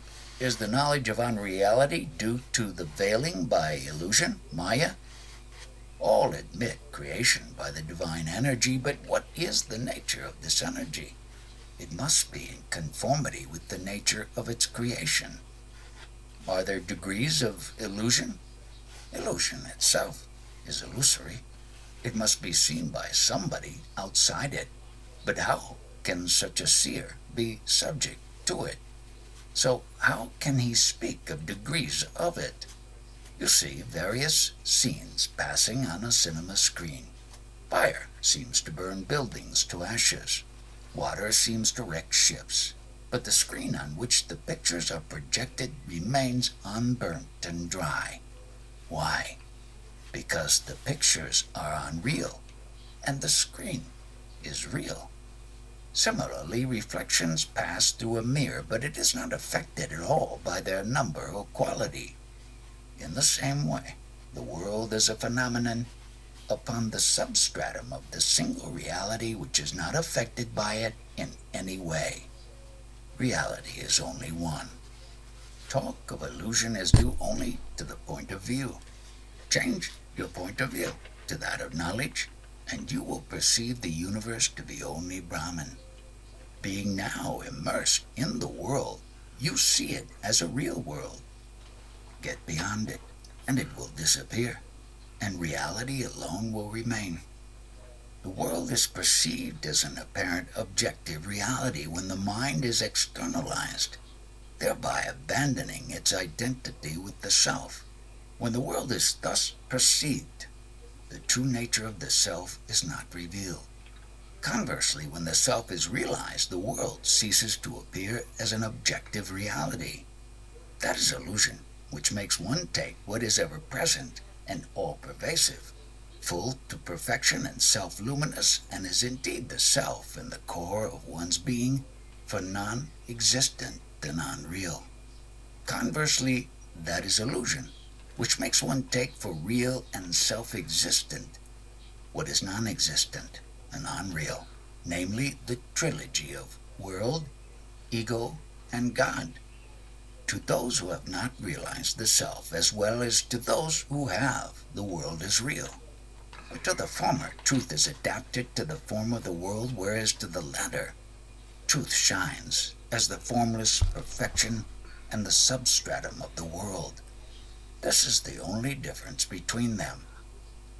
Sometimes you say that the imaginary and the real are the same. I do not understand. Yes, I do sometimes say that. What do you mean by real? What is it that you call real?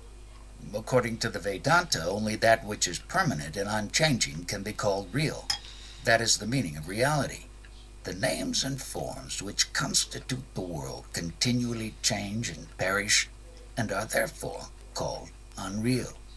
It is unreal, imaginary, to limit the self to these names and forms, and real to regard all as the self.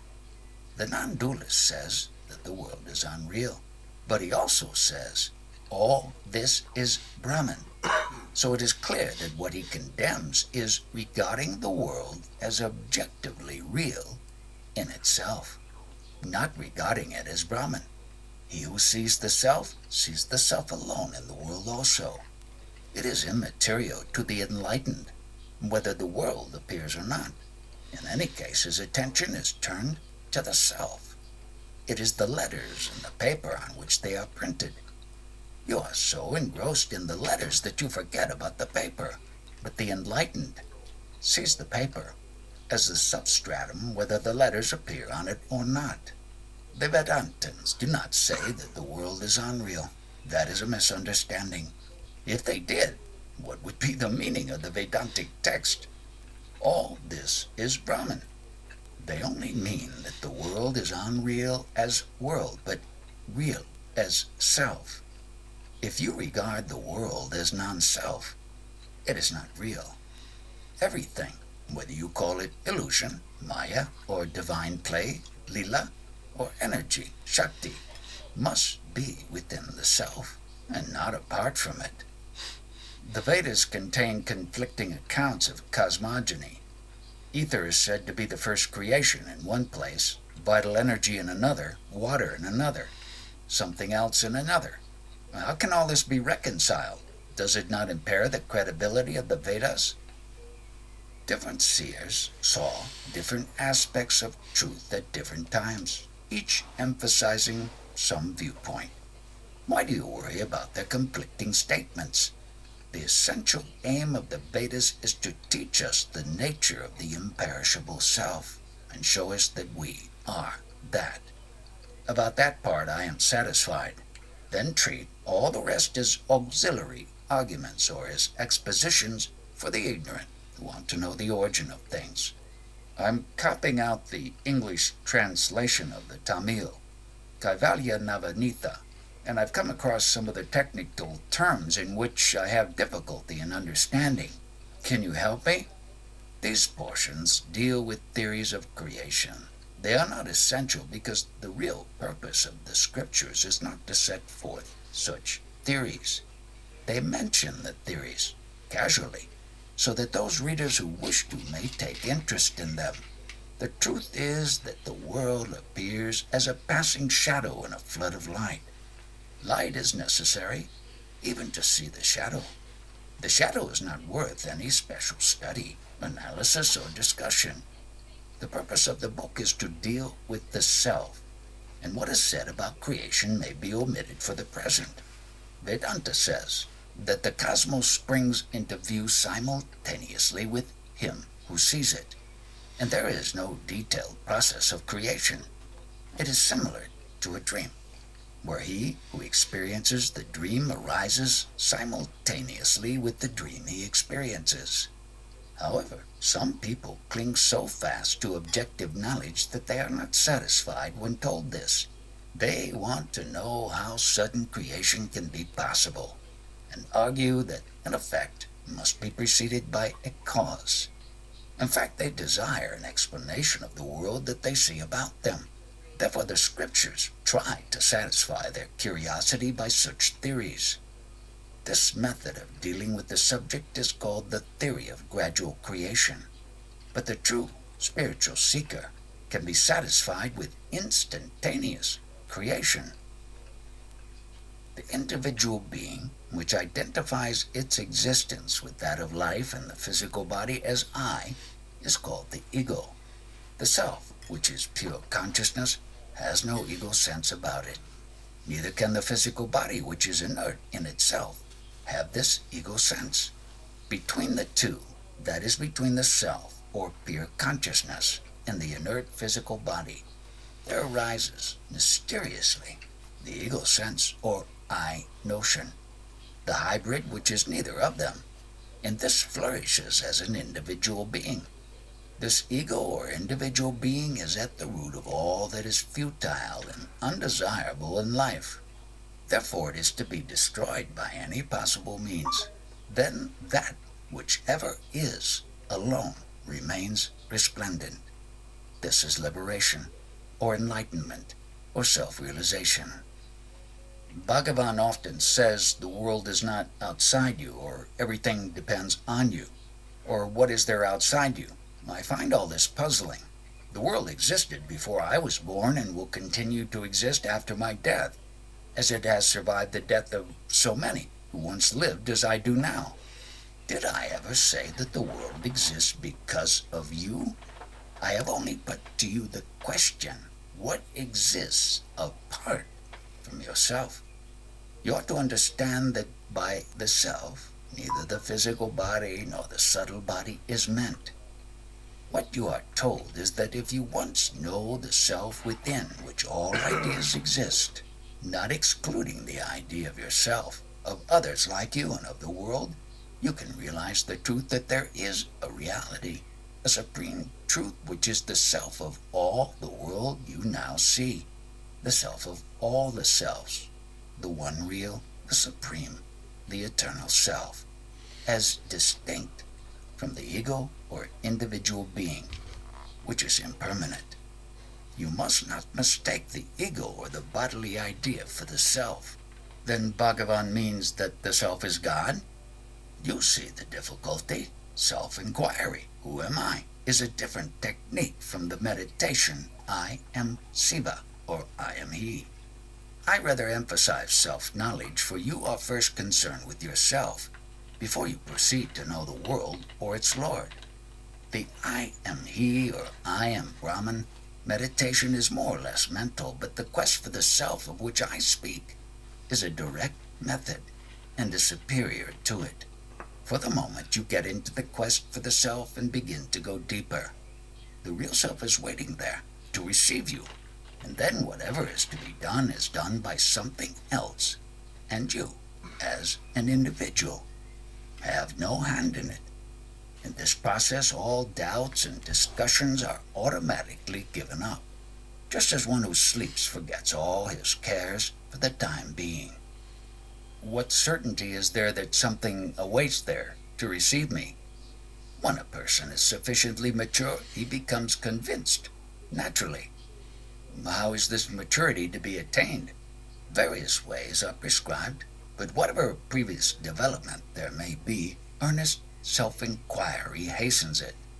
That is arguing in a circle. I am strong enough for the quest if I am mature, and it is the quest that makes me mature.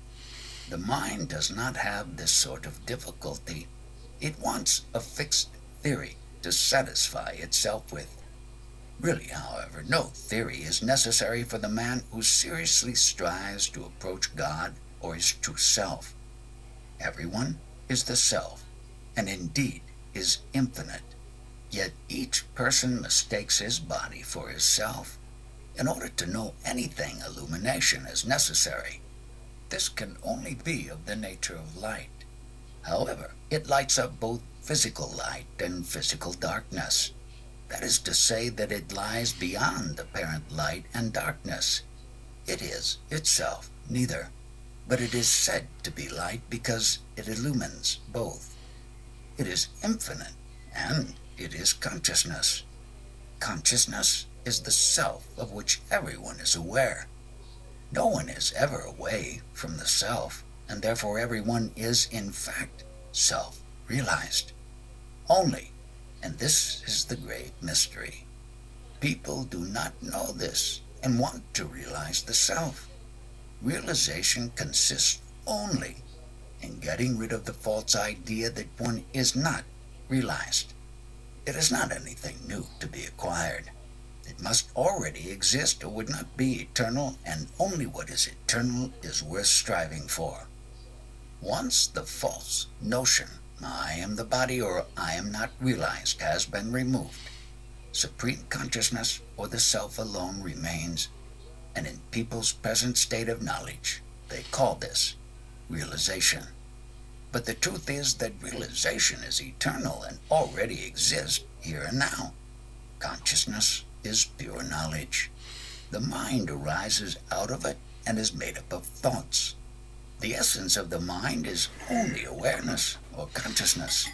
However, the ego overclouds it. It functions as reasoning, thinking, or perceiving. The universal mind, not being limited by the ego, has nothing outside itself, and is therefore only aware. This is what the Bible means by I am that I am. The ego-ridden mind has its strength sapped and is too weak to resist distressing thoughts.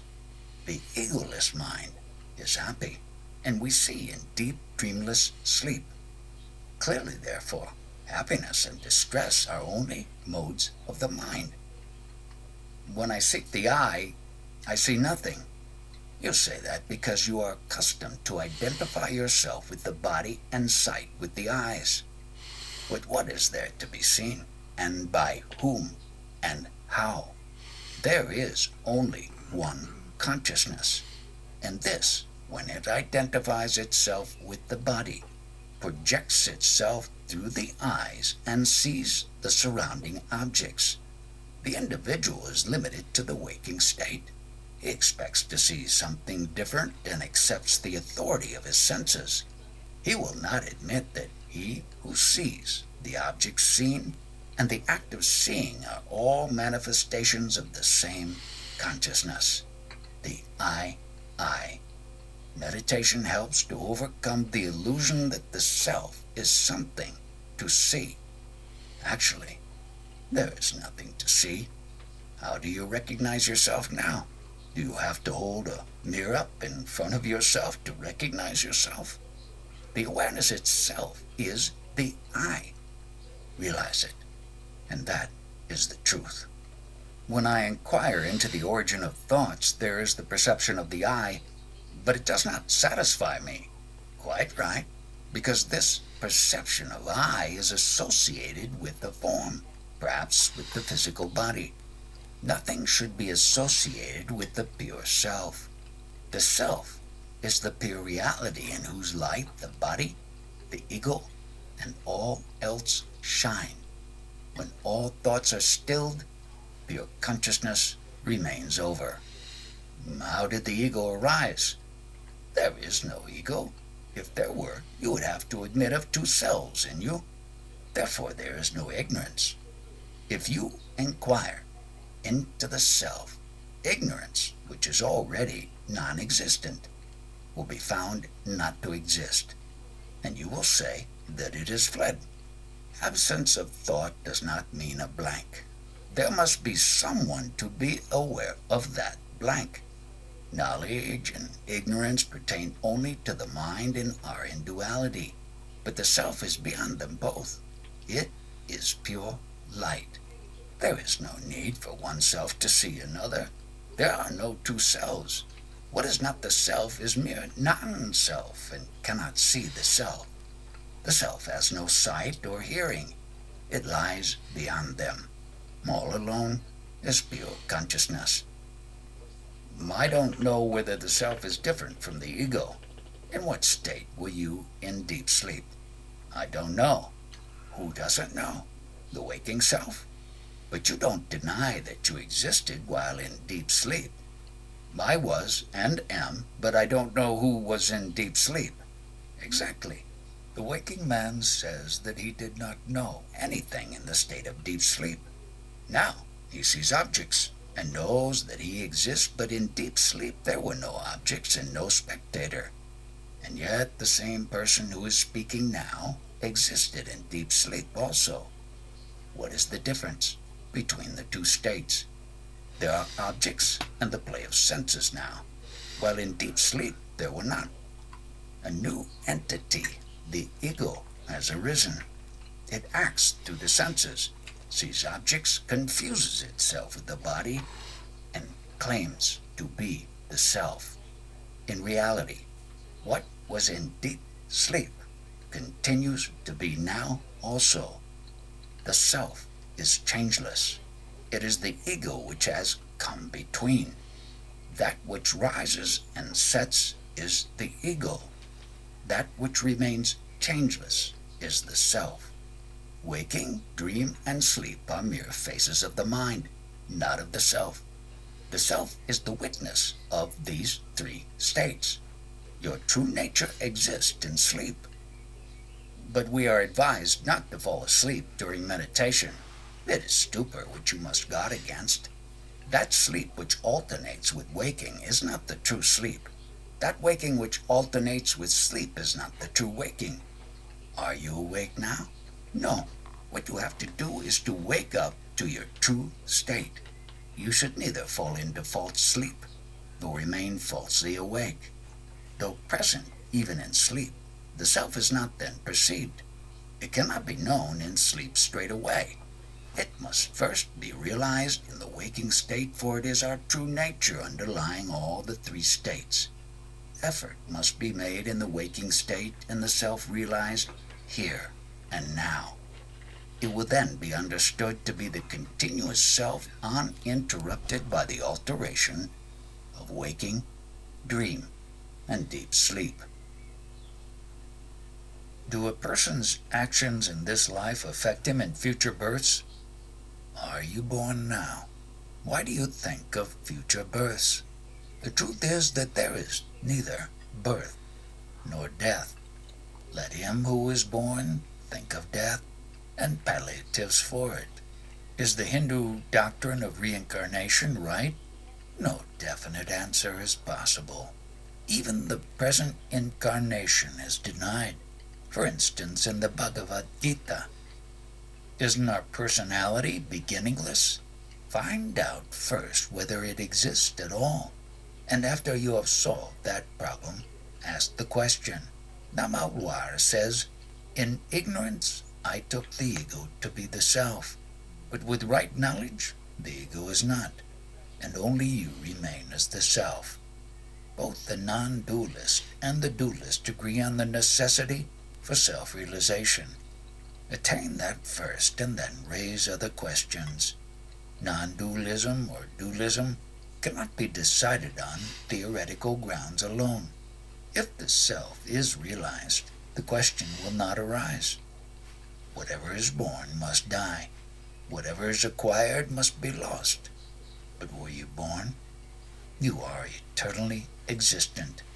The self can never be lost. They say that we have the choice of enjoying merit or demerit after our death, that it depends on our choice which comes. Is that so? Why raise questions of what happens after death? Why ask whether you were born, whether you are reaping the fruits of your past karma, and so on?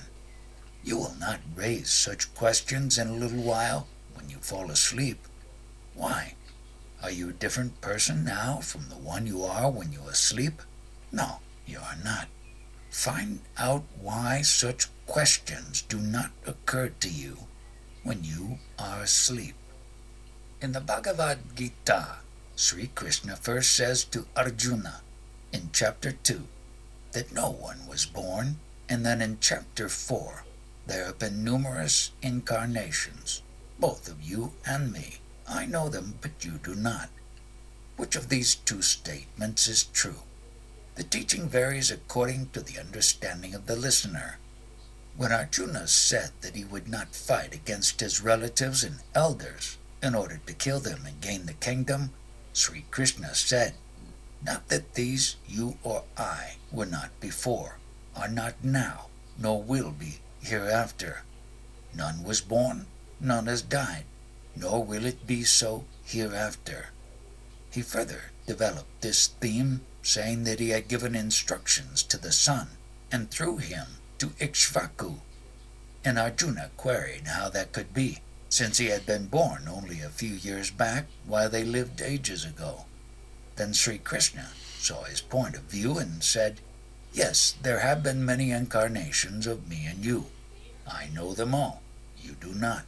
Such statements appear contradictory, but they are true according to the viewpoint of the questioner.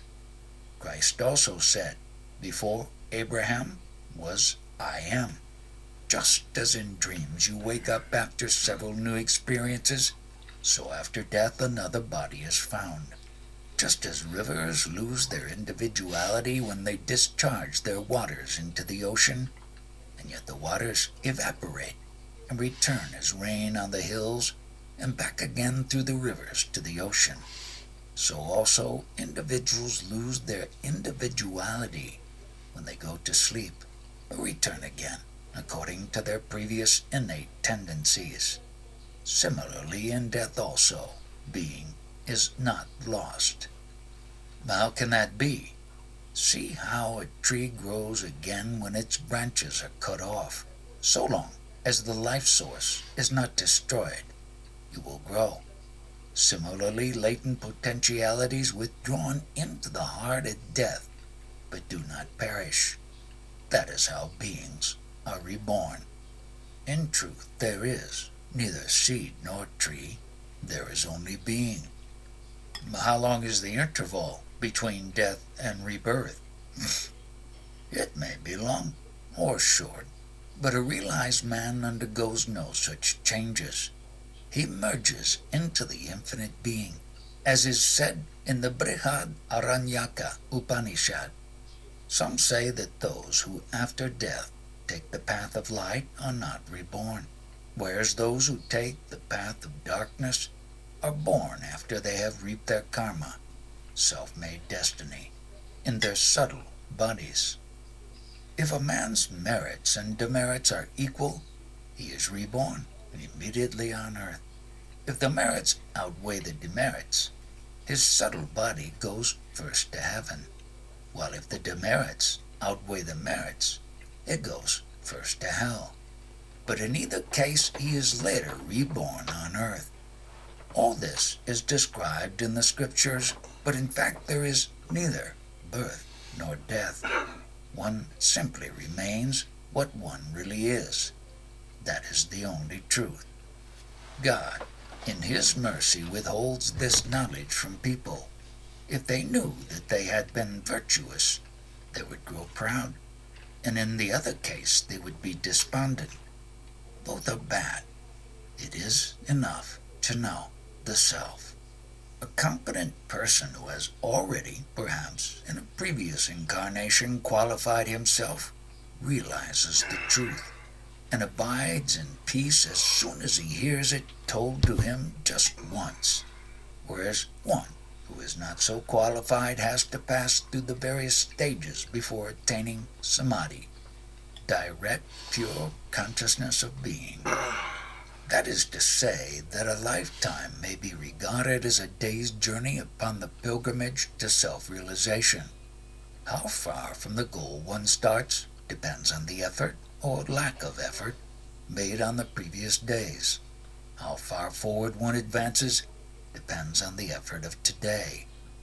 A science lecturer from a university asked whether the intellect survives a man's death, and was told, "Why think of death? Consider what happens in your sleep. What is your experience of that?" But sleep is transient, whereas death is not. Sleep is intermediate between two waking states, and in the same way death is intermediate between two births. Both are transient. I mean, when the spirit is disembodied, does it carry the intellect with it? The spirit is not disembodied. The bodies differ. If not a gross body, it will be a subtle one, as in sleep, dream, or daydream. Is the Buddhist view that there is no continuous entity answering to the idea of the individual soul right or not? Is this consistent with the Hindu doctrine of a reincarnating ego? Is the soul a continuous entity which reincarnates again and again, according to the Hindu doctrine, or is it a mere conglomeration of mental tendencies? The real self is continuous and unaffected. The reincarnating ego belongs to a lower plane, that of thought. It is transcended by self-realization. Reincarnations are due to a spurious offshoot of being and are therefore denied by the Buddhist. The human state is due to a mingling of the sentient with the insentient. Is it possible to know the posthumous state of an individual? It is possible, but why try? Such facts are only as real as the person who seeks them. The birth of a person and his life and death are real to us, because you wrongly identify yourself with the body. You think of the other also as a body. Neither you nor he is the body. But from my level of understanding, I regard myself and my son as real. The birth of the I thought is a person's birth, and its death is his death. After the I thought has arisen, the wrong identification with the body arises. Identifying oneself with the body makes you falsely identify others also with their bodies. Just as your body was born and grows and will die, so you think the other also was born, grew, and died. Did you think of your son before he was born? The thought came after his birth and continues even after his death. He is your son only insofar as you think of him. Where has he gone? To the source from which he sprang. So long as you continue to exist, he does too. But if you cease to identify yourself with the body and realize the true self, this confusion will vanish. You are eternal, and others also will be found to be eternal. Until this is realized, there will always be grief due to false values which are caused by wrong knowledge and wrong identification. On the death of King George V, two devotees were discussing the matter in the hall and seemed upset. Bhagavan said, "What is it to you who dies or is lost? Die yourself and be lost, becoming one with the self of all.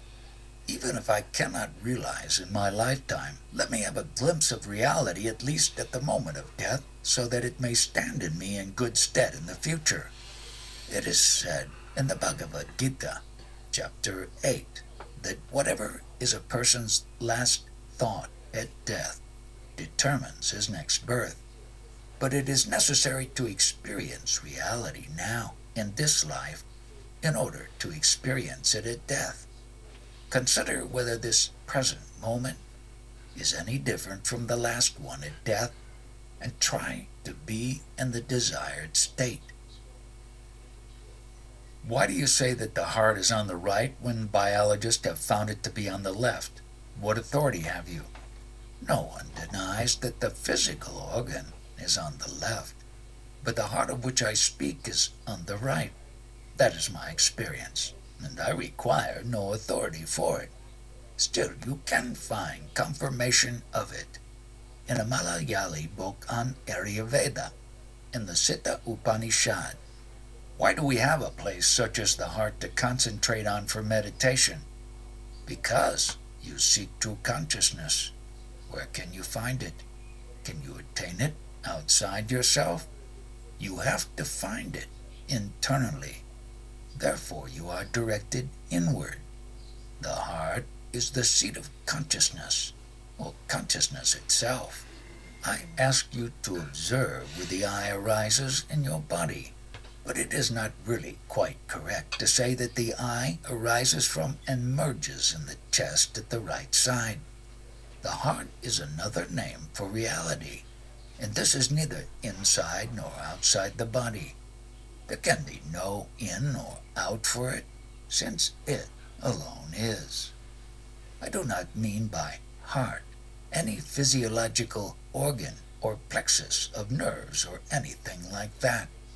But so long as a man identifies himself with the body or thinks he is in the body, he is advised to see where in the body the I thought arises and merges again. It must be the heart at the right side of the chest, since every man of whatever race and religion, and in whatever language he may be speaking, points to the right side of the chest to indicate himself when he says I. This is so all over the world, so that must be the place. And by keenly watching the emergence of the I thought on waking and its subsidence on going to sleep, one can see that it is in the heart on the right side. When a room is dark, you need a lamp to light it, but when the sun rises, there is no need for a lamp. Objects are seen without one. And to see the sun itself, no lamp is needed because it is self-luminous. Similarly with the mind. The reflected light of the mind is necessary to perceive objects, but to see the heart, it is enough for the mind to be turned towards it. Then the mind loses itself, and the heart shines forth. There are said to be 6 subtle organs of different colors in the chest, of which the spiritual heart is said to be the one situated 2 fingers' breadth to the right from the center. But the heart is also said to be formless. Does that mean that we should imagine it to have a form and meditate on this? No, only the quest, who am I, is necessary. That which continues to exist throughout sleep and waking is the same being in both. But while waking there is unhappiness, and therefore the effort to remove it. When asked who awakes from sleep, you say I. Hold fast to this I. If that is done, the eternal being reveals itself. The most important thing is the investigation of the I, and not concentration on the heart center.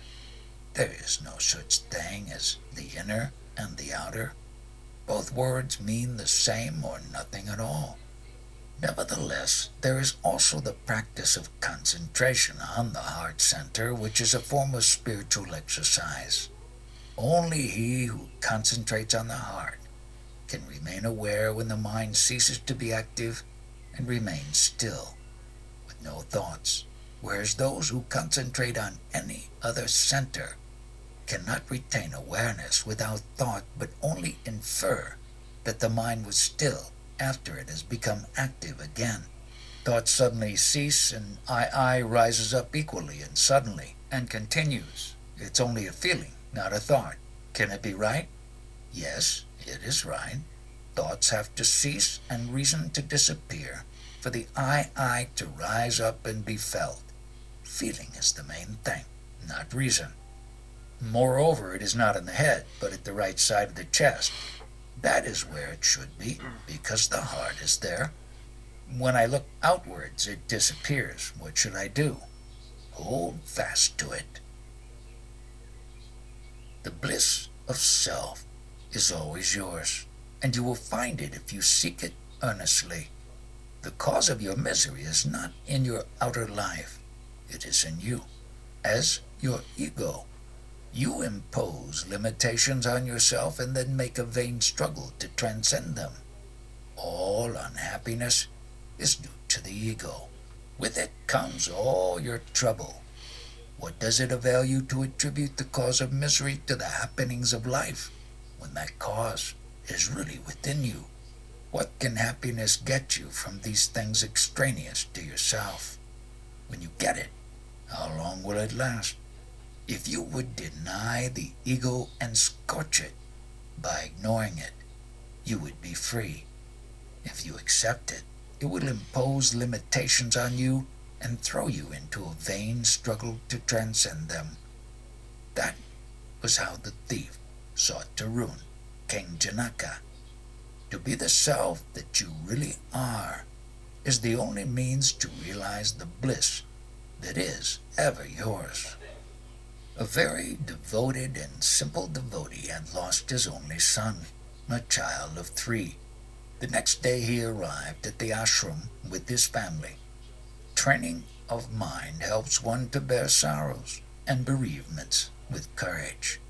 But the loss of one's children is said to be the worst of all griefs.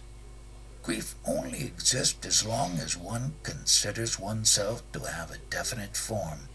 If the form is transcended, one knows the oneself to be eternal. There is neither death nor birth. What is born is only the body, and this is the creation of the ego. But the ego is not ordinarily perceived without the body, and so is identified with it. It is thought that matters. Let the sensible man consider whether he knew his body while in deep sleep. Why then does he feel it in the waking state? Although the body was not felt in sleep, did not the self exist? What was his state when in deep sleep? And what is it now when awake? What is the difference? The ego rises up, and that is waking. Simultaneously, thoughts arise. Find out who has the thoughts. Where do they come from? They must arise from the conscious self. Apprehending this even vaguely helps towards the extinction of the ego. The realization of the one infinite existence becomes possible. In that state there are no individuals but only eternal being. Hence there is no thought of death or grieving. If a man thinks that he is born, he cannot escape the fear of death. Let him find out whether he was ever born, or whether the self takes birth. He will discover that the self always exists, and that the body which is born resolves itself into thought, and that the emergence of thought is the root of all mischief. Find where thought comes from, and then you will abide in the ever-present inmost self and be free from the idea of birth and the fear of death. If someone we love dies, it causes grief. Should we avoid such grief by either loving all alike or not loving at all? If someone we love dies, it causes grief to the one who continues living. The way to get rid of grief is not to continue living. Kill the griever, and who will then remain to grieve? The ego must die. That is the only way. The two alternatives you suggest amount to the same. When all are realized to be the one self, who is there to love or hate? Widespread distress, such as famine, pestilence, spreads havoc in the world. What is the cause of this state of affairs? To whom does all this appear? That won't do. I see misery all around. You are not conscious of the world and its suffering while asleep, but you are now that you are awake. Continue in the state in which you are not affected by such things. When you are not aware of the world, that is to say, when you remain as the self in the state of sleep, its sufferings do not affect you. Therefore, turn inwards and seek the self, and there will be an end both of the world and of its miseries. But that is selfishness. The world is not external to you. Because you wrongly identify yourself with the body, you see the world outside you, and its sufferings become apparent to you. But the world and its sufferings are not real. Seek the reality and get rid of this unreal feeling. There are great men and public workers who cannot solve the problem of suffering in the world. That is because they are based on the ego. If they remained in the self, it would be different. Why don't Mahatmas help? How do you know that they don't? Public speeches, outer activity, and material help are all outweighed by the silence of the Mahatmas.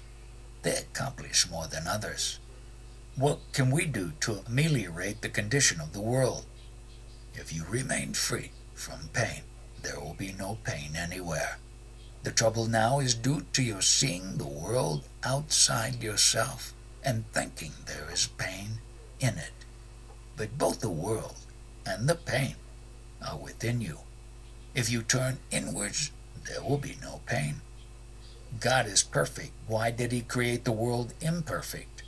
A work partakes of the nature of its author, but in this case it is not so. Are you something separate from God that you should ask this question?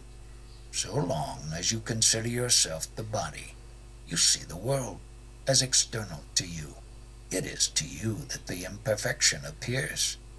God is perfection, and his work is also perfection. But you see it as imperfect because of your wrong identification with the body or the ego. Why did the self manifest as this miserable world? In order that you might seek it, your eyes cannot see themselves, but if you hold a mirror in front of them, they see themselves. Creation is the mirror. See yourself first, and then see the whole world as the self. Then what it amounts to is that I should always turn inwards. Yes. Shouldn't I see the world at all? You are not told to shut your eyes to the world, but only to see yourself first, and then see the whole world as the self. If you consider yourself as the body, the world appears to be external. If you are the self, the world appears as Brahman, manifested. I have a toothache. Is that only a thought? Yes. Then why can't I think that there is no toothache and so cure myself? One does not feel the toothache when one is absorbed in other thoughts or when asleep. But it still remains. So strong is man's conviction of the reality of the world that it is not easily shaken off. But the world is no more real than the individual who sees it. At present, there is a Sino-Japanese war going on. If it is only in the imagination, can or will Sri Bhagavan imagine it not to be going on and so put an end to it? The Bhagavan of the questioner, whom the questioner sees as an external being, is as much a thought of his as the Sino-Japanese war. But why should there be suffering now? If there is no suffering, how could the desire to be happy arise? If that desire did not arise, how could the quest of the self arise? Then is all suffering good? Yes. What is happiness? It is a healthy and handsome body, regular meals, and so on. Even an emperor has endless troubles, although he may be in good health. So all suffering is due to the false notion, I am the body. Getting rid of this is knowledge.